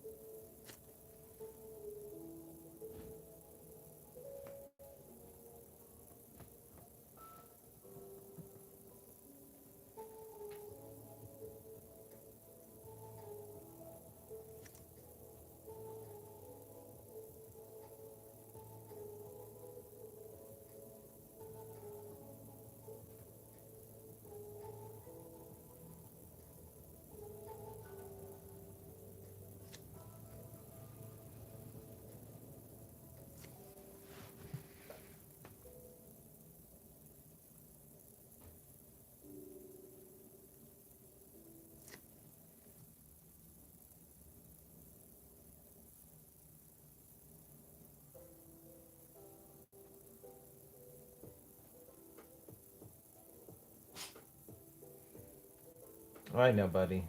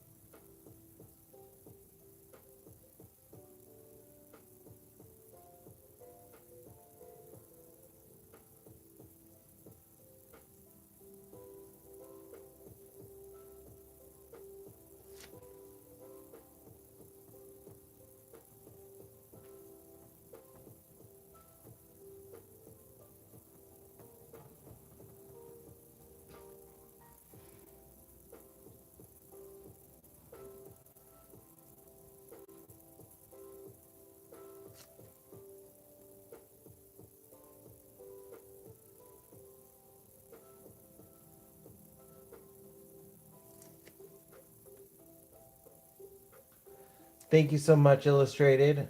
Enjoy time with your family. I hope you have a good evening. And hopefully I get to see you in the next one.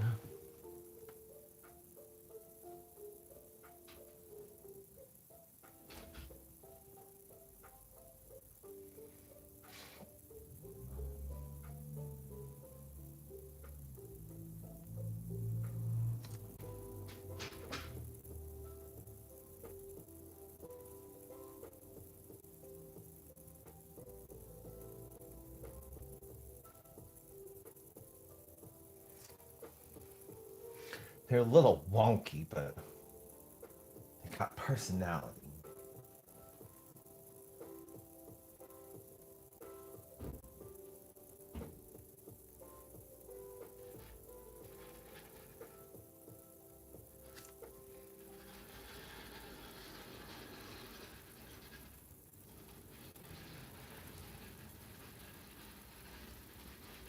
I bet your plushies are going to be amazing, though.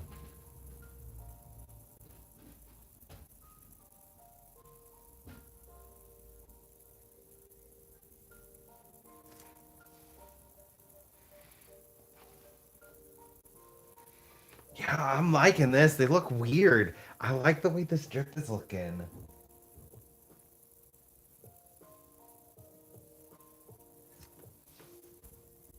And I like the gradient behind it because it almost looks like it's caged, but I'm gonna turn them into bees. They're not gonna be like actual like bees, but like I'm gonna put the wings up here. I'm not gonna give them legs,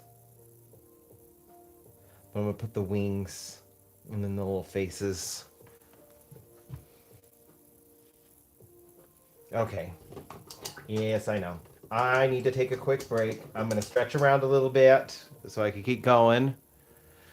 The dogs need to go outside. They are letting me know. I'm gonna put this here so I don't touch the wet paint.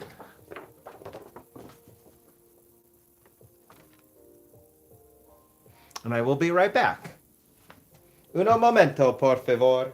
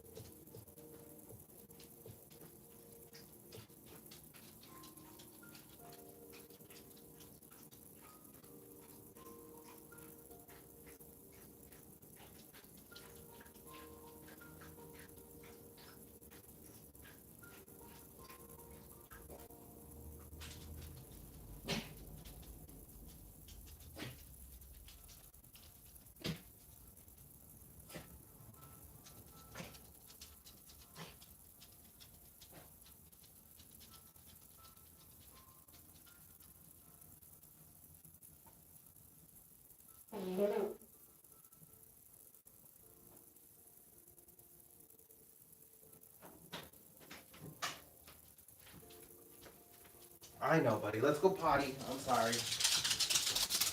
Okay, goodness, you needed to go. Let's go.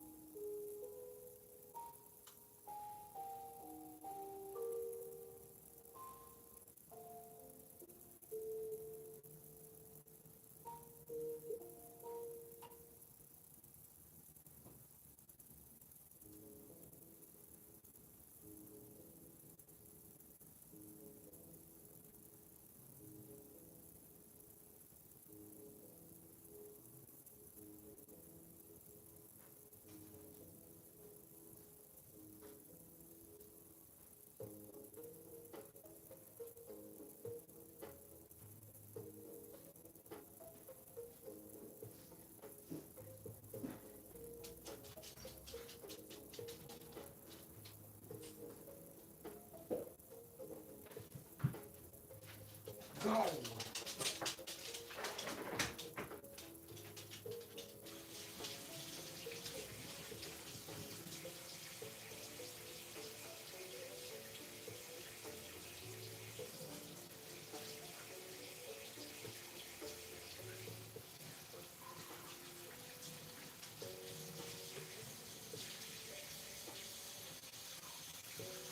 wash my hands first. I picked up your poop. I gotta wash my hands.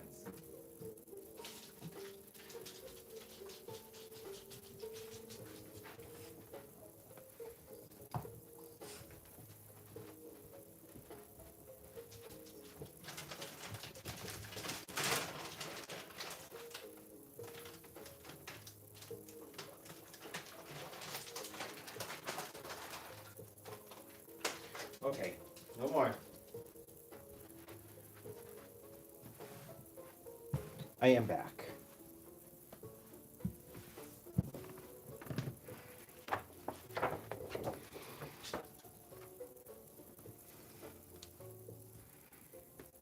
Okay. Drink some water.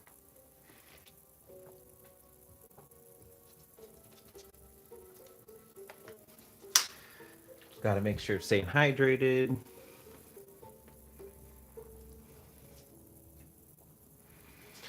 Now, do I want to do them all these? Do I want to just do a couple?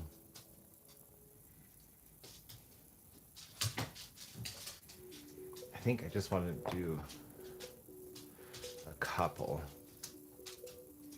Oh, I did the same number of drips on both sides. That's funny. I didn't even plan that.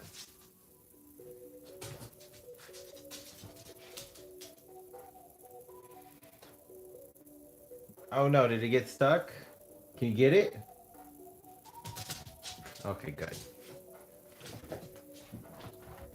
He's playing with his buffalo. I'll give you guys, whoever's here still.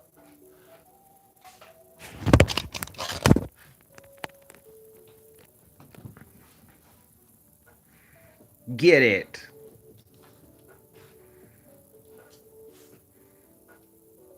Get it.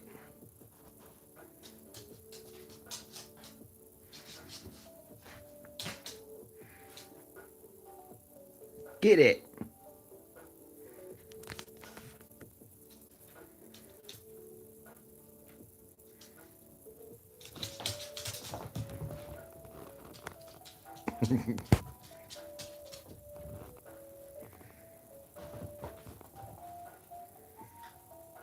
Are you having fun?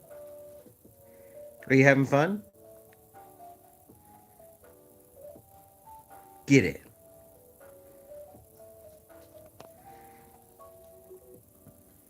Oh, now he's done.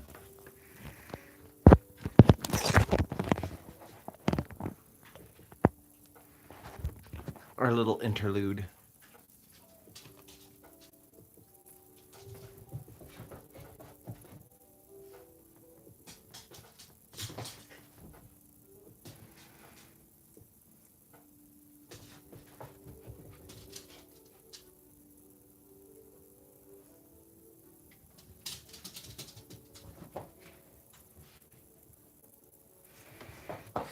Had to go just a little over the edge, didn't I?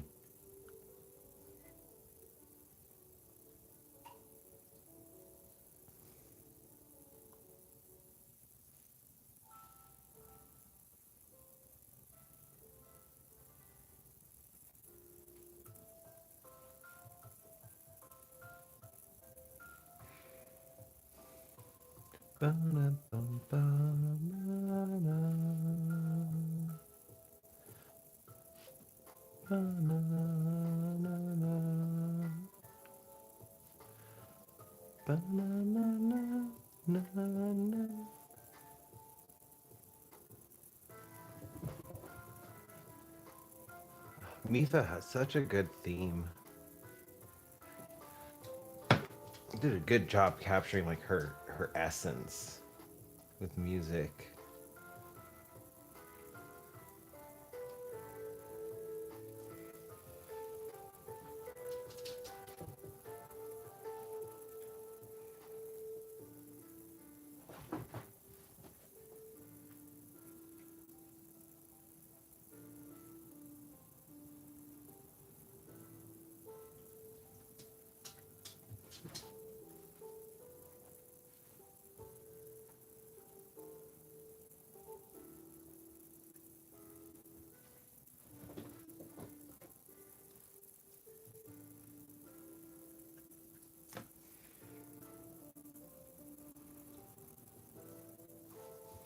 How's it going, Sin? Thank you.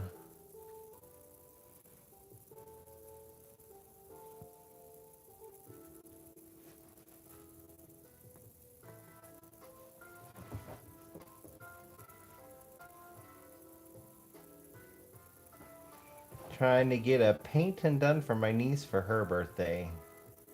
Gonna be weird. I'm getting weird with it.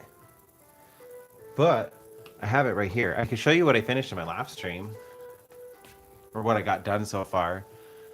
This is Cass's painting so far. I need to work on the lilies. Add some dimension to them. And work on some of the ground. Like it's looking a little flat in these areas. And then I'll be adding Kenny. Cinderace. Pikachu's going to be over here. And I'm going to have Jirachi somewhere up in the sky over here. So like Cinderace, Jirachi, Kenny, and Pikachu. I'm really happy with it. I'm putting a lot of love into this piece for Cass. I want to make it a super special piece. I love the way the tree came out. I'm at 101 hours on it. I'm definitely putting some time into that painting.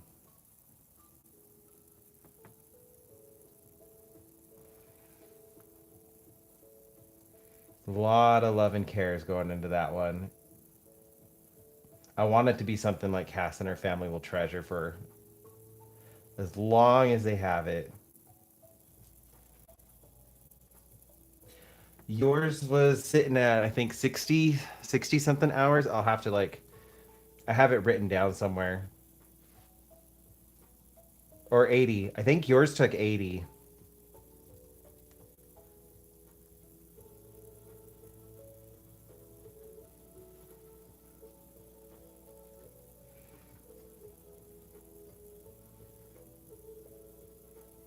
I want to say somewhere around there. Yours was for anybody in chat. Let's see. Will my phone let me pull it up?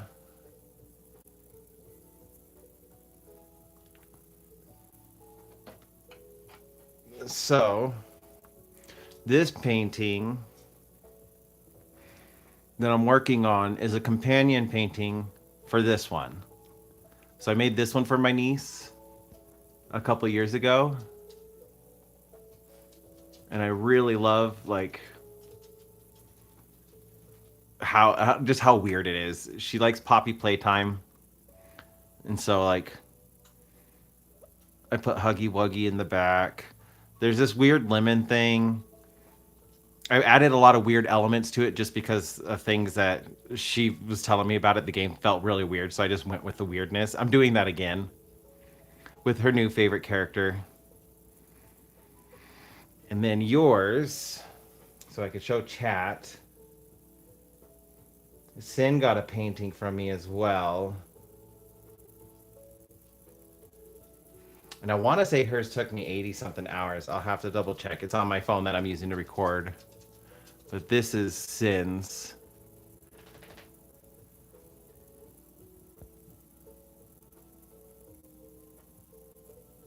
So I did an Animal Crossing piece for her based on like how helpful she is for everybody and all the gifts that she gives everybody. So like I gave her like she wanted a mob boss kind of feel, but like a generous mob boss. And so like all of her treasures, and then of course the villagers all super excited, and they all represent her friends, including me. I'm in the back. So Phil's like my favorite Animal Crossing character. And I have him in the back. He's kind of looking up at the shooting stars, or the present. I have him looking at the present in the sky. And then, of course, I did like the impression style based on inspired by like Starry Night. I had a lot of fun with that one. I don't have the entire thing filmed, but I do have enough footage. I need to redo a short for it. That way, like, I can show off the art that I made for Sin. Okay, I need to pull my chat back up now.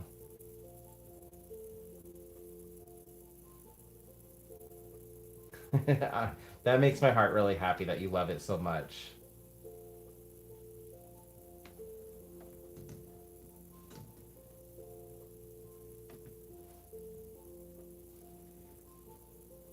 Okay, please don't die on me.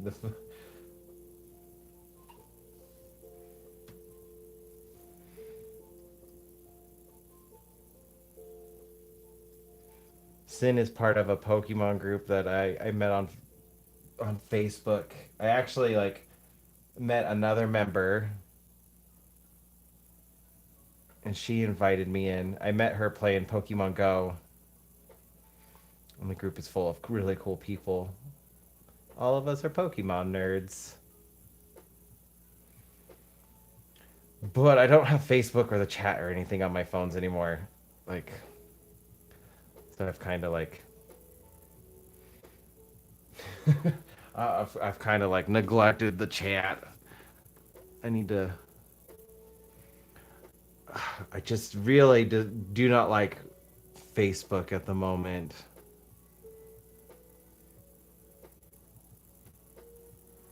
Or the stuff the company is like doing.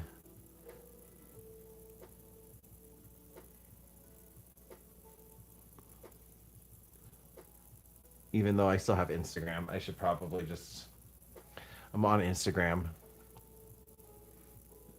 Get the chat back.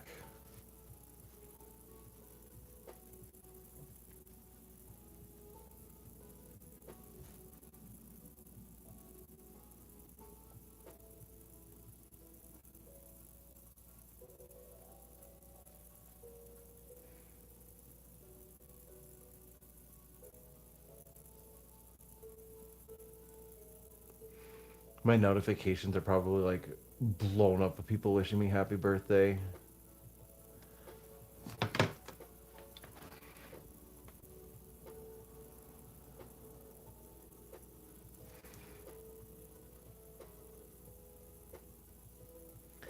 But I don't need to care about that right now.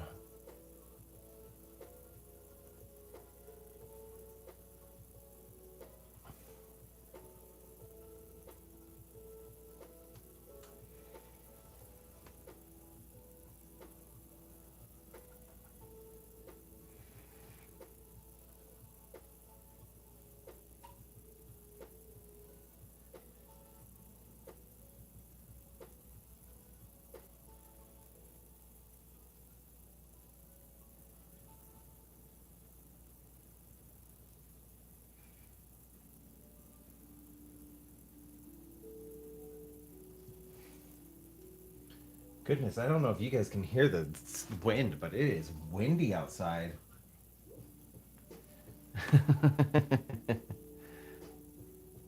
I appreciate that, Sin.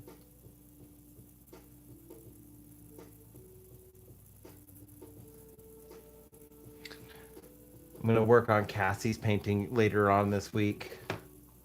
I just wanted to try to get like, because this isn't gonna take nearly as many hours as Cass's painting. I wanted to try and get this one done before my niece's birthday, which is next week.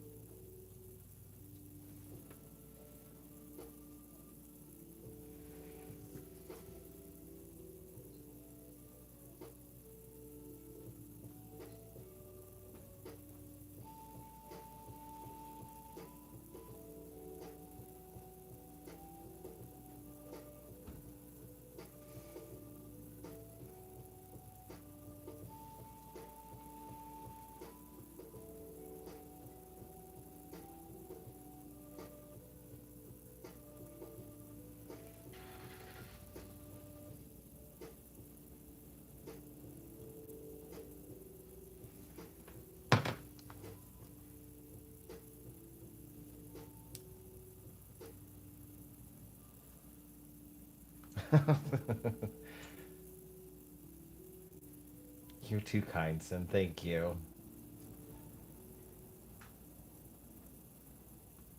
I just like painting.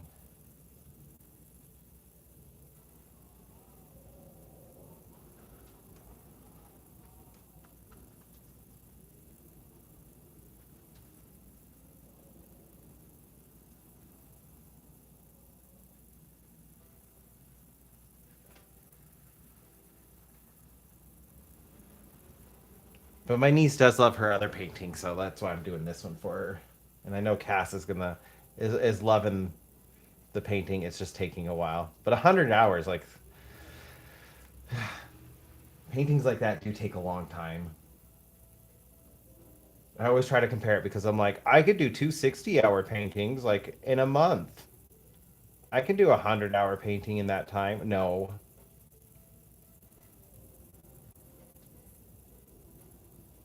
I can't. I try.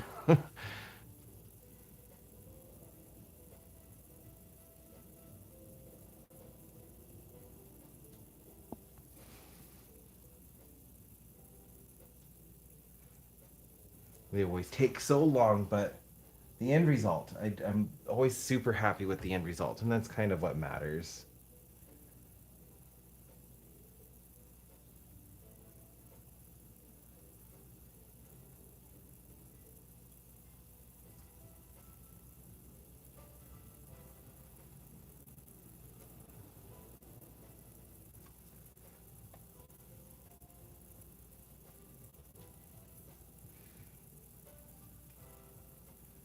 But I am gonna keep doing Cass's painting in my lives until it's done.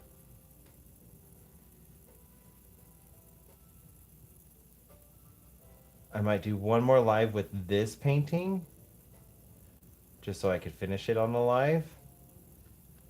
So I might go live tomorrow. I might go live Thursday. We'll just see. I don't know if I'm gonna go live tomorrow yet or not because we're celebrating my birthday tomorrow. It's just when Eric had it off.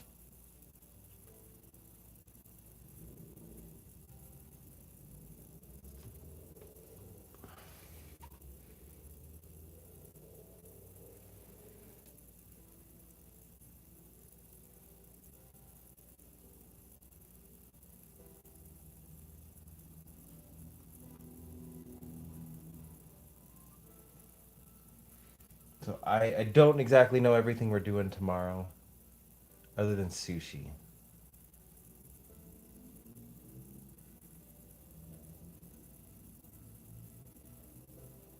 and I'm excited.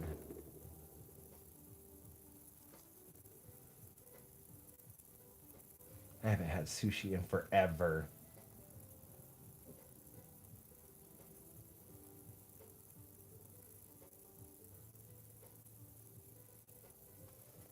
Oh, this part right there looking a little lumpy.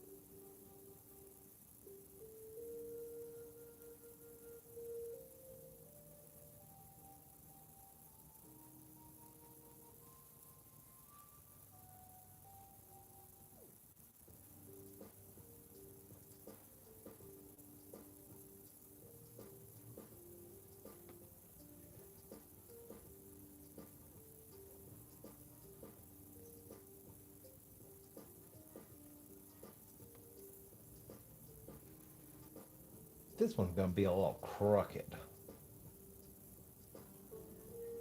Cattywampus even.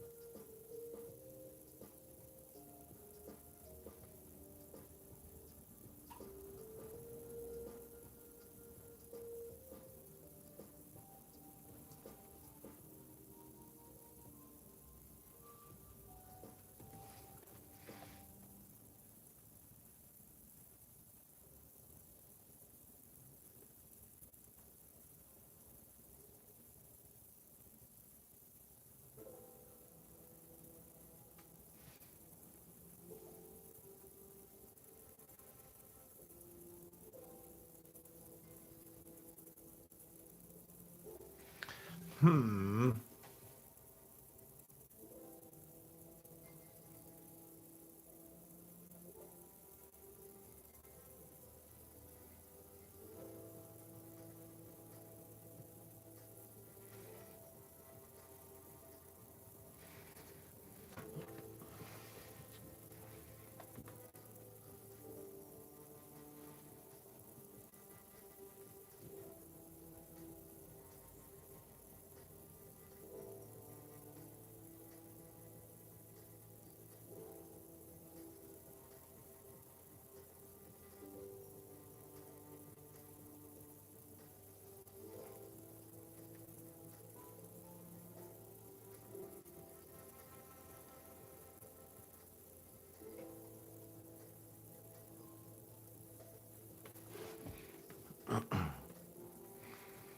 These strips are looking weird. I'm liking that.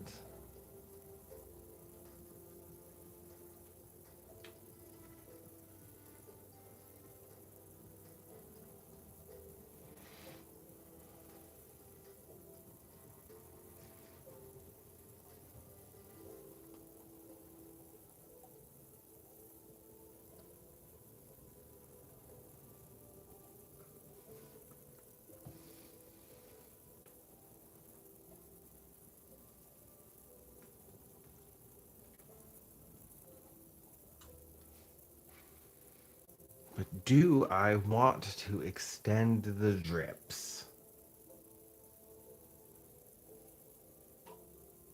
Not the drips, the lines.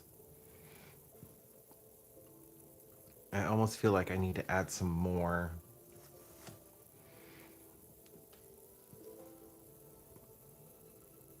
And I feel like that's it for that one.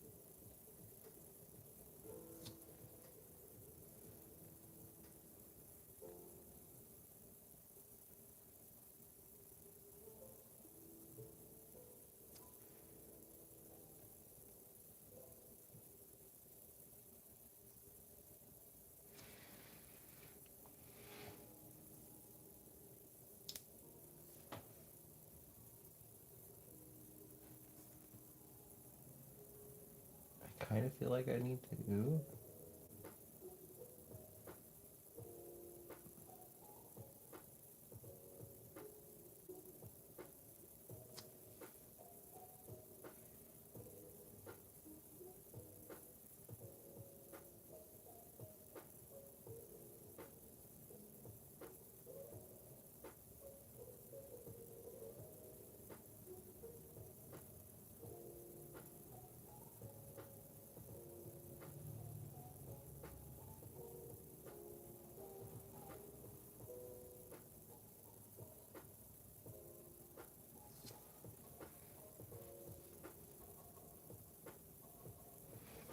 It just adds a little bit of extra, like, curvature.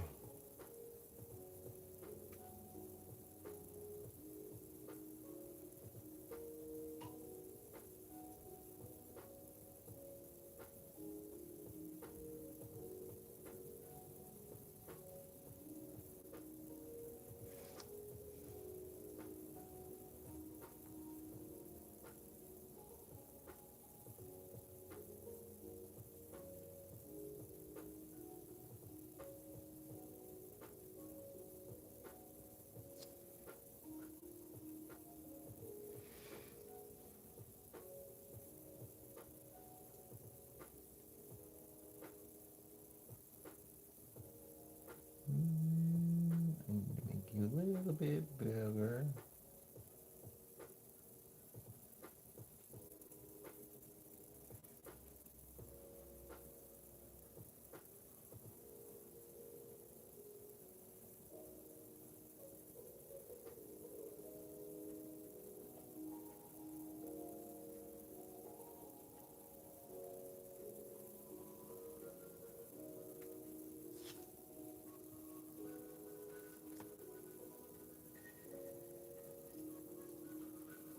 Oh, Sin, I don't know if you're still in chat or not, but I did get a special birthday shiny today.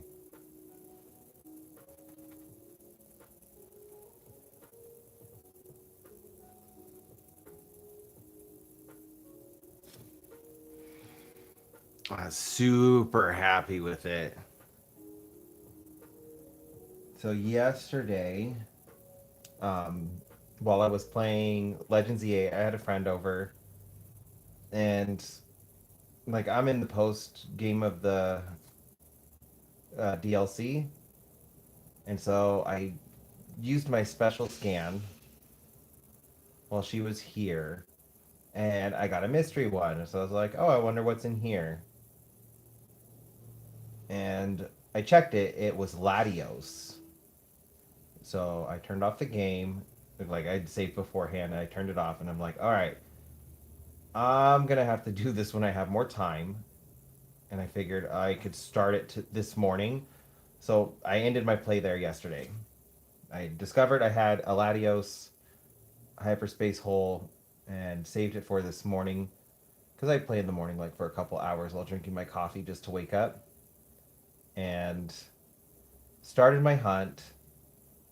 And on the ninth try, I got a shiny Latios. How's it going, Rory? Thank you, thank you. I was just chatting Pokemon there. And I was a little worried because when I found the shiny, I was like, and I caught it, I realized, like, oh no, uh, I was cold but good. We're starting to warm up a little bit. All of the snow is starting to melt, but we have another storm coming in, so uh, we're just like jumping up and down in temperatures. But anyways, like I because I have time jumped in Animal Crossing, I don't always remember to like correct the time. And so like after I caught it, I was worried like, "Oh no, it's not going to be on the right day." But it was. I did correct the time the last time I had time jumped. I was super stoked about it. The perfect birthday shiny. I can't believe I got it in 9 tries though. That's still kind of blowing my mind a little bit. Because like the legendary, I got a shiny hunt before that I got in like the least amount of tries was like Lugia in Alpha Sapphire, and I got it like on my 500th reset back when I was like keeping track of phases on my shiny hunts. And I thought that was good because I still hadn't gotten the shiny charm yet. So I got within 500 tries the shiny Lugia. But then this one, 9. I was blown away.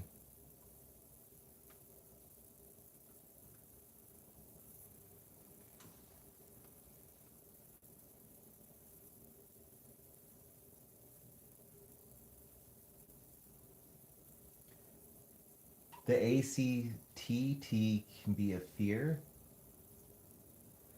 I'm not following.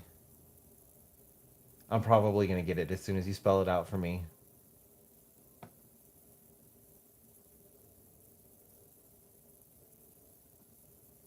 The Animal Crossing. Oh, time jump. Time time travel. Yes. Okay. I'm slow sometimes. The Animal Crossing time travel. Yes. But I'm really happy. I had fixed the time last time I played, and it was on the correct time, and it shows that I caught Latios on my birthday. I also got a shiny Altaria and a shiny Halucha while I was in that same hyperspace hole. So like they're also birthday shinies, but Latios was the real MVP. I'm just that was really cool. Last year I got a shiny Gyarados with the no, I didn't get a shiny Gyarados with the mark, but I got a Gyarados with the Destiny mark, and I got a whole bunch of shiny Gyaradoses. I was shiny hunting the Destiny mark last year, and I did not get it.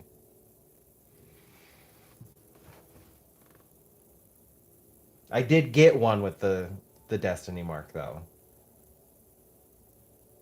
but my goal was a shiny Gyarados.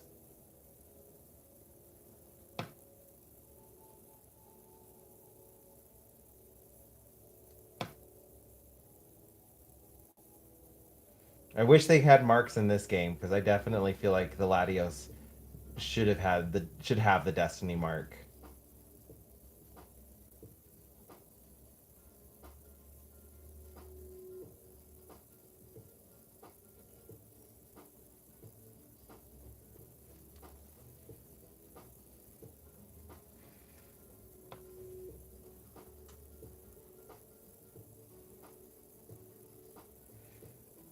And Rory, so now like I can include you in the conversation. Just working on my niece's painting. I know it's a new one.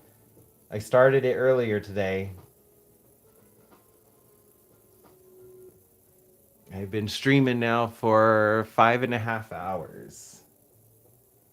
And honestly, I still feel like I could go for a while longer.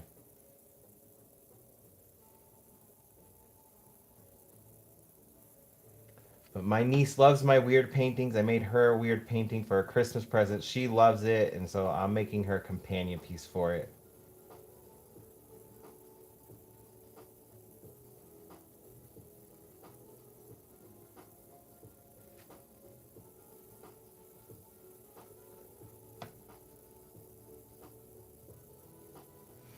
Yes, it's Poppy Playtime is her one of her favorite video games.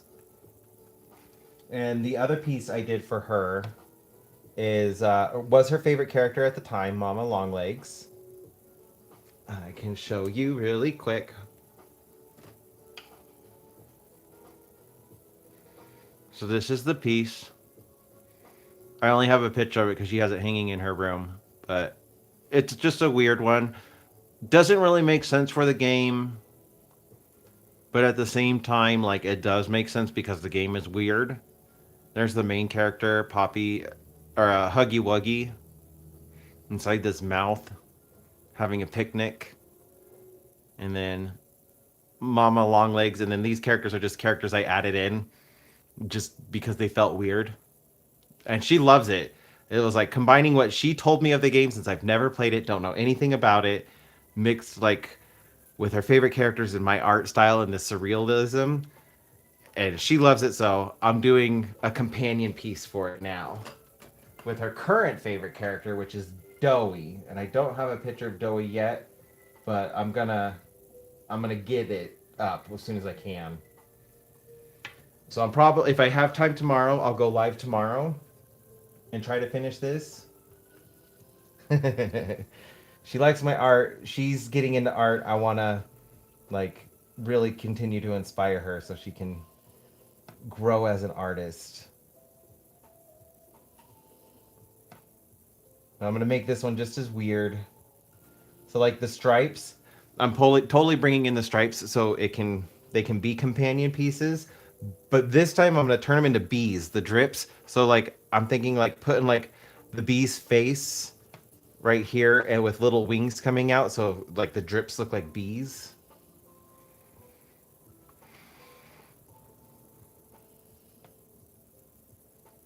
Just because like I had that idea and I was like, "Oh, that's cool. I'm going to go with it." And it's weird.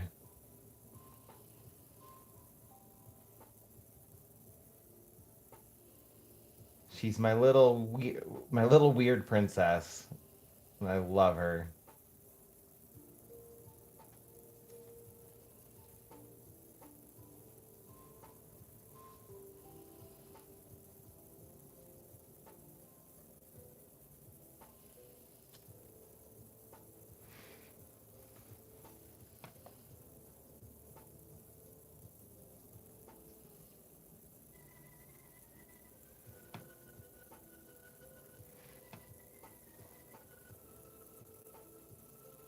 Yes.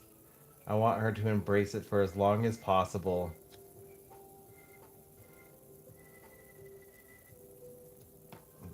She is 11 and the years where she starts to like rebel and think all the adults in her life are cringe are right around the corner.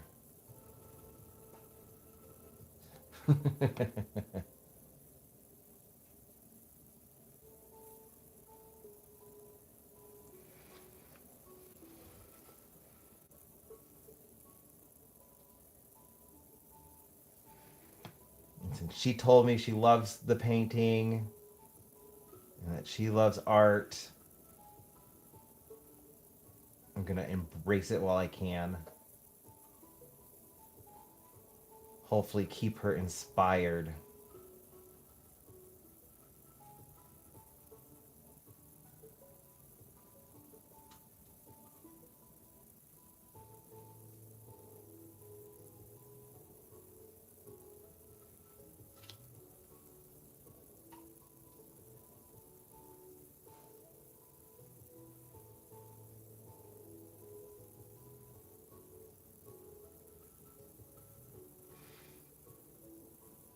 Same.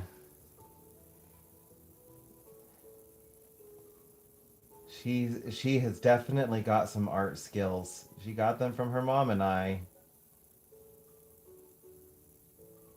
Her mom is an artist and a seamstress. Her uncle is an artist.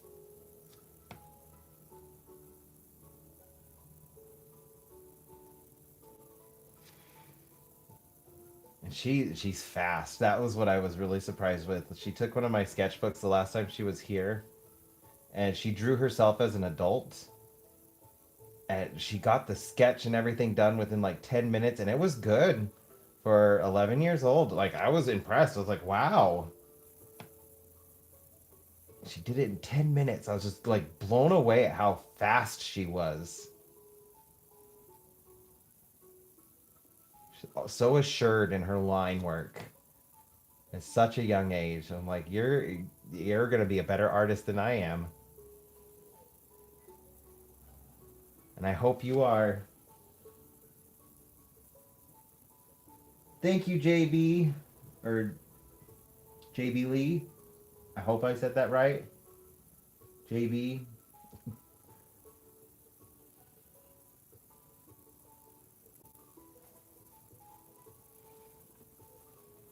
Yes, they are allowed to be weird.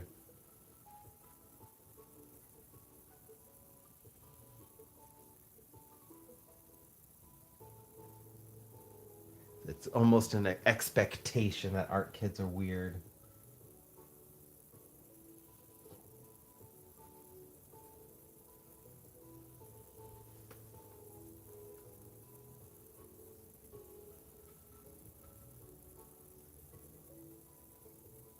Oh, I have been. Uh, like whenever she would stay with us when she was younger, I would bring out my art supplies and I would let her explore with my art supplies. And this one year, I don't have a picture of it I can show you. She did a painting with me. I was painting, so she was painting, and she just like threw a whole bunch of colors onto the canvas, and she was just like pushing her brush around. And I told her like, oh, you could do other things too, like you could twirl the brush and get different textures and effects. And so she did what I told her she could do, and she made this like abstract painting of an elephant sitting underneath a tree. That's what it looked like to me. But then when you flipped it over, it looked like an octopus. And I thought that was one of the coolest things I had ever seen. And this was when she was like 7, she did this. And she was just like acting like it was nothing. And I'm like looking at this like, this is legit art. And she was just like, it's nothing. And I was really like, I was super impressed with that. That was like, she blows my mind with some of the things that she does. She is such a clever little girl.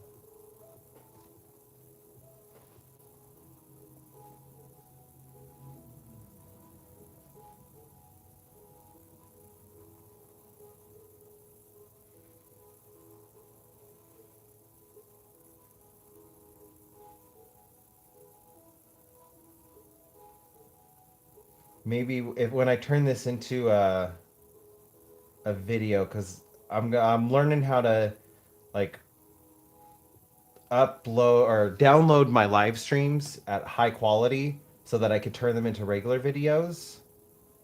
Like I mean, I can download them. I just need to like get it downloaded and together. And I want to turn this one into a regular video since she loves my regular videos.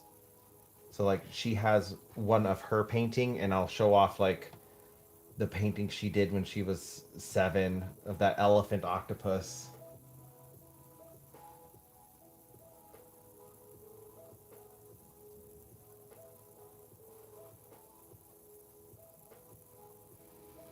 Yeah, kids can do some pretty amazing things.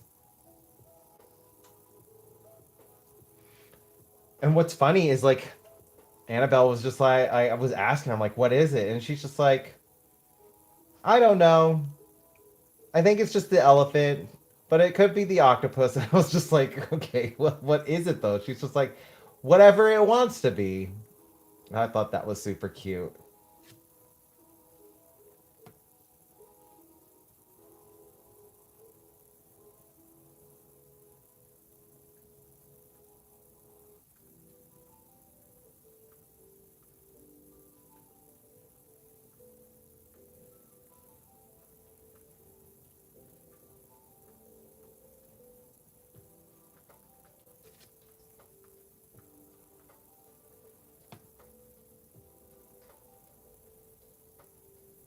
Actually, I think it was I think I saw 2 elephants, a mama and a baby elephant under a tree. I don't know. It's been a minute since I've looked at it. She has it hanging up. Like I was ready to jump on that painting. If she didn't want it, I was totally gonna take it and hang it up because I loved it so much. But she also liked it, so I couldn't take that from her. But she's done other artwork where she just like meh, and she didn't really like it that I have somewhere like saved. And if she was gonna do that for that painting, I was gonna take it and it was gonna be mine because that is something like I would treasure forever.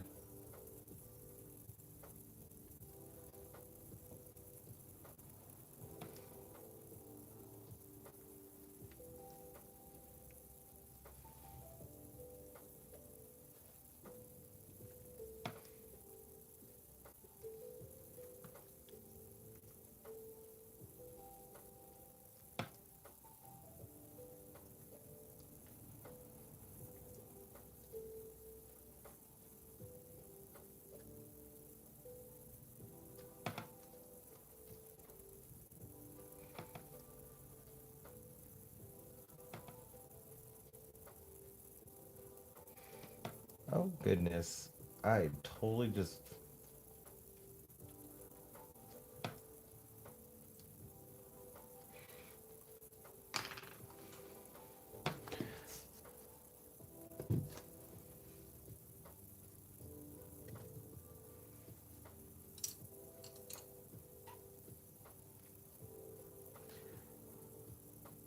the best thing about acrylic paint, when it's still wet, you can erase it.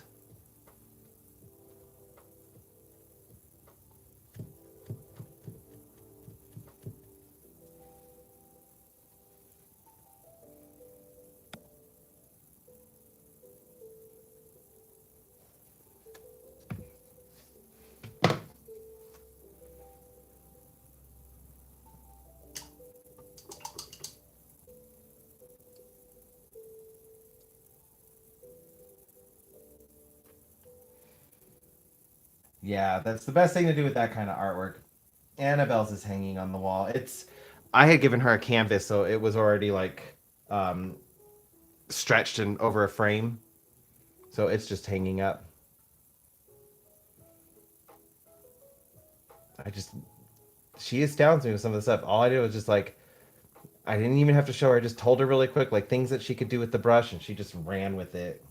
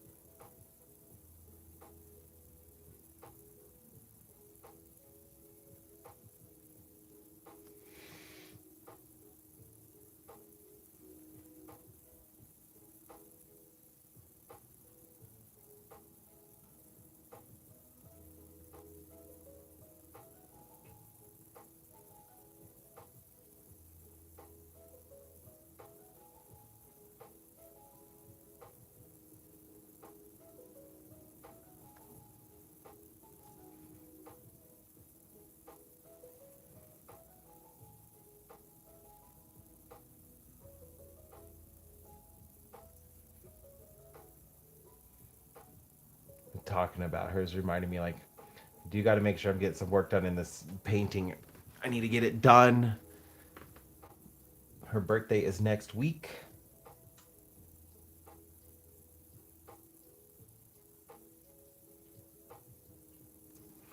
and I gotta make sure she has her painting.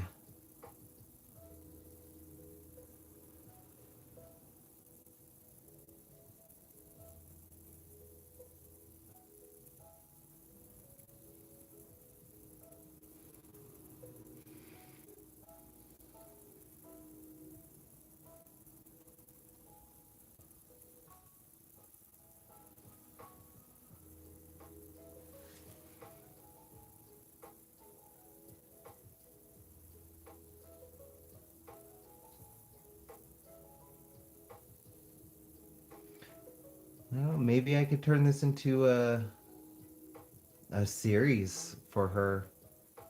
She'd have her own personal series of paintings from her uncle. All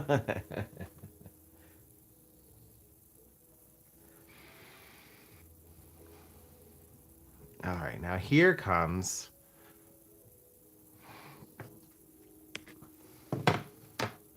Do I do it? Do I do it? Do I do it? I think I do. I'm just debating, and if I leave the stripes only in the drips, but I think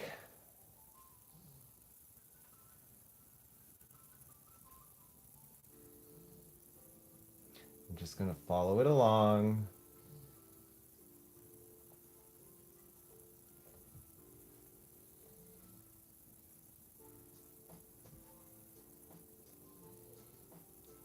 I just do it through the whole thing.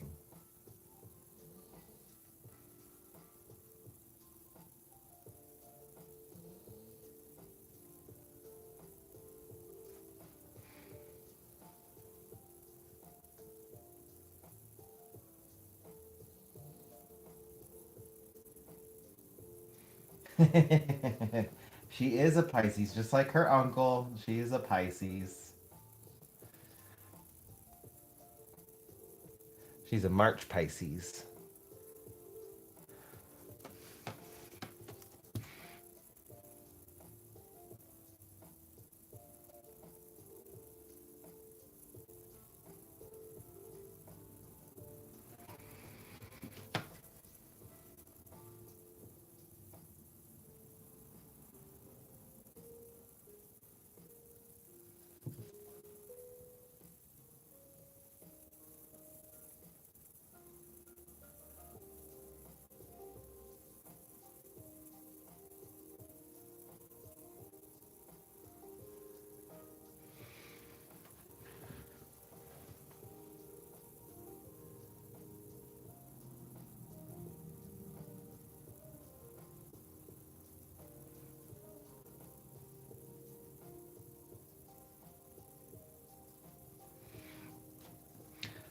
I love her to death. She's the only niece I'm gonna get. Well, I shouldn't say that. Like, there is potential for my brother, but I don't really talk to him. So, my sister, however, like, she's not having any more kids.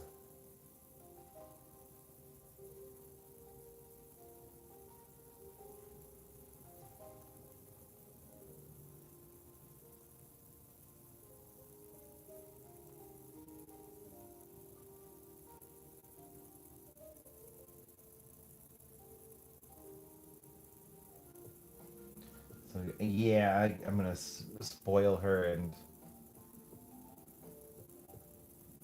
if I can get her art supplies, I don't know, flip this over.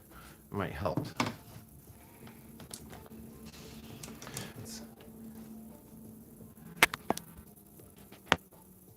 And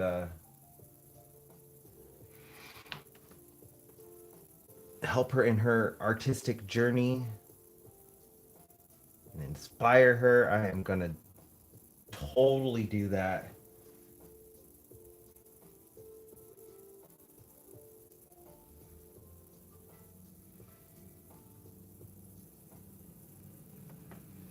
I have been told I fit a February Pisces very well. I'm not super big into astrology, but I have been told I fit the mold. I'm very gullible, very accident prone, very trusting, very caring and giving. There we go. Like, to a fault.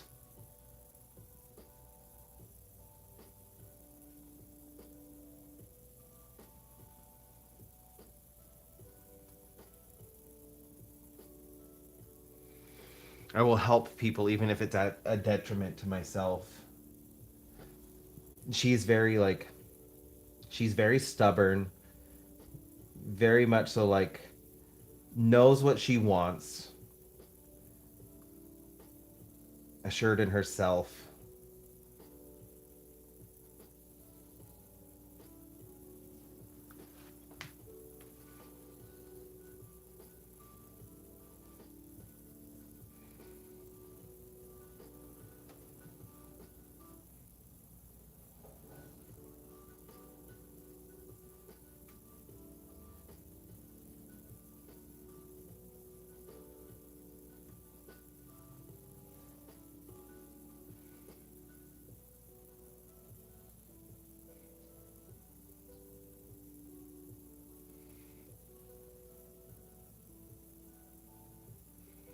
I will say the one thing about Annabelle is she is tall, which is so funny. She's taller than my sister. My sister is not a very tall woman, and my niece already towers over her. I'm 6'2", and she's pushing 6 foot tall, and she is 11. She is a giant. I gotta say, it was quite funny seeing her with the other kids in her class because she's always been really tall. And like there are times where I would pick her up from school and I'd see her coming out with her class and she's like as tall as the teacher. In elementary school, like third grade, fourth grade, and she's as tall as the teacher and just towers over all the other kids.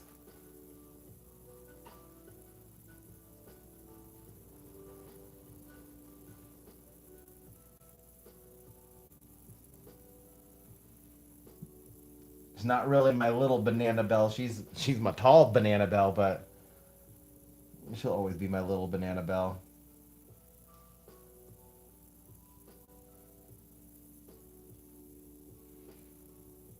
And even when she's an adult, I'm still gonna picture her running out of school with her class just towering over all the other kids.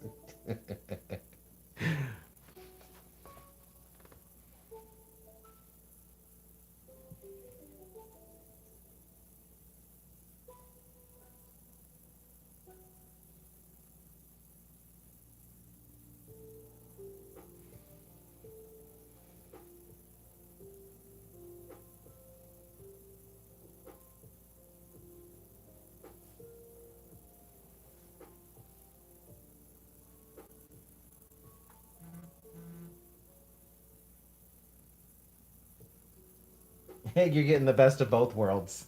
Yeah, and it worries me a little bit because Annabelle has developed just like my sister went through puberty super early, and Annabelle has too. She's 11 years old, and because of how tall she is and everything, I'm really worried about creeps.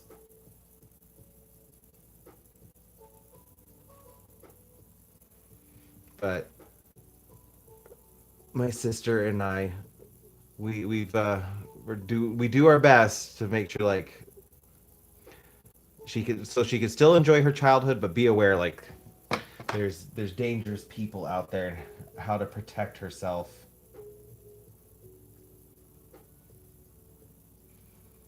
It's a tough line to walk.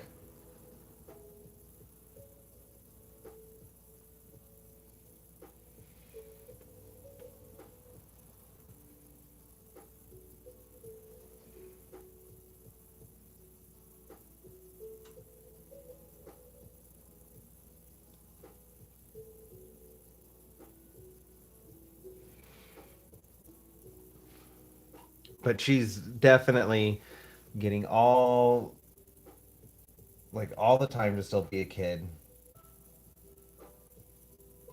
Like I will say, like she definitely gets to enjoy being a kid. My sister's doing a really good job with my niece.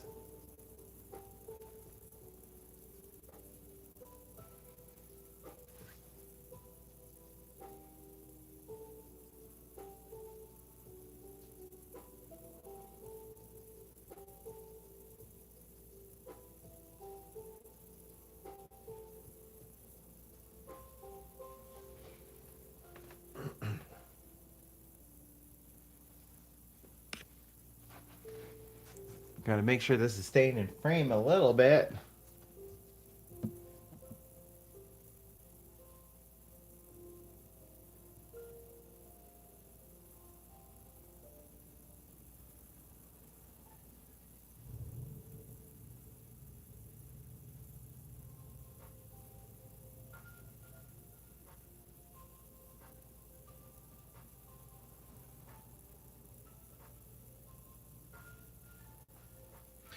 Yep, it is a very different world.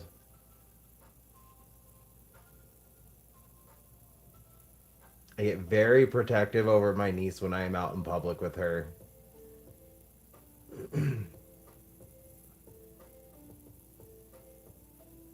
Like I am not going to let anybody creep on my niece.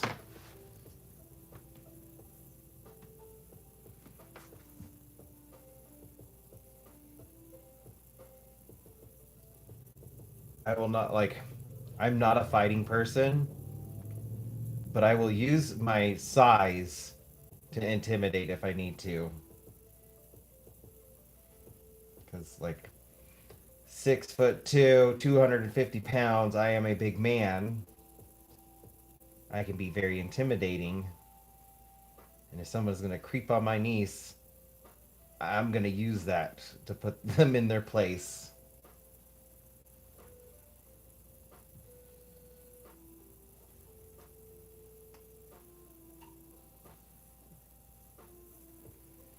Oh yeah, that we do make sure she understands that like if somebody hurts her, it's not her fault, and that we will always do our best to make sure she is in a safe space with us,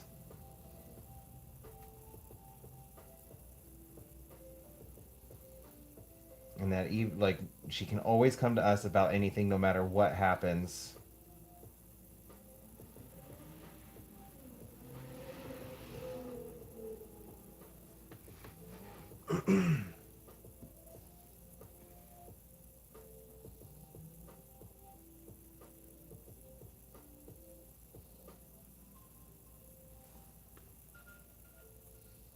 I hate that we have to teach that stuff too. She's so young. I just want her to be able to be a kid.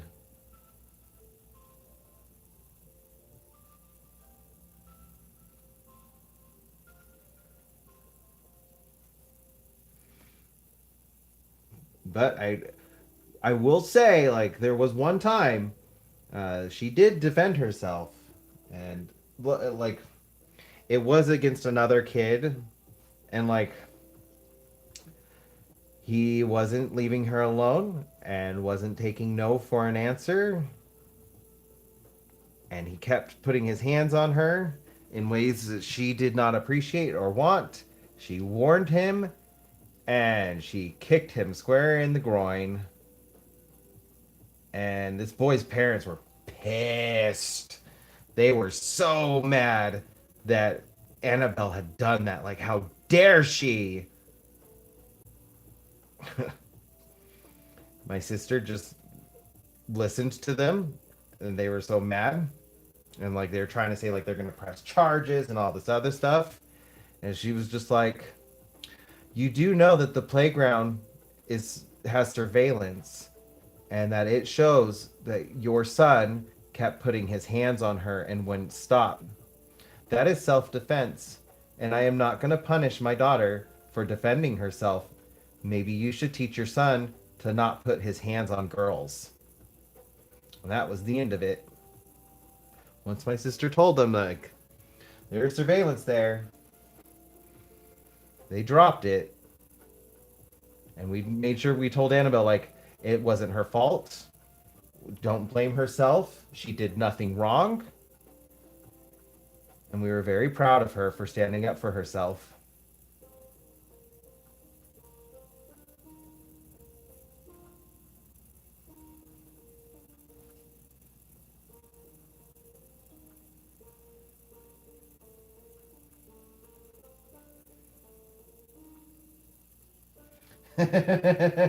Yep.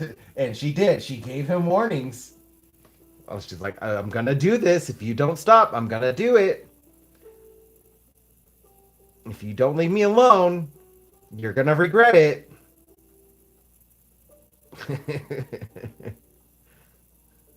And you're exactly right, Rory. If they would have taught their son how to behave around women, wouldn't have been in that situation to begin with.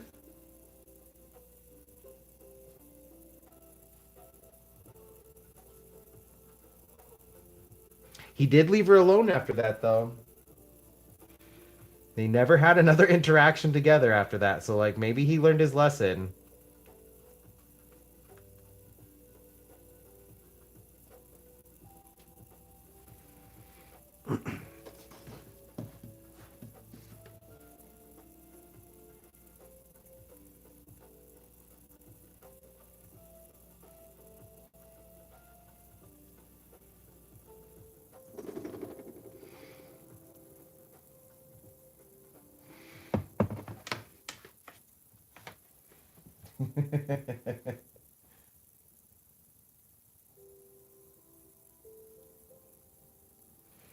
I will never I will never shame my niece for standing up for herself. My sister will never shame my niece for standing up for herself.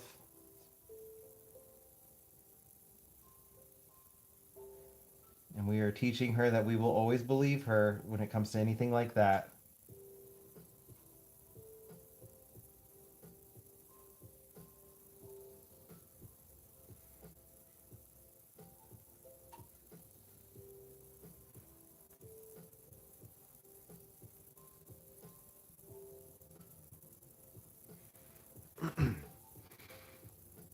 These drips are definitely giving the vibe of the other painting. I'm glad I went with them. I was not sure at first.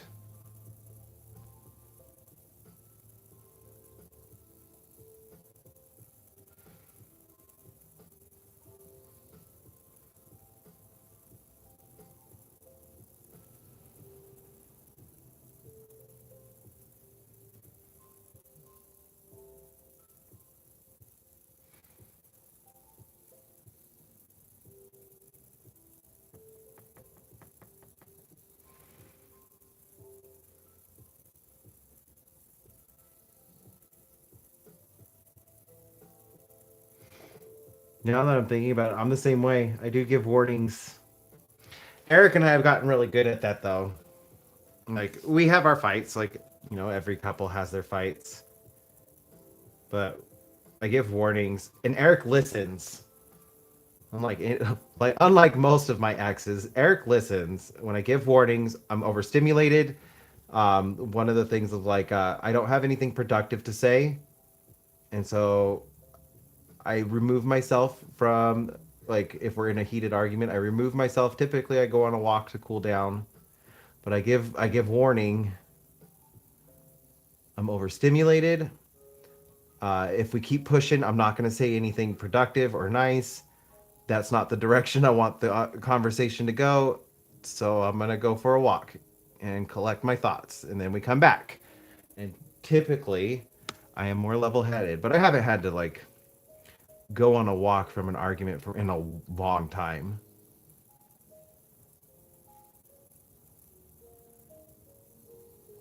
Eric and I don't typically push each other to that point where, like, we get into arguments.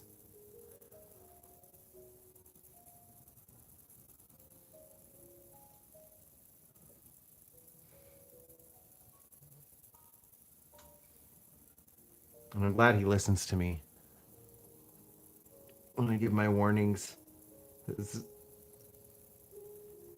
That's that's been different from any other relationship I've ever been in.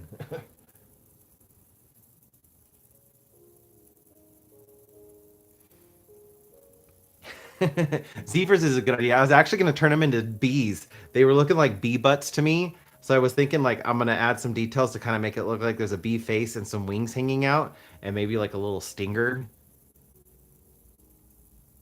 Zebras is another good one. I am going to make this painting weird.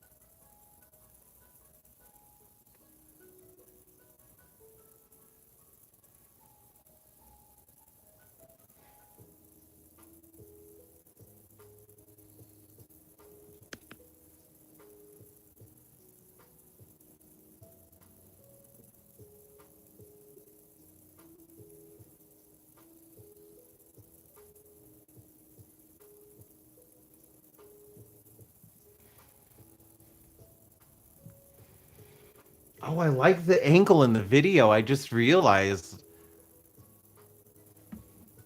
this is going to be a fun painting.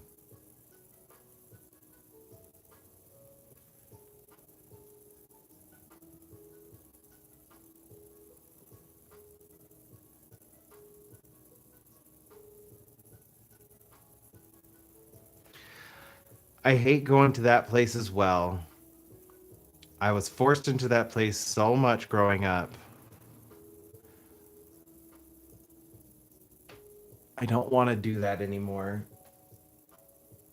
That's not who I am. I don't need to be that person. And I had to learn, like, I don't have to be that person. And even though I was trying in my early 20s when I was still like trying to figure things out and unlearn things that I had learned growing up that are not good for me or for others around me, like I kept finding people who wouldn't give me that.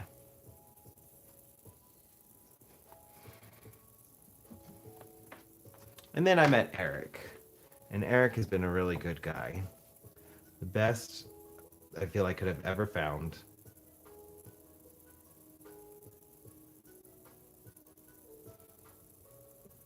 Took me a while to get used to like being with somebody who listened to me.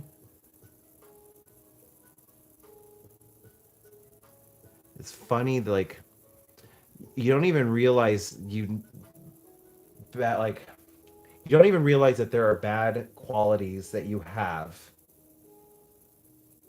and a lot of it's from like survival mode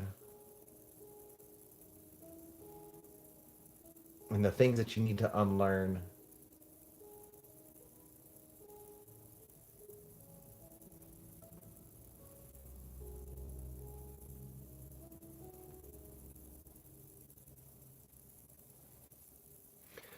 If I hadn't have found Eric, to tell you the truth, I probably would be single.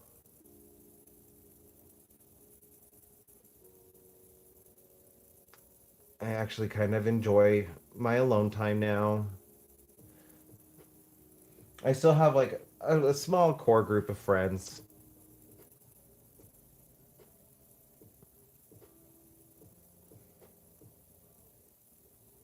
but definitely nothing like I used to have.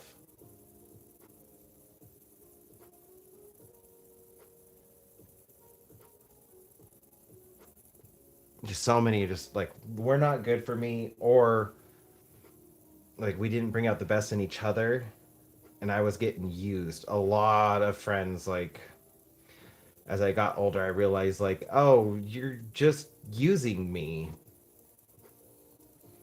This isn't a friendship. It's just using me. And that was really difficult to like come to terms with too, but as I was learning how to like fix myself, the boys might start barking. But as I was learning to fix myself, Baxter, hey, I know Daddy's home. You're excited.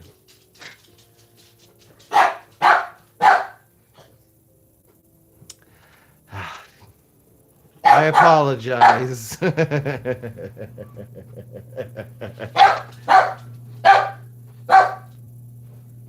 Give me a second to go let them into the garage. Go get it. Go get him. Go get him. Go get him. You stop barking.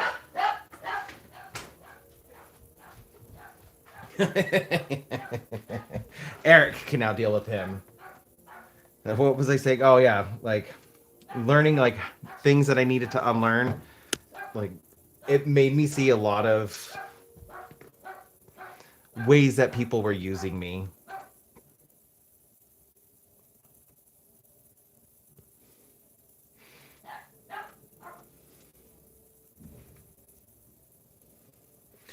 Thank you so much, Vex.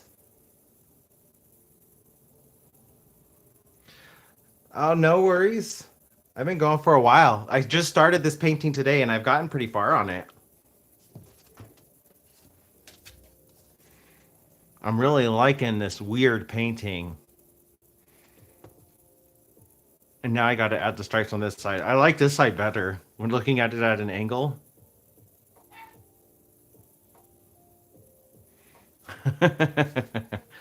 And now I got to do this side.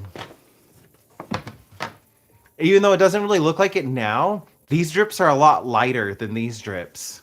And I'm going to do white stripes. And it's going to make these drips look so much darker.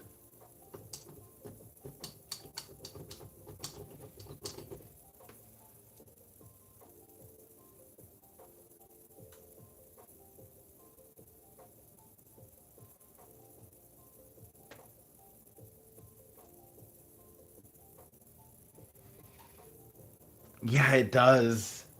It's a really cool effect. And that is okay, JB. There's nothing wrong with having your alone time. I've learned to enjoy my alone time. I get a lot done. I don't get into trouble. Okay, so now I gotta do these. I want to start on these drips. It might be easier to just do this side. That looks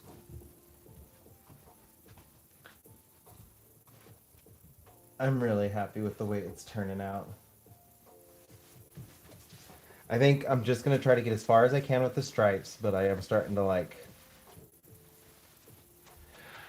I have been streaming now for 6 hours and 16 minutes.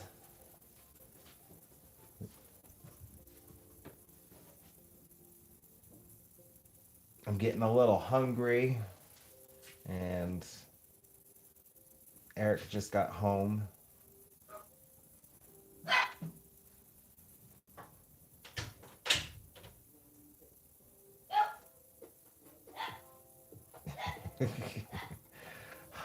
Baxter just gets so excited.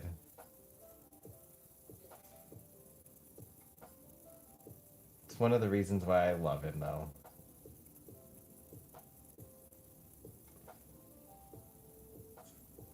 It is currently 5:30. Here, I have a little clock in my table.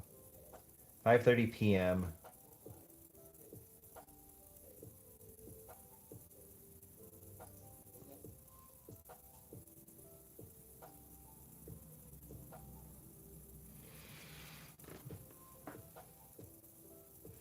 Oh, thank you, Riki.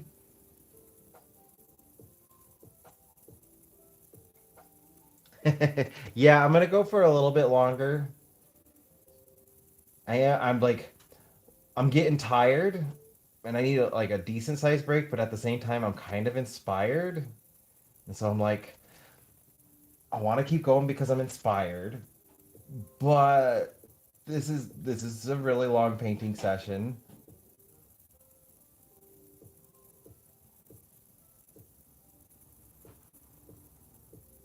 But at the same time, that's okay. And since people are here, I'm going to try to go live tomorrow.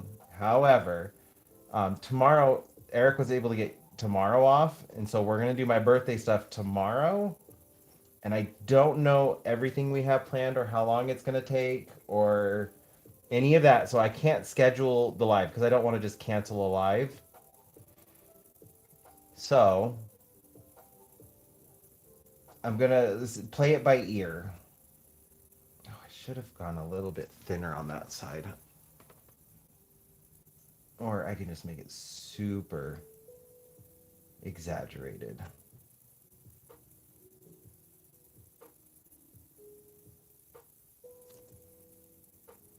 I think I'm just going to make it super exaggerated.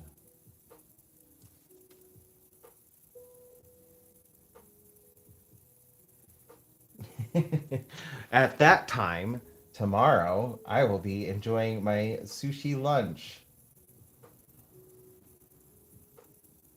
Because that is what I want for my birthday meal. And lunch hour for sushi time here is so much less. It's so much cheaper. You get the same amount of food at dinner time, but it's just so much cheaper.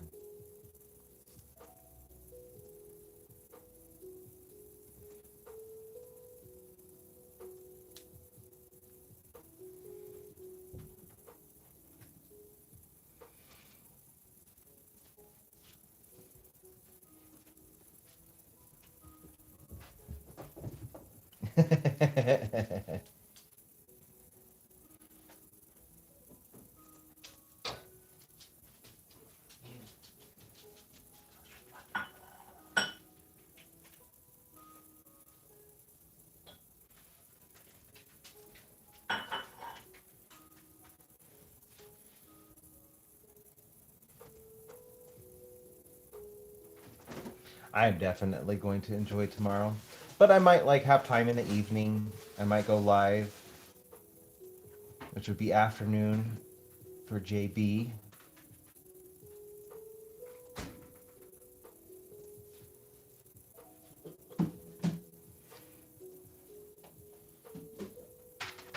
Because I do need to get this done. Like, I need to get this painting done for my niece's birthday next week. That is my priority.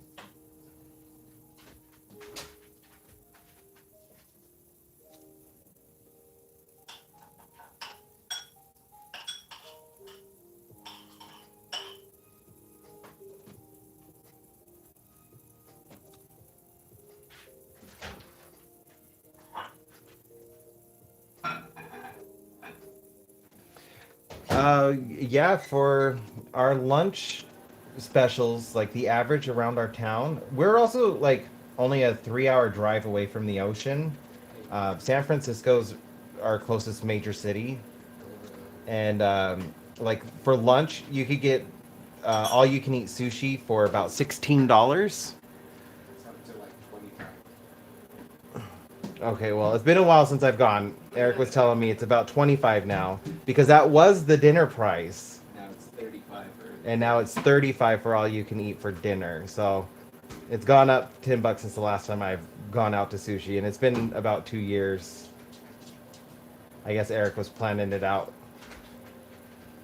Still not bad, but all you can eat sushi, you get what you want. It's the same thing for lunch and dinner. I'm gonna go at lunch. How's it going, Gray Cloud? I hope you have a wonderful day at work. About as good of a day as you can at work. You get armed pickup prison. Thank you. I'm having some fun with this one. It's gonna be weird. That's the theme of this painting is weird.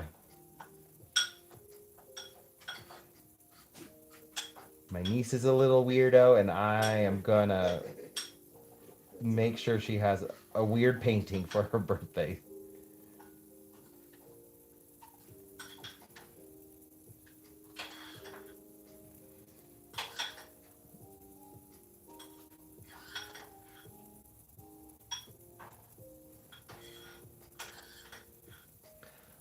I'm not sure what her favorite color is at the moment. Before it was Elsa blue, like that cold blue. She Frozen was her favorite Disney movie growing up. She loves Frozen. Still kind of does. So that was her favorite color for the longest time. But I kind of went with the opposite because this other painting I made for her is mainly yellow. So I just wanted to go with its uh, the opposite color, just so they like work well together.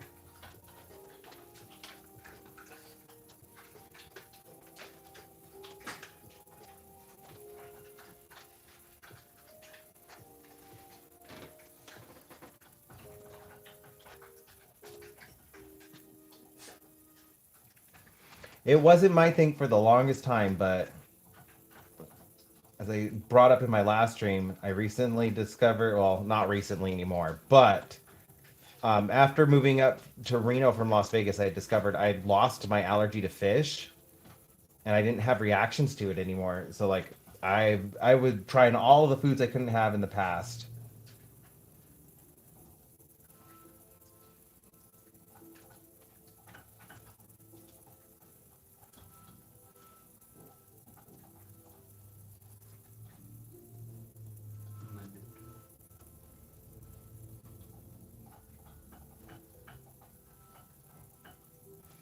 Weird is the best.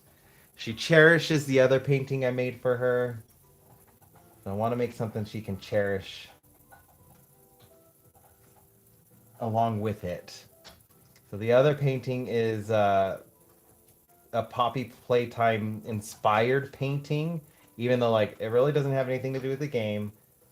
It's just an inspired painting mixing Poppy Playtime, her favorite character, Mama Longlegs, and this surreal world. And she has a new favorite character now, Doughy, like Play-Doh, Doughy. And it's time to make a new companion piece for the original painting I made her. I appreciate it, Gray Cloud. Thank you so much for stopping by. I've been having a good birthday. Painting is one of my favorite things, so getting to work on a fun painting like this is kind of perfect.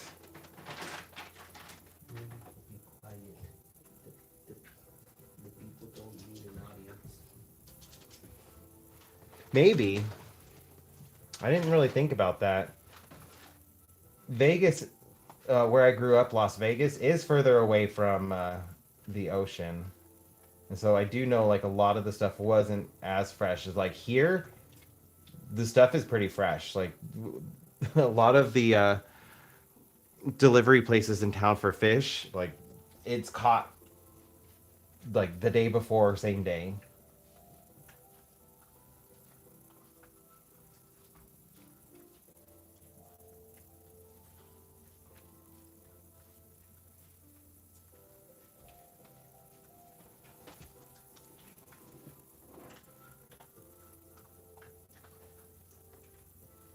And I know like a lot of the stuff in Vegas is just like because of all the buffets, everything is influenced by the buffets in Las Vegas. Like all of the restaurants in town were influenced by the buffets. So like maybe it was just like lower grade catches.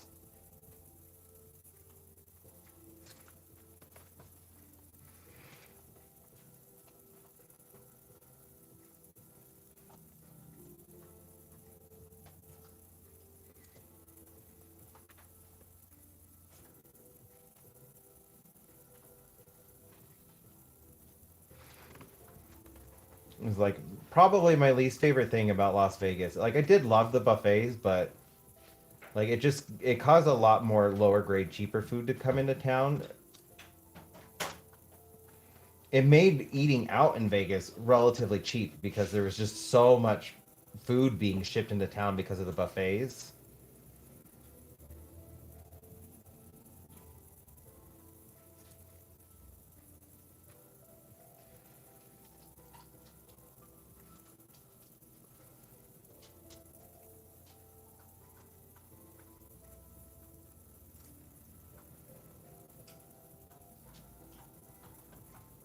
I'm gonna have to do multiple coats with this white.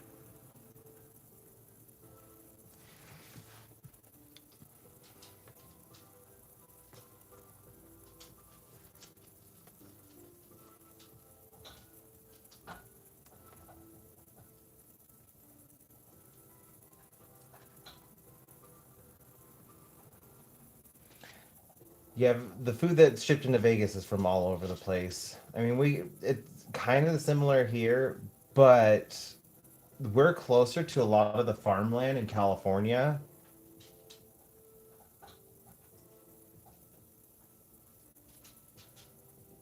So we're like one of the first stops for a lot of like the produce being shipped out.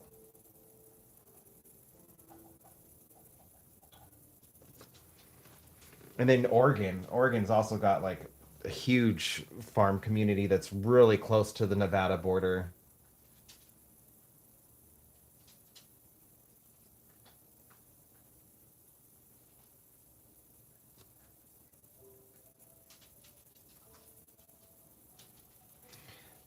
A lot closer than Vegas. Vegas is definitely like in the middle of the desert, and everything for like 9 hours around is just desert in every direction. Doesn't matter where you go.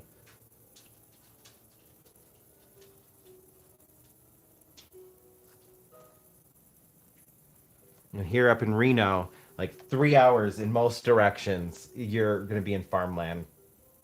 Well, okay, not most. If you head south or east, it's desert. But if you head west or north, it's farmland.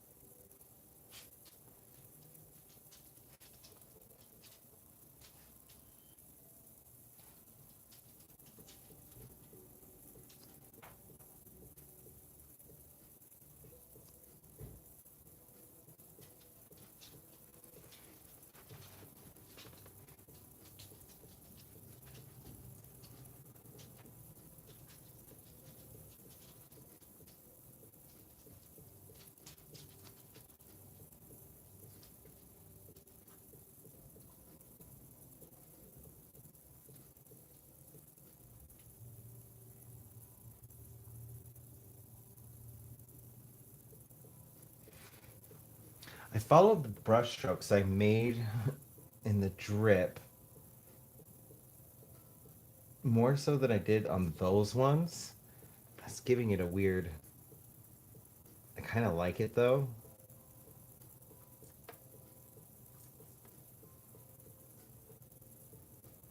but it is giving it a weird effect.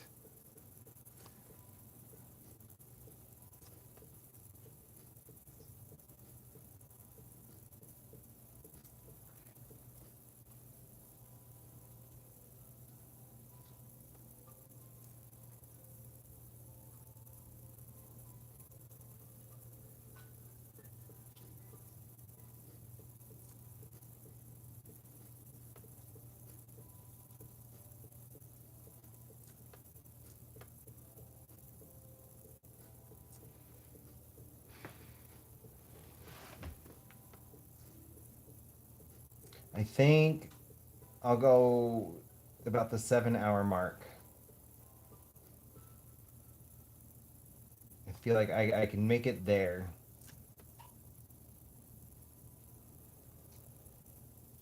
It's almost a full day's of work.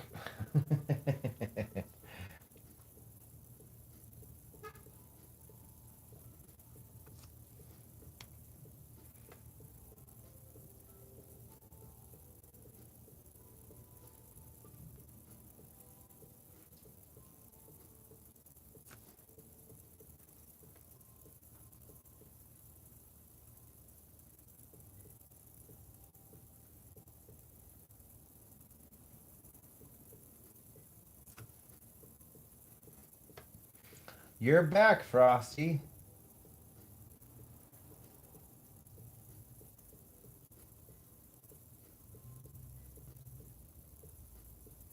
I realized you were gone because I asked you a question and I was like, oh, he popped out. I got a special birthday shiny in Legends ZA.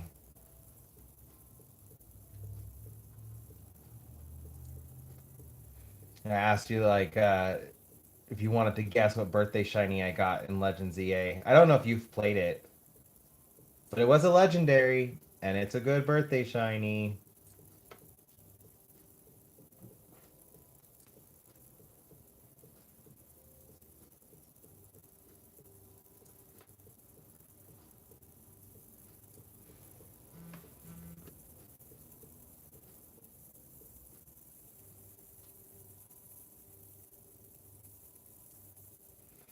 Nope.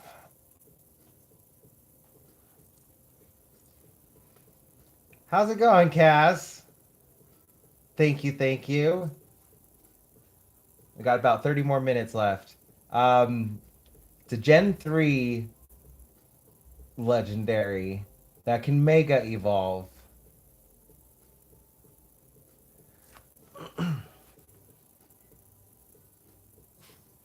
Not Kyogre. I got Latios, and it was my quickest hunt for a legendary shiny I have ever done. I found the special place to hunt for it yesterday, so I saved it for this morning. I got all ready, started my hunt, and on the ninth reset, I got it. I have never gotten a shiny legendary that quick. It was like it was meant to be for my birthday. Unfortunately, you can't shiny hunt Kyogre and Rayquaza or Groudon. The only legendaries you can shiny hunt in it are Cobalion, Terrakion, Virizion, and then Latias and Latios.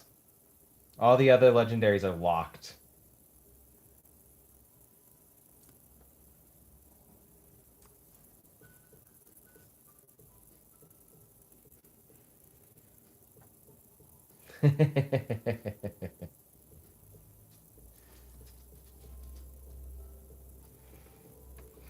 I don't know if you saw the message I sent you, Cass. But I did send you an update for your painting. I'm gonna probably be finishing this landscape within the next two lives.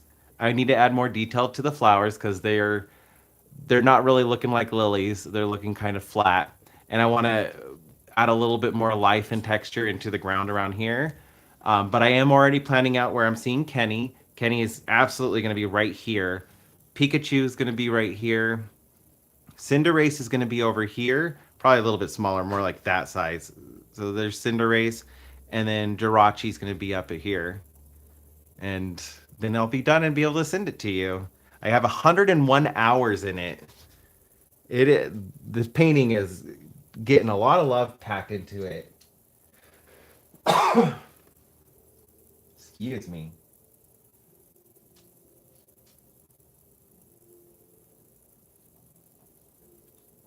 I am not. Is she live right now as well? When I finish this, I might have to just pop on over. Put it on while I make myself some dinner.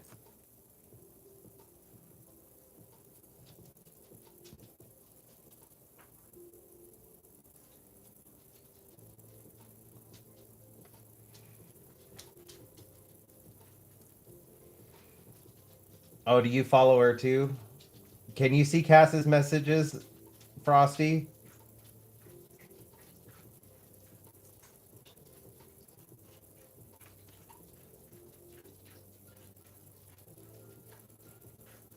Yeah, I get that.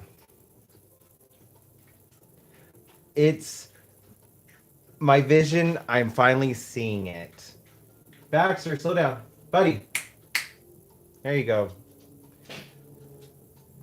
Like for a minute there with the bare tree, I wasn't really seeing the vision and I was struggling with it.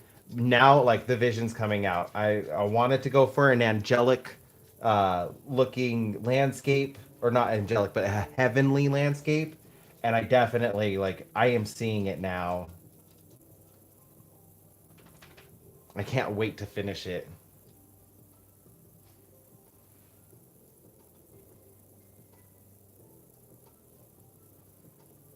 Oh, nice.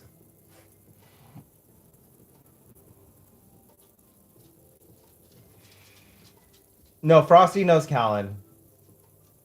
Frosty's been on many Pokemon Go hunts with Callan and I. Colin, Callan. I'm I'm always gonna put my foot in my mouth with that.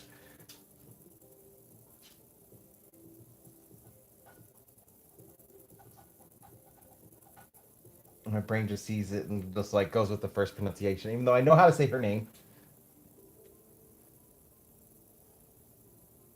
I do. It's Colin, but I don't know why I say Callan.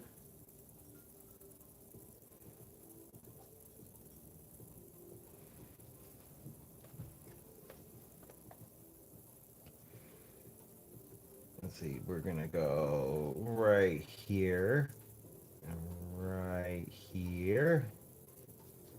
This painting I'm working on right now is for my niece. Her birthday's next week. And since I know I can get this done a lot faster than I could get your painting done, because I probably at minimum I still probably have about 30 more hours left in your painting. I wanted to get this like whipped out really quick.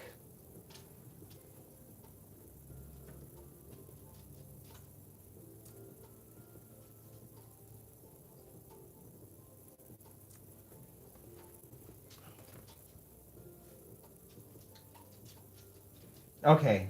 I don't feel so bad now. You guys are like best friends, and so if you mispronounced her name too, then I don't feel so bad.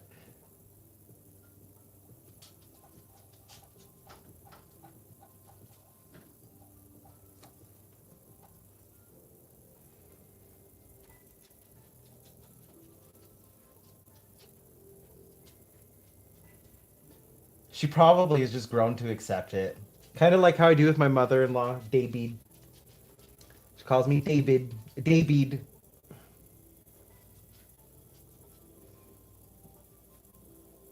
And I just treat it like a term of endearment now.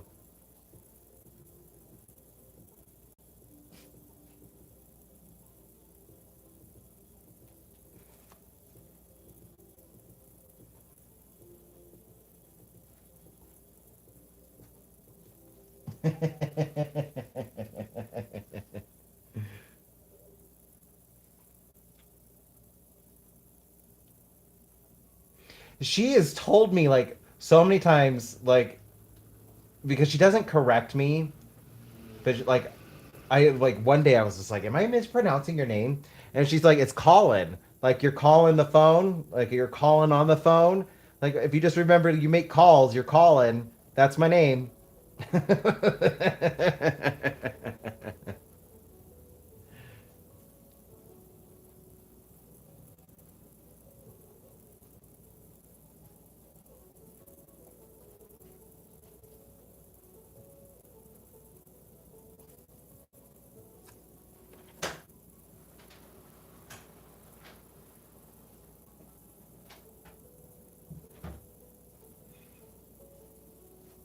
I even caught myself when I was saying it. I was like, "I'm saying it wrong," and I ignored it and still continued to say it wrong. Brain's going faster than my mouth.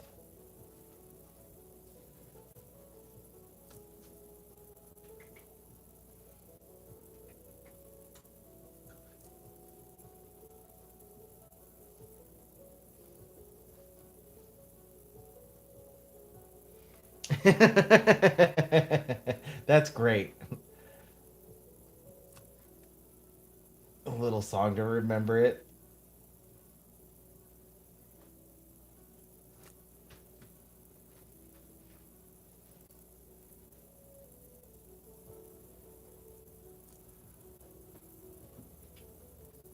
Whatever works, right?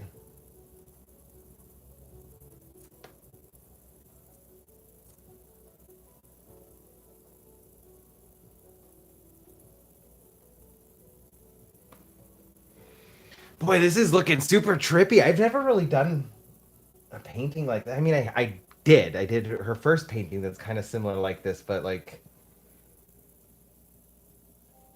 the stripes kind of feel like that kid from the popsicle commercial. The colors, Duke, the colors.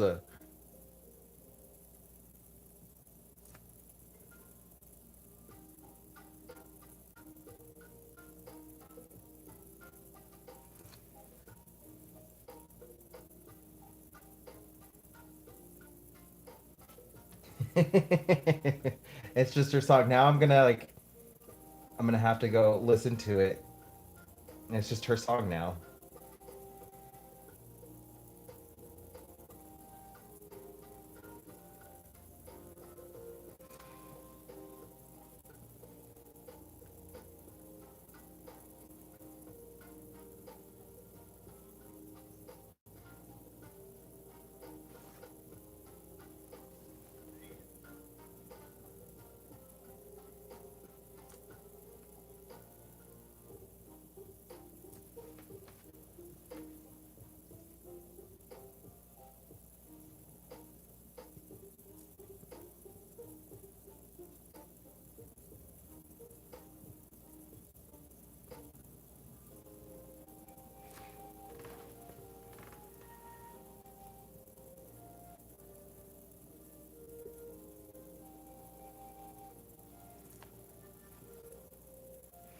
I'll maybe get the stripes done.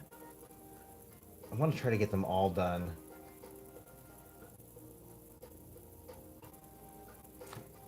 Just so like if I have time tomorrow, I can go live and finish, maybe finish it. I don't know, but try to tomorrow. If not, on Thursday. So then that way, I can still get another live in this week where I can work on your painting while editing and getting my video done. I'm almost done editing it. I have one final push. I know I have one final push. And I can get back in the swing of making my regular long videos.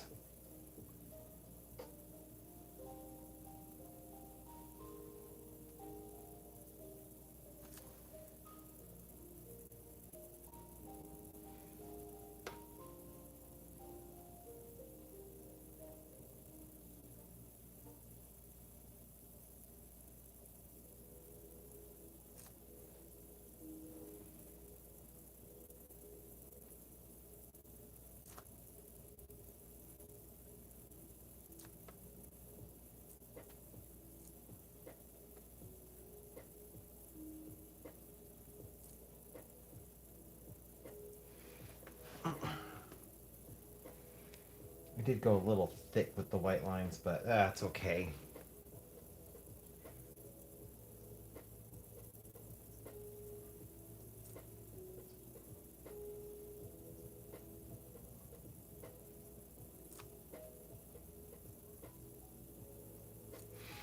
I still don't know which way is top, which way is up, and which way is down.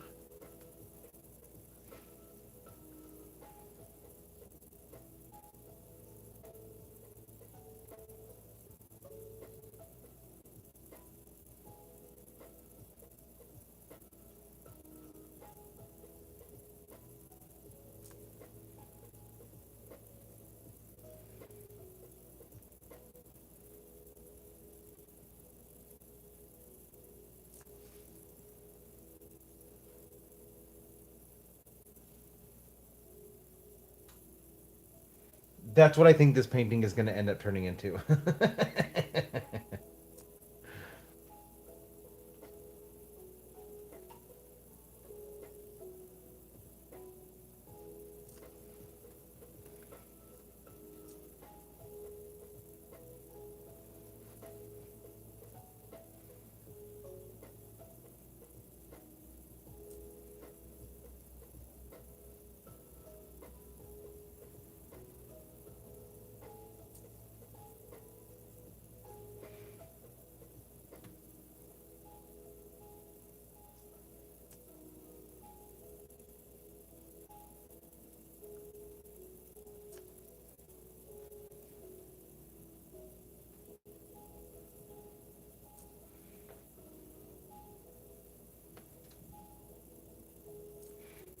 I need to work on this one too. I did something wonky right there, and I don't even know why.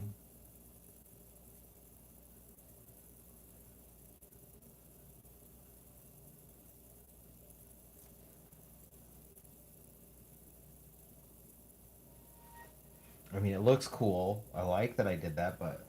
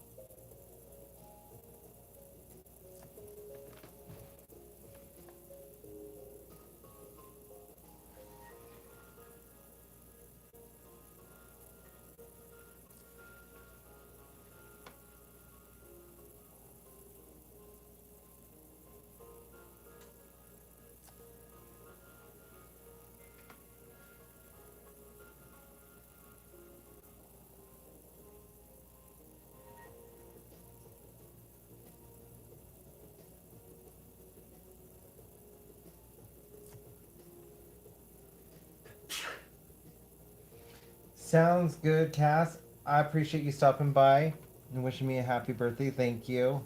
I hope you have a good day at work.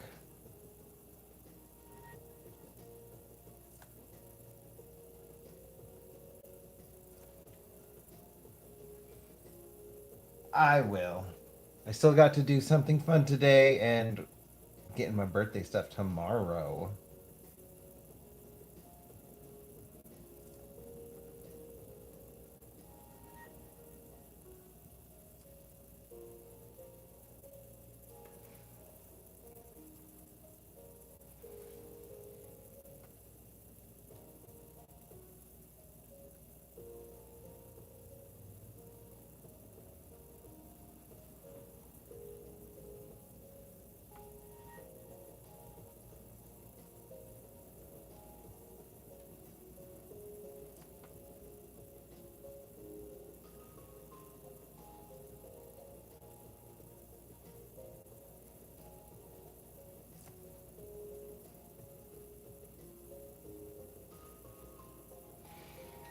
Colin,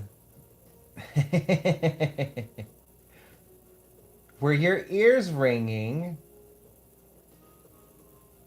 Well, I only got about like 10 more minutes left in me. I've been streaming for a really long time today.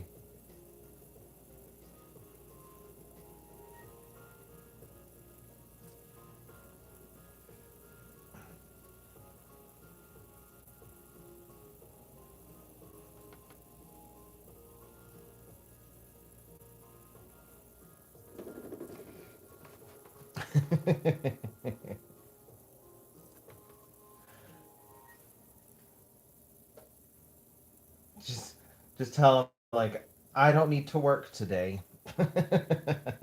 Only that's how it worked.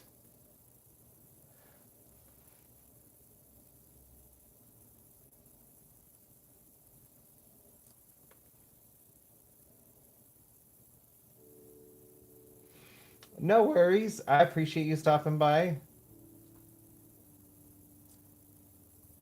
I had a really long stream today. Started this painting today, and it's taken a weird turn, but I'm loving it. I'm just going with the flow.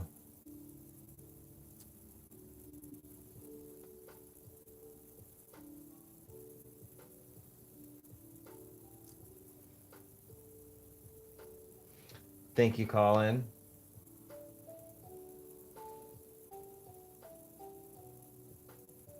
I appreciate it. I've had a pretty good birthday.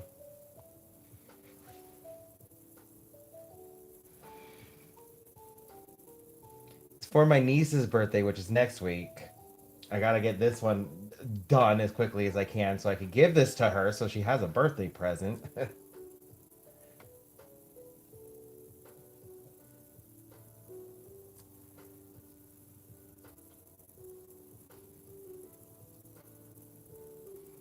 Oh, they kind of do, don't they? Yeah, I can see this. I got bees and zebras on one side and knee-high socks on the other side. San. Everybody's joining in. I was gonna get ready to end my stream. Now I feel like I can't end it. All the cool people are here. Right?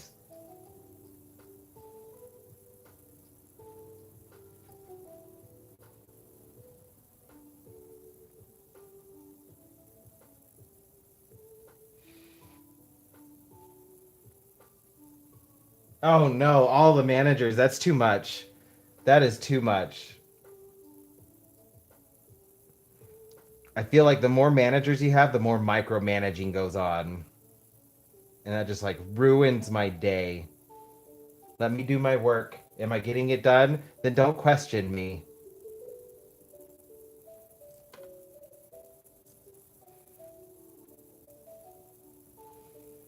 It's gonna be for my niece.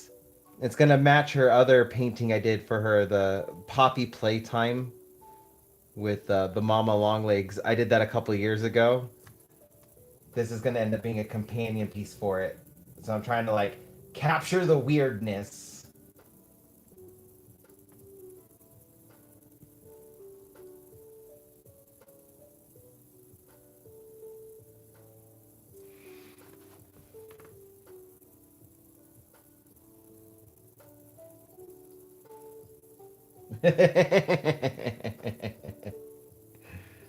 Got you, Frosty. Colin comes with receipts. She is ready to pull up those receipts.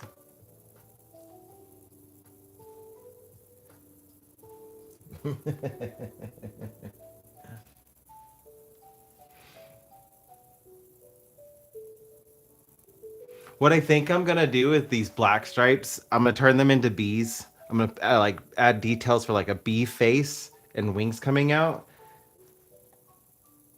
because that's weird, and I like that. I don't know if I'm gonna do the same thing to the this side. I don't know if I could turn them into socks. That would be interesting.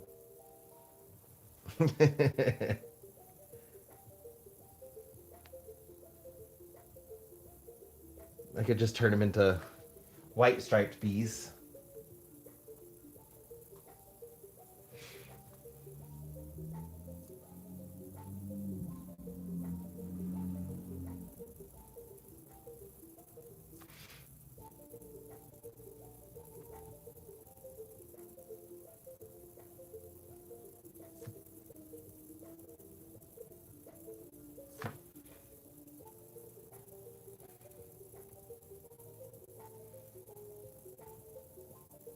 Let's see how far I can get with these stripes before I'm just done.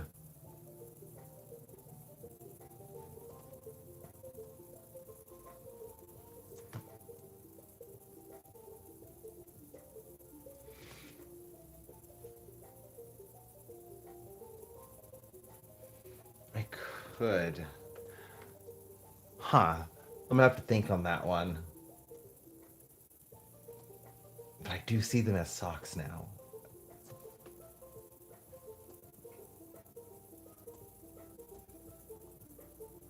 And that's weird.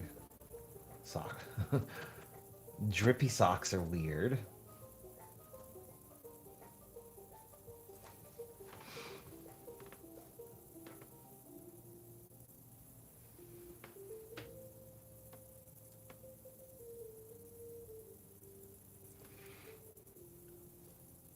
I'm bouncing all over the place.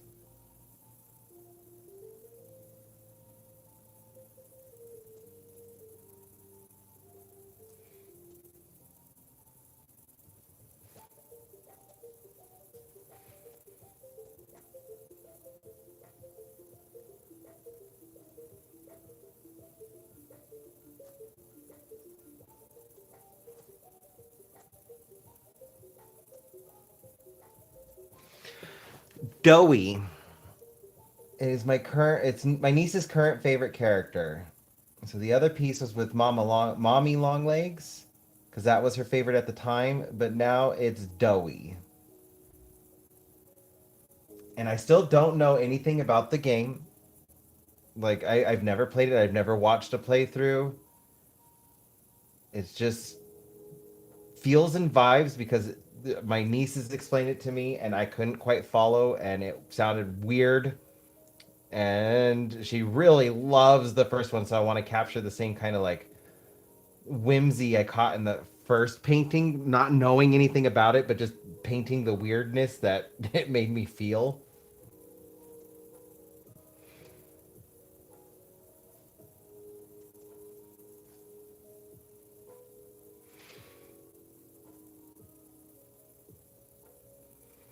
Like the first painting really doesn't have anything to do with the game, but it still works. From what I've been told from those that do play it, they're like, yeah, it still fits. So this is the first painting I did for her. And Huggy Wuggy's inside this giant mouth with a picnic going on the tongue. And there he is just waving from the inside, like, hi. And there's some flying cupcakes. And there's this weird lemon creature. I made her because my niece loves Cheez Its. And so I put her grabbing Cheez Its. And her mouth was like one of the most fun things I've ever painted because it looks like she's going, Cheez Its. Just the way she say, like the way it looks. And then there's this like flying owl bird thing with like the wings kind of turn into fins. It's got squid eyes and a nose, and it pooped out dice. And then of course like there's Mommy Longlegs. And my niece loves it. Like everybody I've showed it to, they're like, it fits the game. It's not about the game, but it does fit the game very well. So it makes me like very happy that even though I don't know anything about the game, I still kind of captured it. And I'm trying to do like something similar with this so they can look like companion pieces.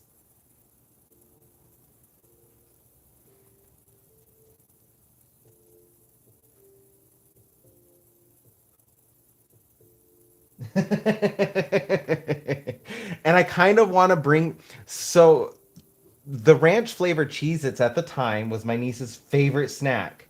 Well, now it's hot Cheetos.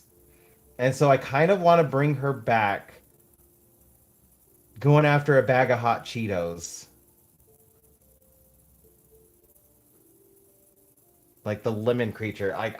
She just a lemon with eyes with giant eyelashes, an elephant trunk, and an arm coming out of the elephant trunk. Is a very weird creature, but I kind of love how weird she is. Sure, I'll take a fact.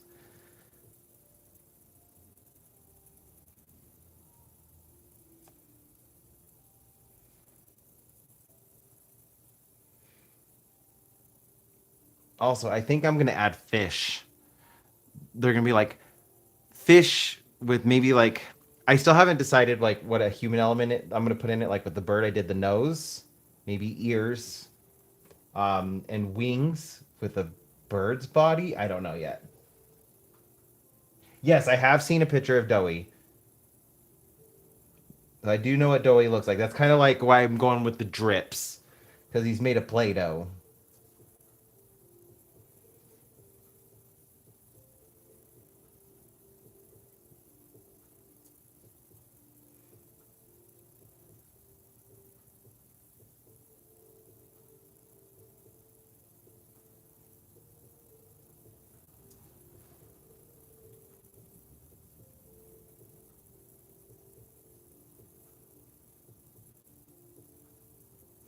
Oh, I did not know that.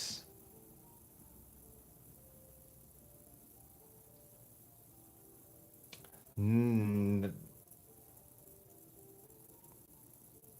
Huh. I wonder how I can incorporate that knowledge now.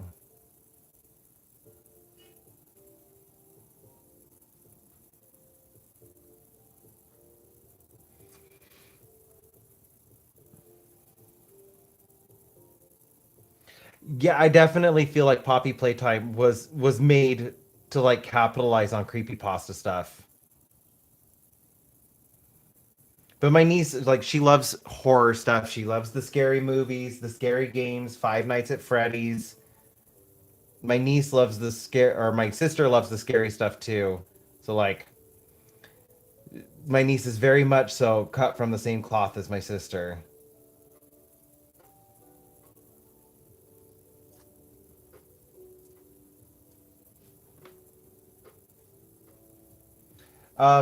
I do know that in Poppy Playtime, the creatures are possessed by people who have passed away.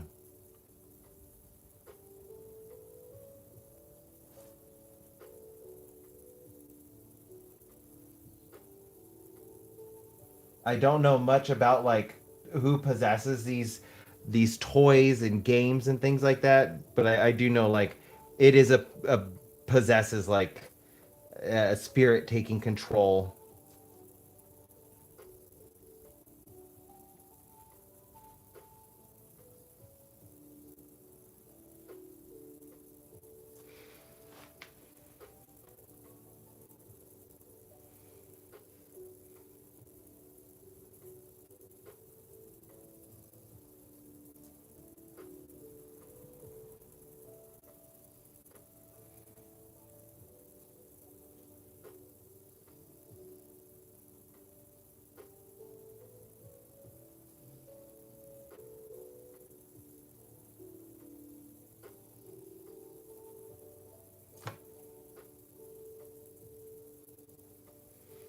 Thank you for stopping by, San, and sending your birthday wishes. I appreciate it. You might be able to catch a live soon where you're going to see me working on a special painting regarding messages I sent you. I know it's a little late, but I have an idea. I got it earlier and I was thinking about that, and I might do it in live too. But I'll message you about that later.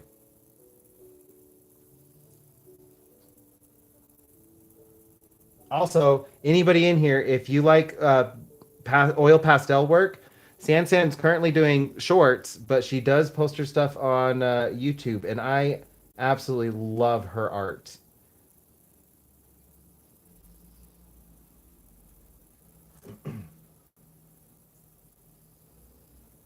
And Xena, Callan, and Frosty all are do games and live streams with games. So if you're into that kind of stuff too, you could give them a follow or a subscribe because they're a fun group of people.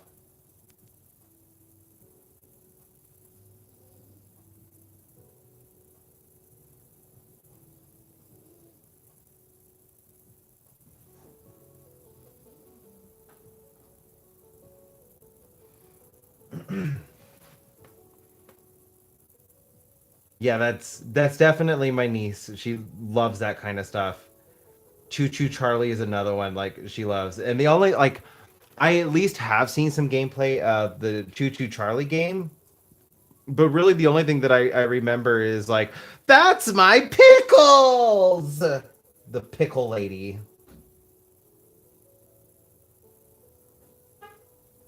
It's like my sister's favorite character is the pickle lady.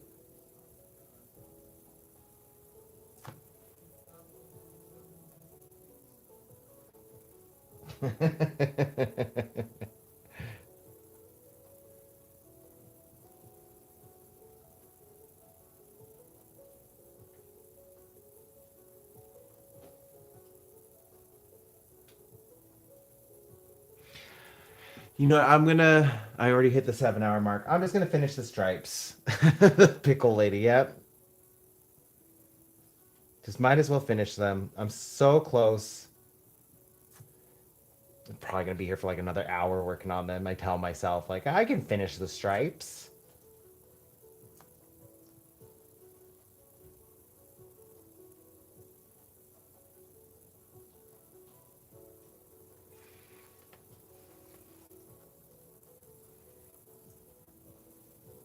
I am still going. I want to try to get as much done as I possibly can.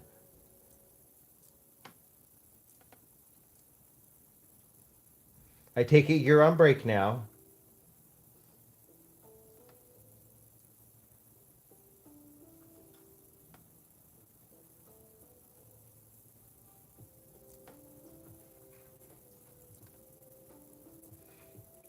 However, I am getting hungry. I gotta say, I am getting famished a bit.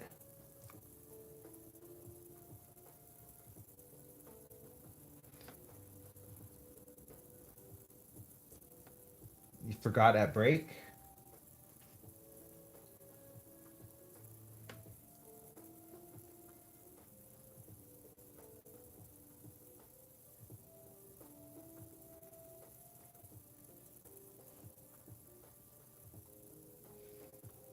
You can say what your supper is.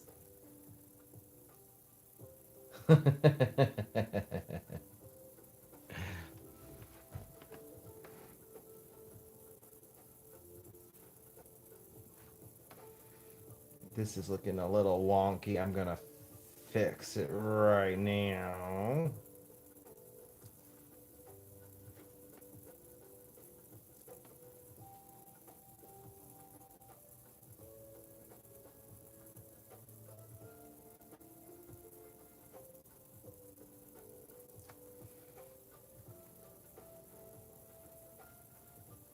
It's probably gonna be better than what my dinner's gonna be. I mean, I'm not gonna have a bad dinner,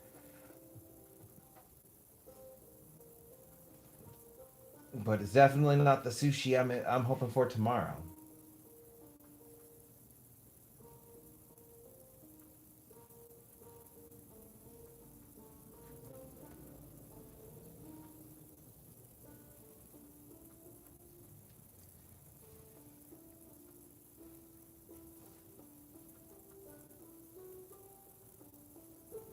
Ooh, that sounds pretty good. Eric just got imitation crab, but I'm doing sushi tomorrow. I have leftover spaghetti. It's not really like spaghetti, it's just pasta, but it's just leftovers.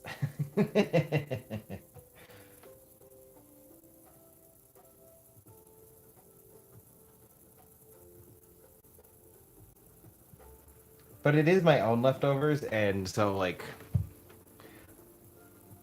I do enjoy cooking, and I like my cooking.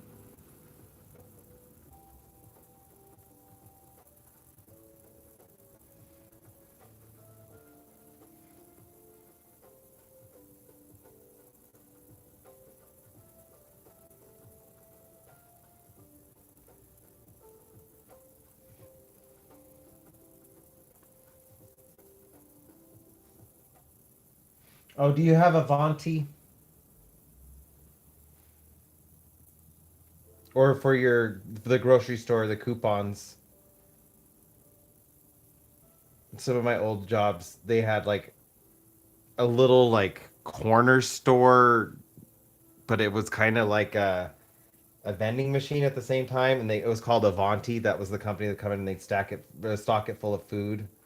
You get fresh food, drinks, that kind of stuff, and you could use points on it. Like you could earn points and then use it for food.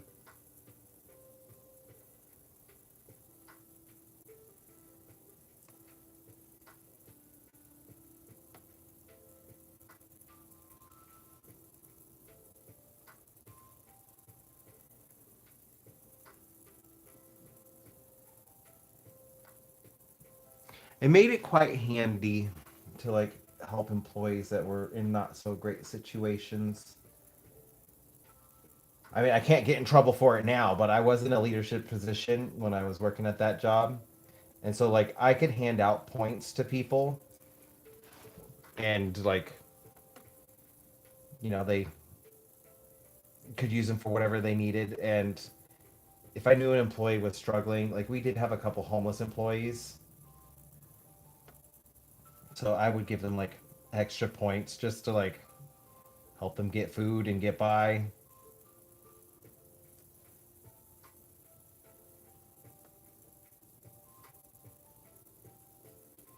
Could have gotten in trouble for it at the time, but like I really didn't care.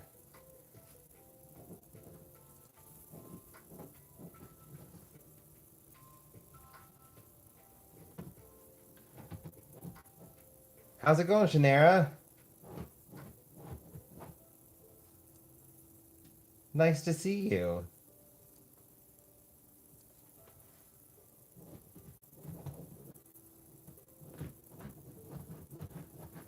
I am coming up towards the end, but I'm gonna try to get as much done of these white stripes as possible. I have been going live for about 7 hours, a little over 7 hours now.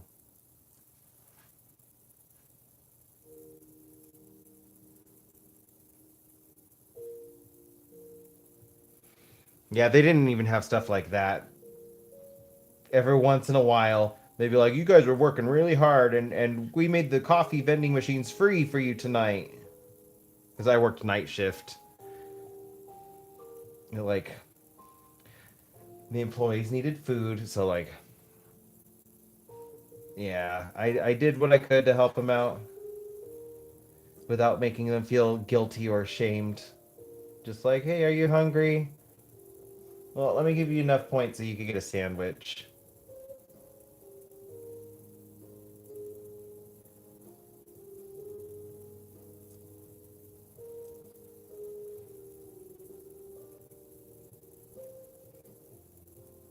I am glad to see that. Hopefully, things start getting a little more mellowed out for you, and they figure out exactly what the issues are so they can treat them.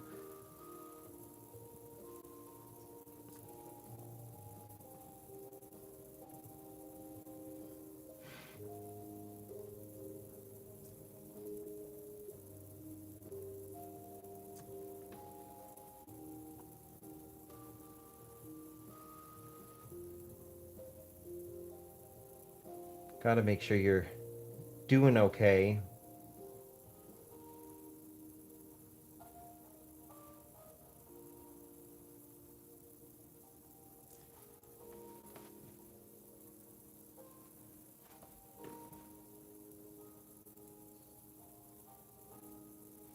And a little more white. What does that look for? Baxter's over there giving me a stink eye.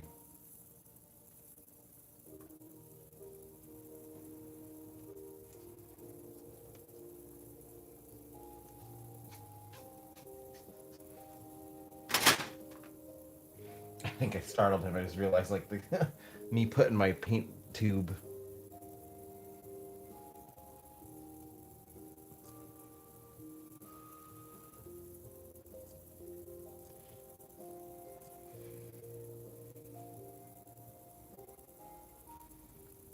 Sounds good, Colin.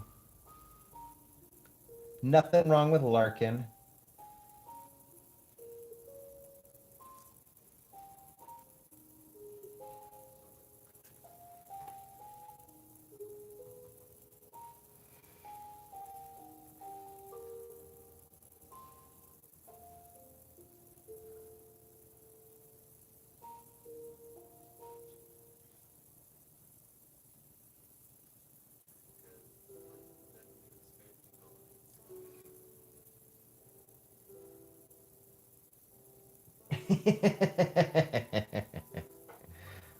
Moon doesn't understand. Not all people food can be eaten by dogs.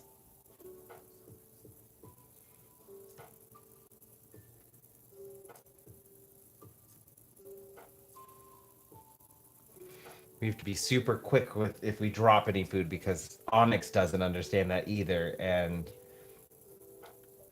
he will willingly put himself at the vet in the vet hospital for stomach issues if we don't act quick.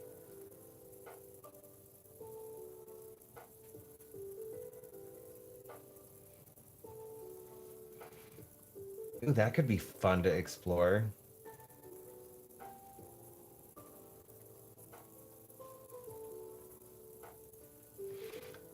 I went a little too close. I need to separate this back out.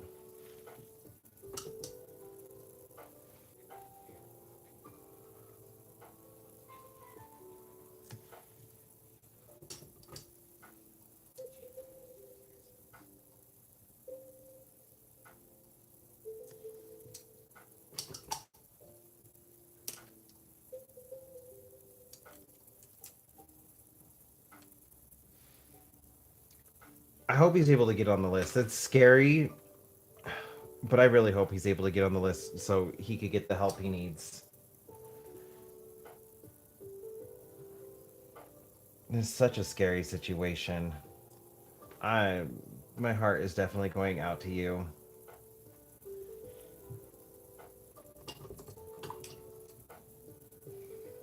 I've only ever had one friend who was accepted onto a transplant list. My cousin Jen was told her liver went out on her just drinking, and was told like she would have they'll put her on the transplant list if she stops drinking, but she couldn't stop drinking, so they never put her on the list. And then the other friend got a kidney, and it was just months and months and months of testing just to make sure the body was taking the kidney.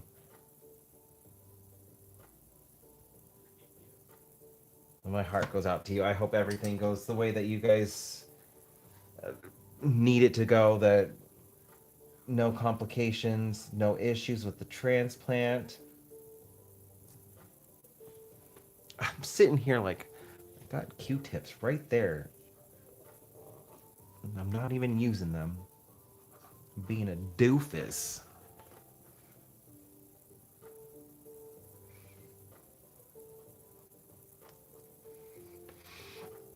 There we go.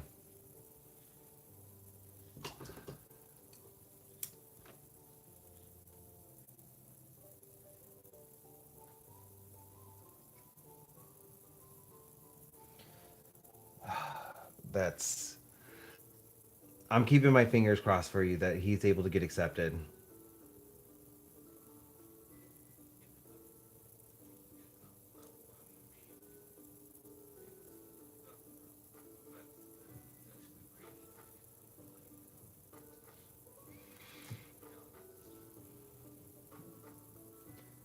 I'll light a candle for you tonight. I don't practice anything, but I do light candles for as like a way that I pray for others. I'll light a candle for you. Send all the healing thoughts and vibes I can your way.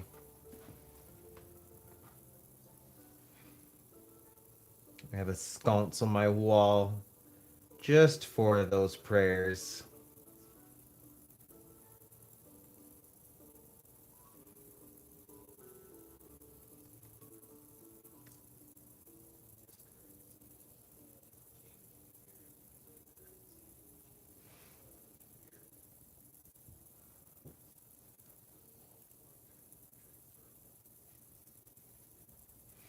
It is okay. There are some things in life that are more important than silly art projects. And that is definitely something that is a little bit more important. Your health is very important. Your mental health is very important. You don't even ever need to apologize or explain like why you have been absent. There's never any expectations for people to engage with my stuff. I find it less stressful too to not put those kinds of expectations on others. If people enjoy my work and my art, then that makes me happy. That's all I could ask for.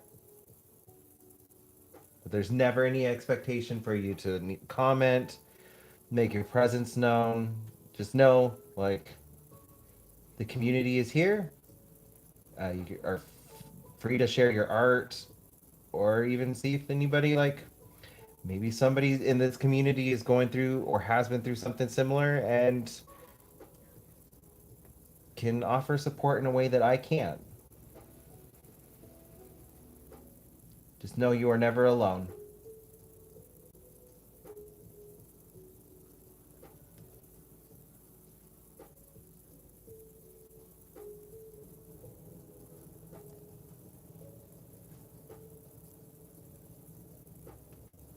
That's why I do art. It keeps me sane, keeps me grounded.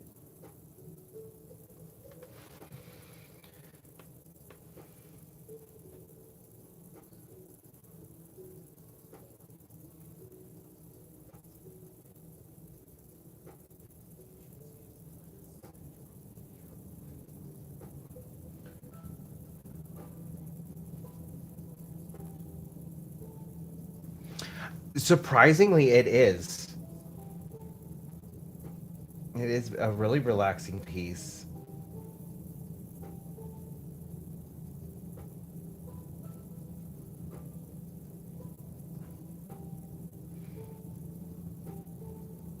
Definitely gonna need to do more pieces with like this kind of like stripes.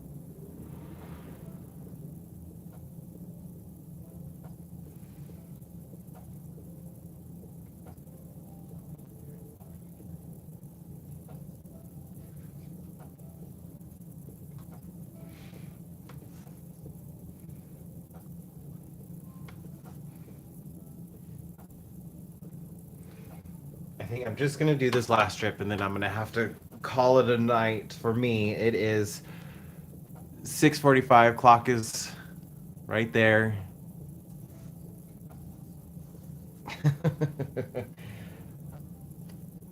I'm just starting to hit my limit. About 7.5 hours. Yeah, 7.5 hours for a stream. Not bad. At least I know now that I can do it, right? I can plan some more in the future.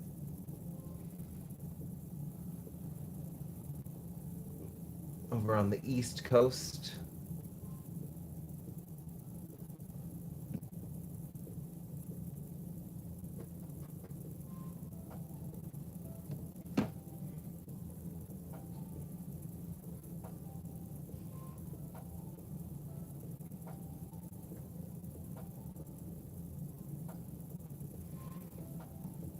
Oh, Central's okay. Not quite the East Coast. Yeah, I'm getting hungry, and I need to go for a walk, stretch out a little bit. I took two like 10-minute breaks. So I did take my breaks. I was still looking out for myself because you don't want to overdo it. Even if you're doing something you love, you don't want to overdo it.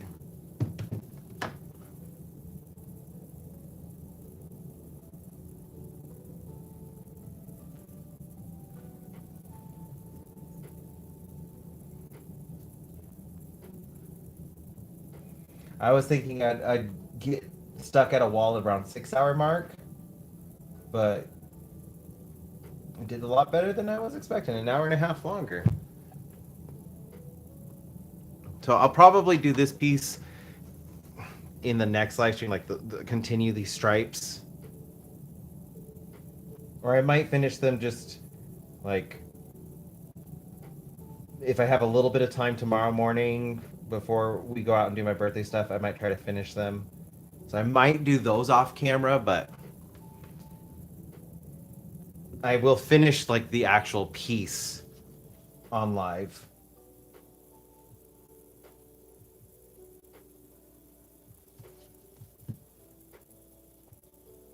And then going right back into Cass's painting, the memorial painting I'm doing.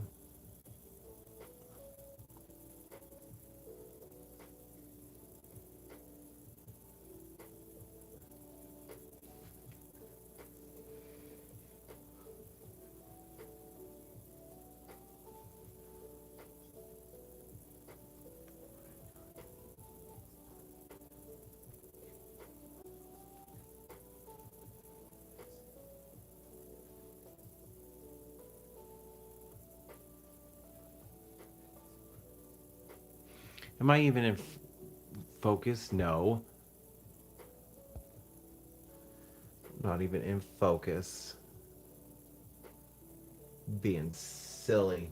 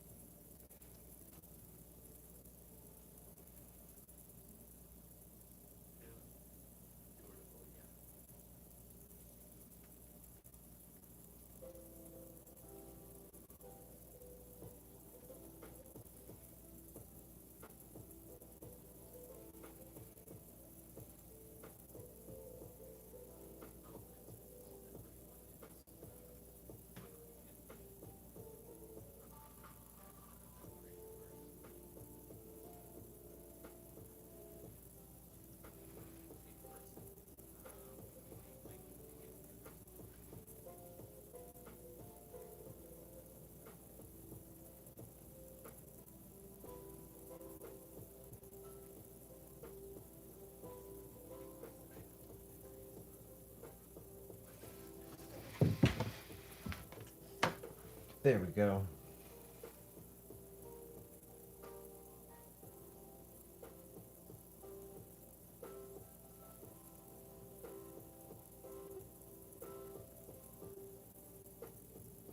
Just needed to get around that the little corner.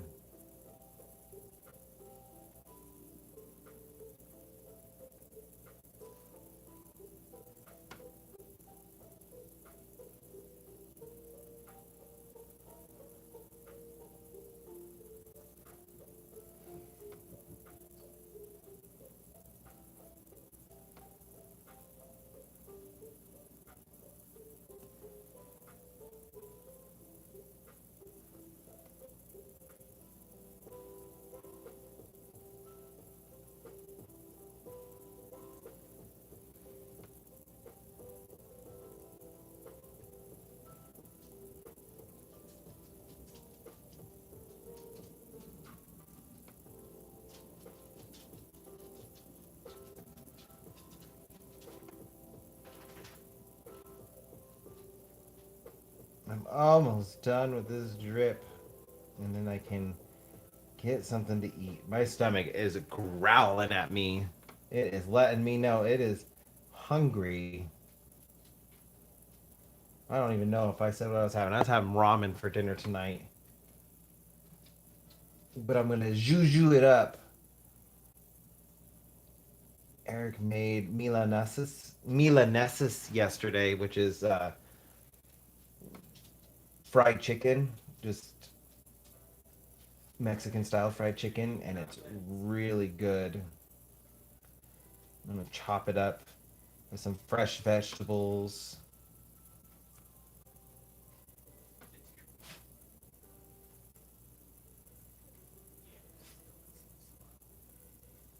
Why are you huffing and puffing over there?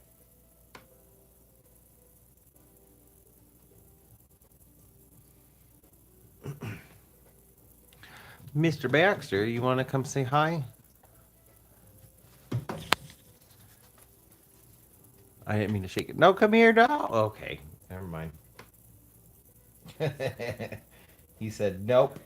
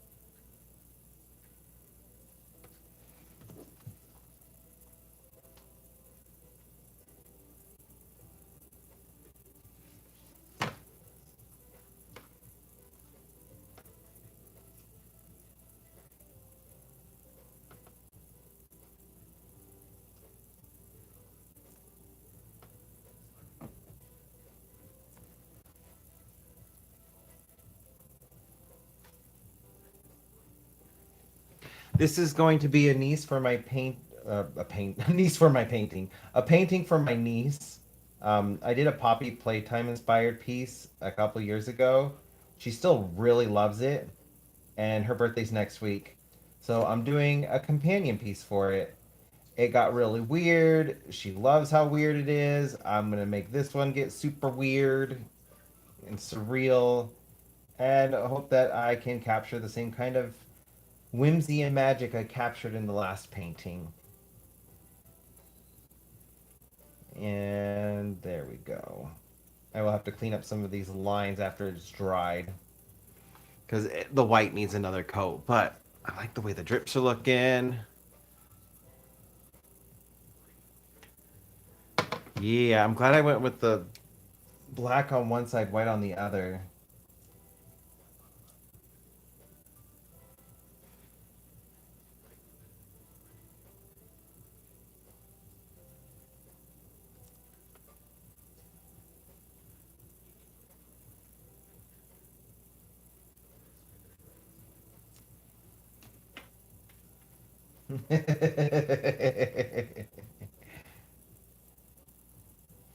I'm I'm gonna have to tell her that when I give it to her. I'm like, you're just the niece I need for my painting. You're like, Uncle Aaron, I'm your only niece. FYI, because I just realized I said it. My family nickname is Aaron because I am a second, and so I have a family nickname. Everybody outside of my family calls me David or Yeti. Everybody in my family calls me Aaron. So that's where that came from. Which works. It totally works for the game Poppy Playtime because it's about toys and games getting possessed. She likes scary stuff. So it totally works.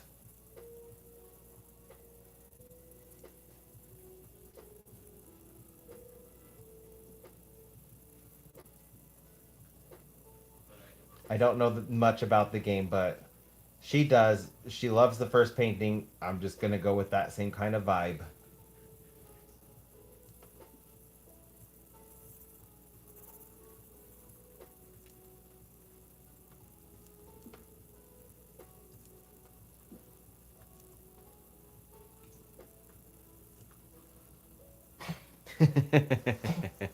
All right. I think I need to go ahead and stop so I can eat, stretch, do all that fun stuff. It has been really enjoyable chatting with everybody who has stopped by. That's what I'm hoping my niece does. Is I'm hoping she perfects her weirdness over the years, and she's an artist as well, so she's hopefully gonna be weird.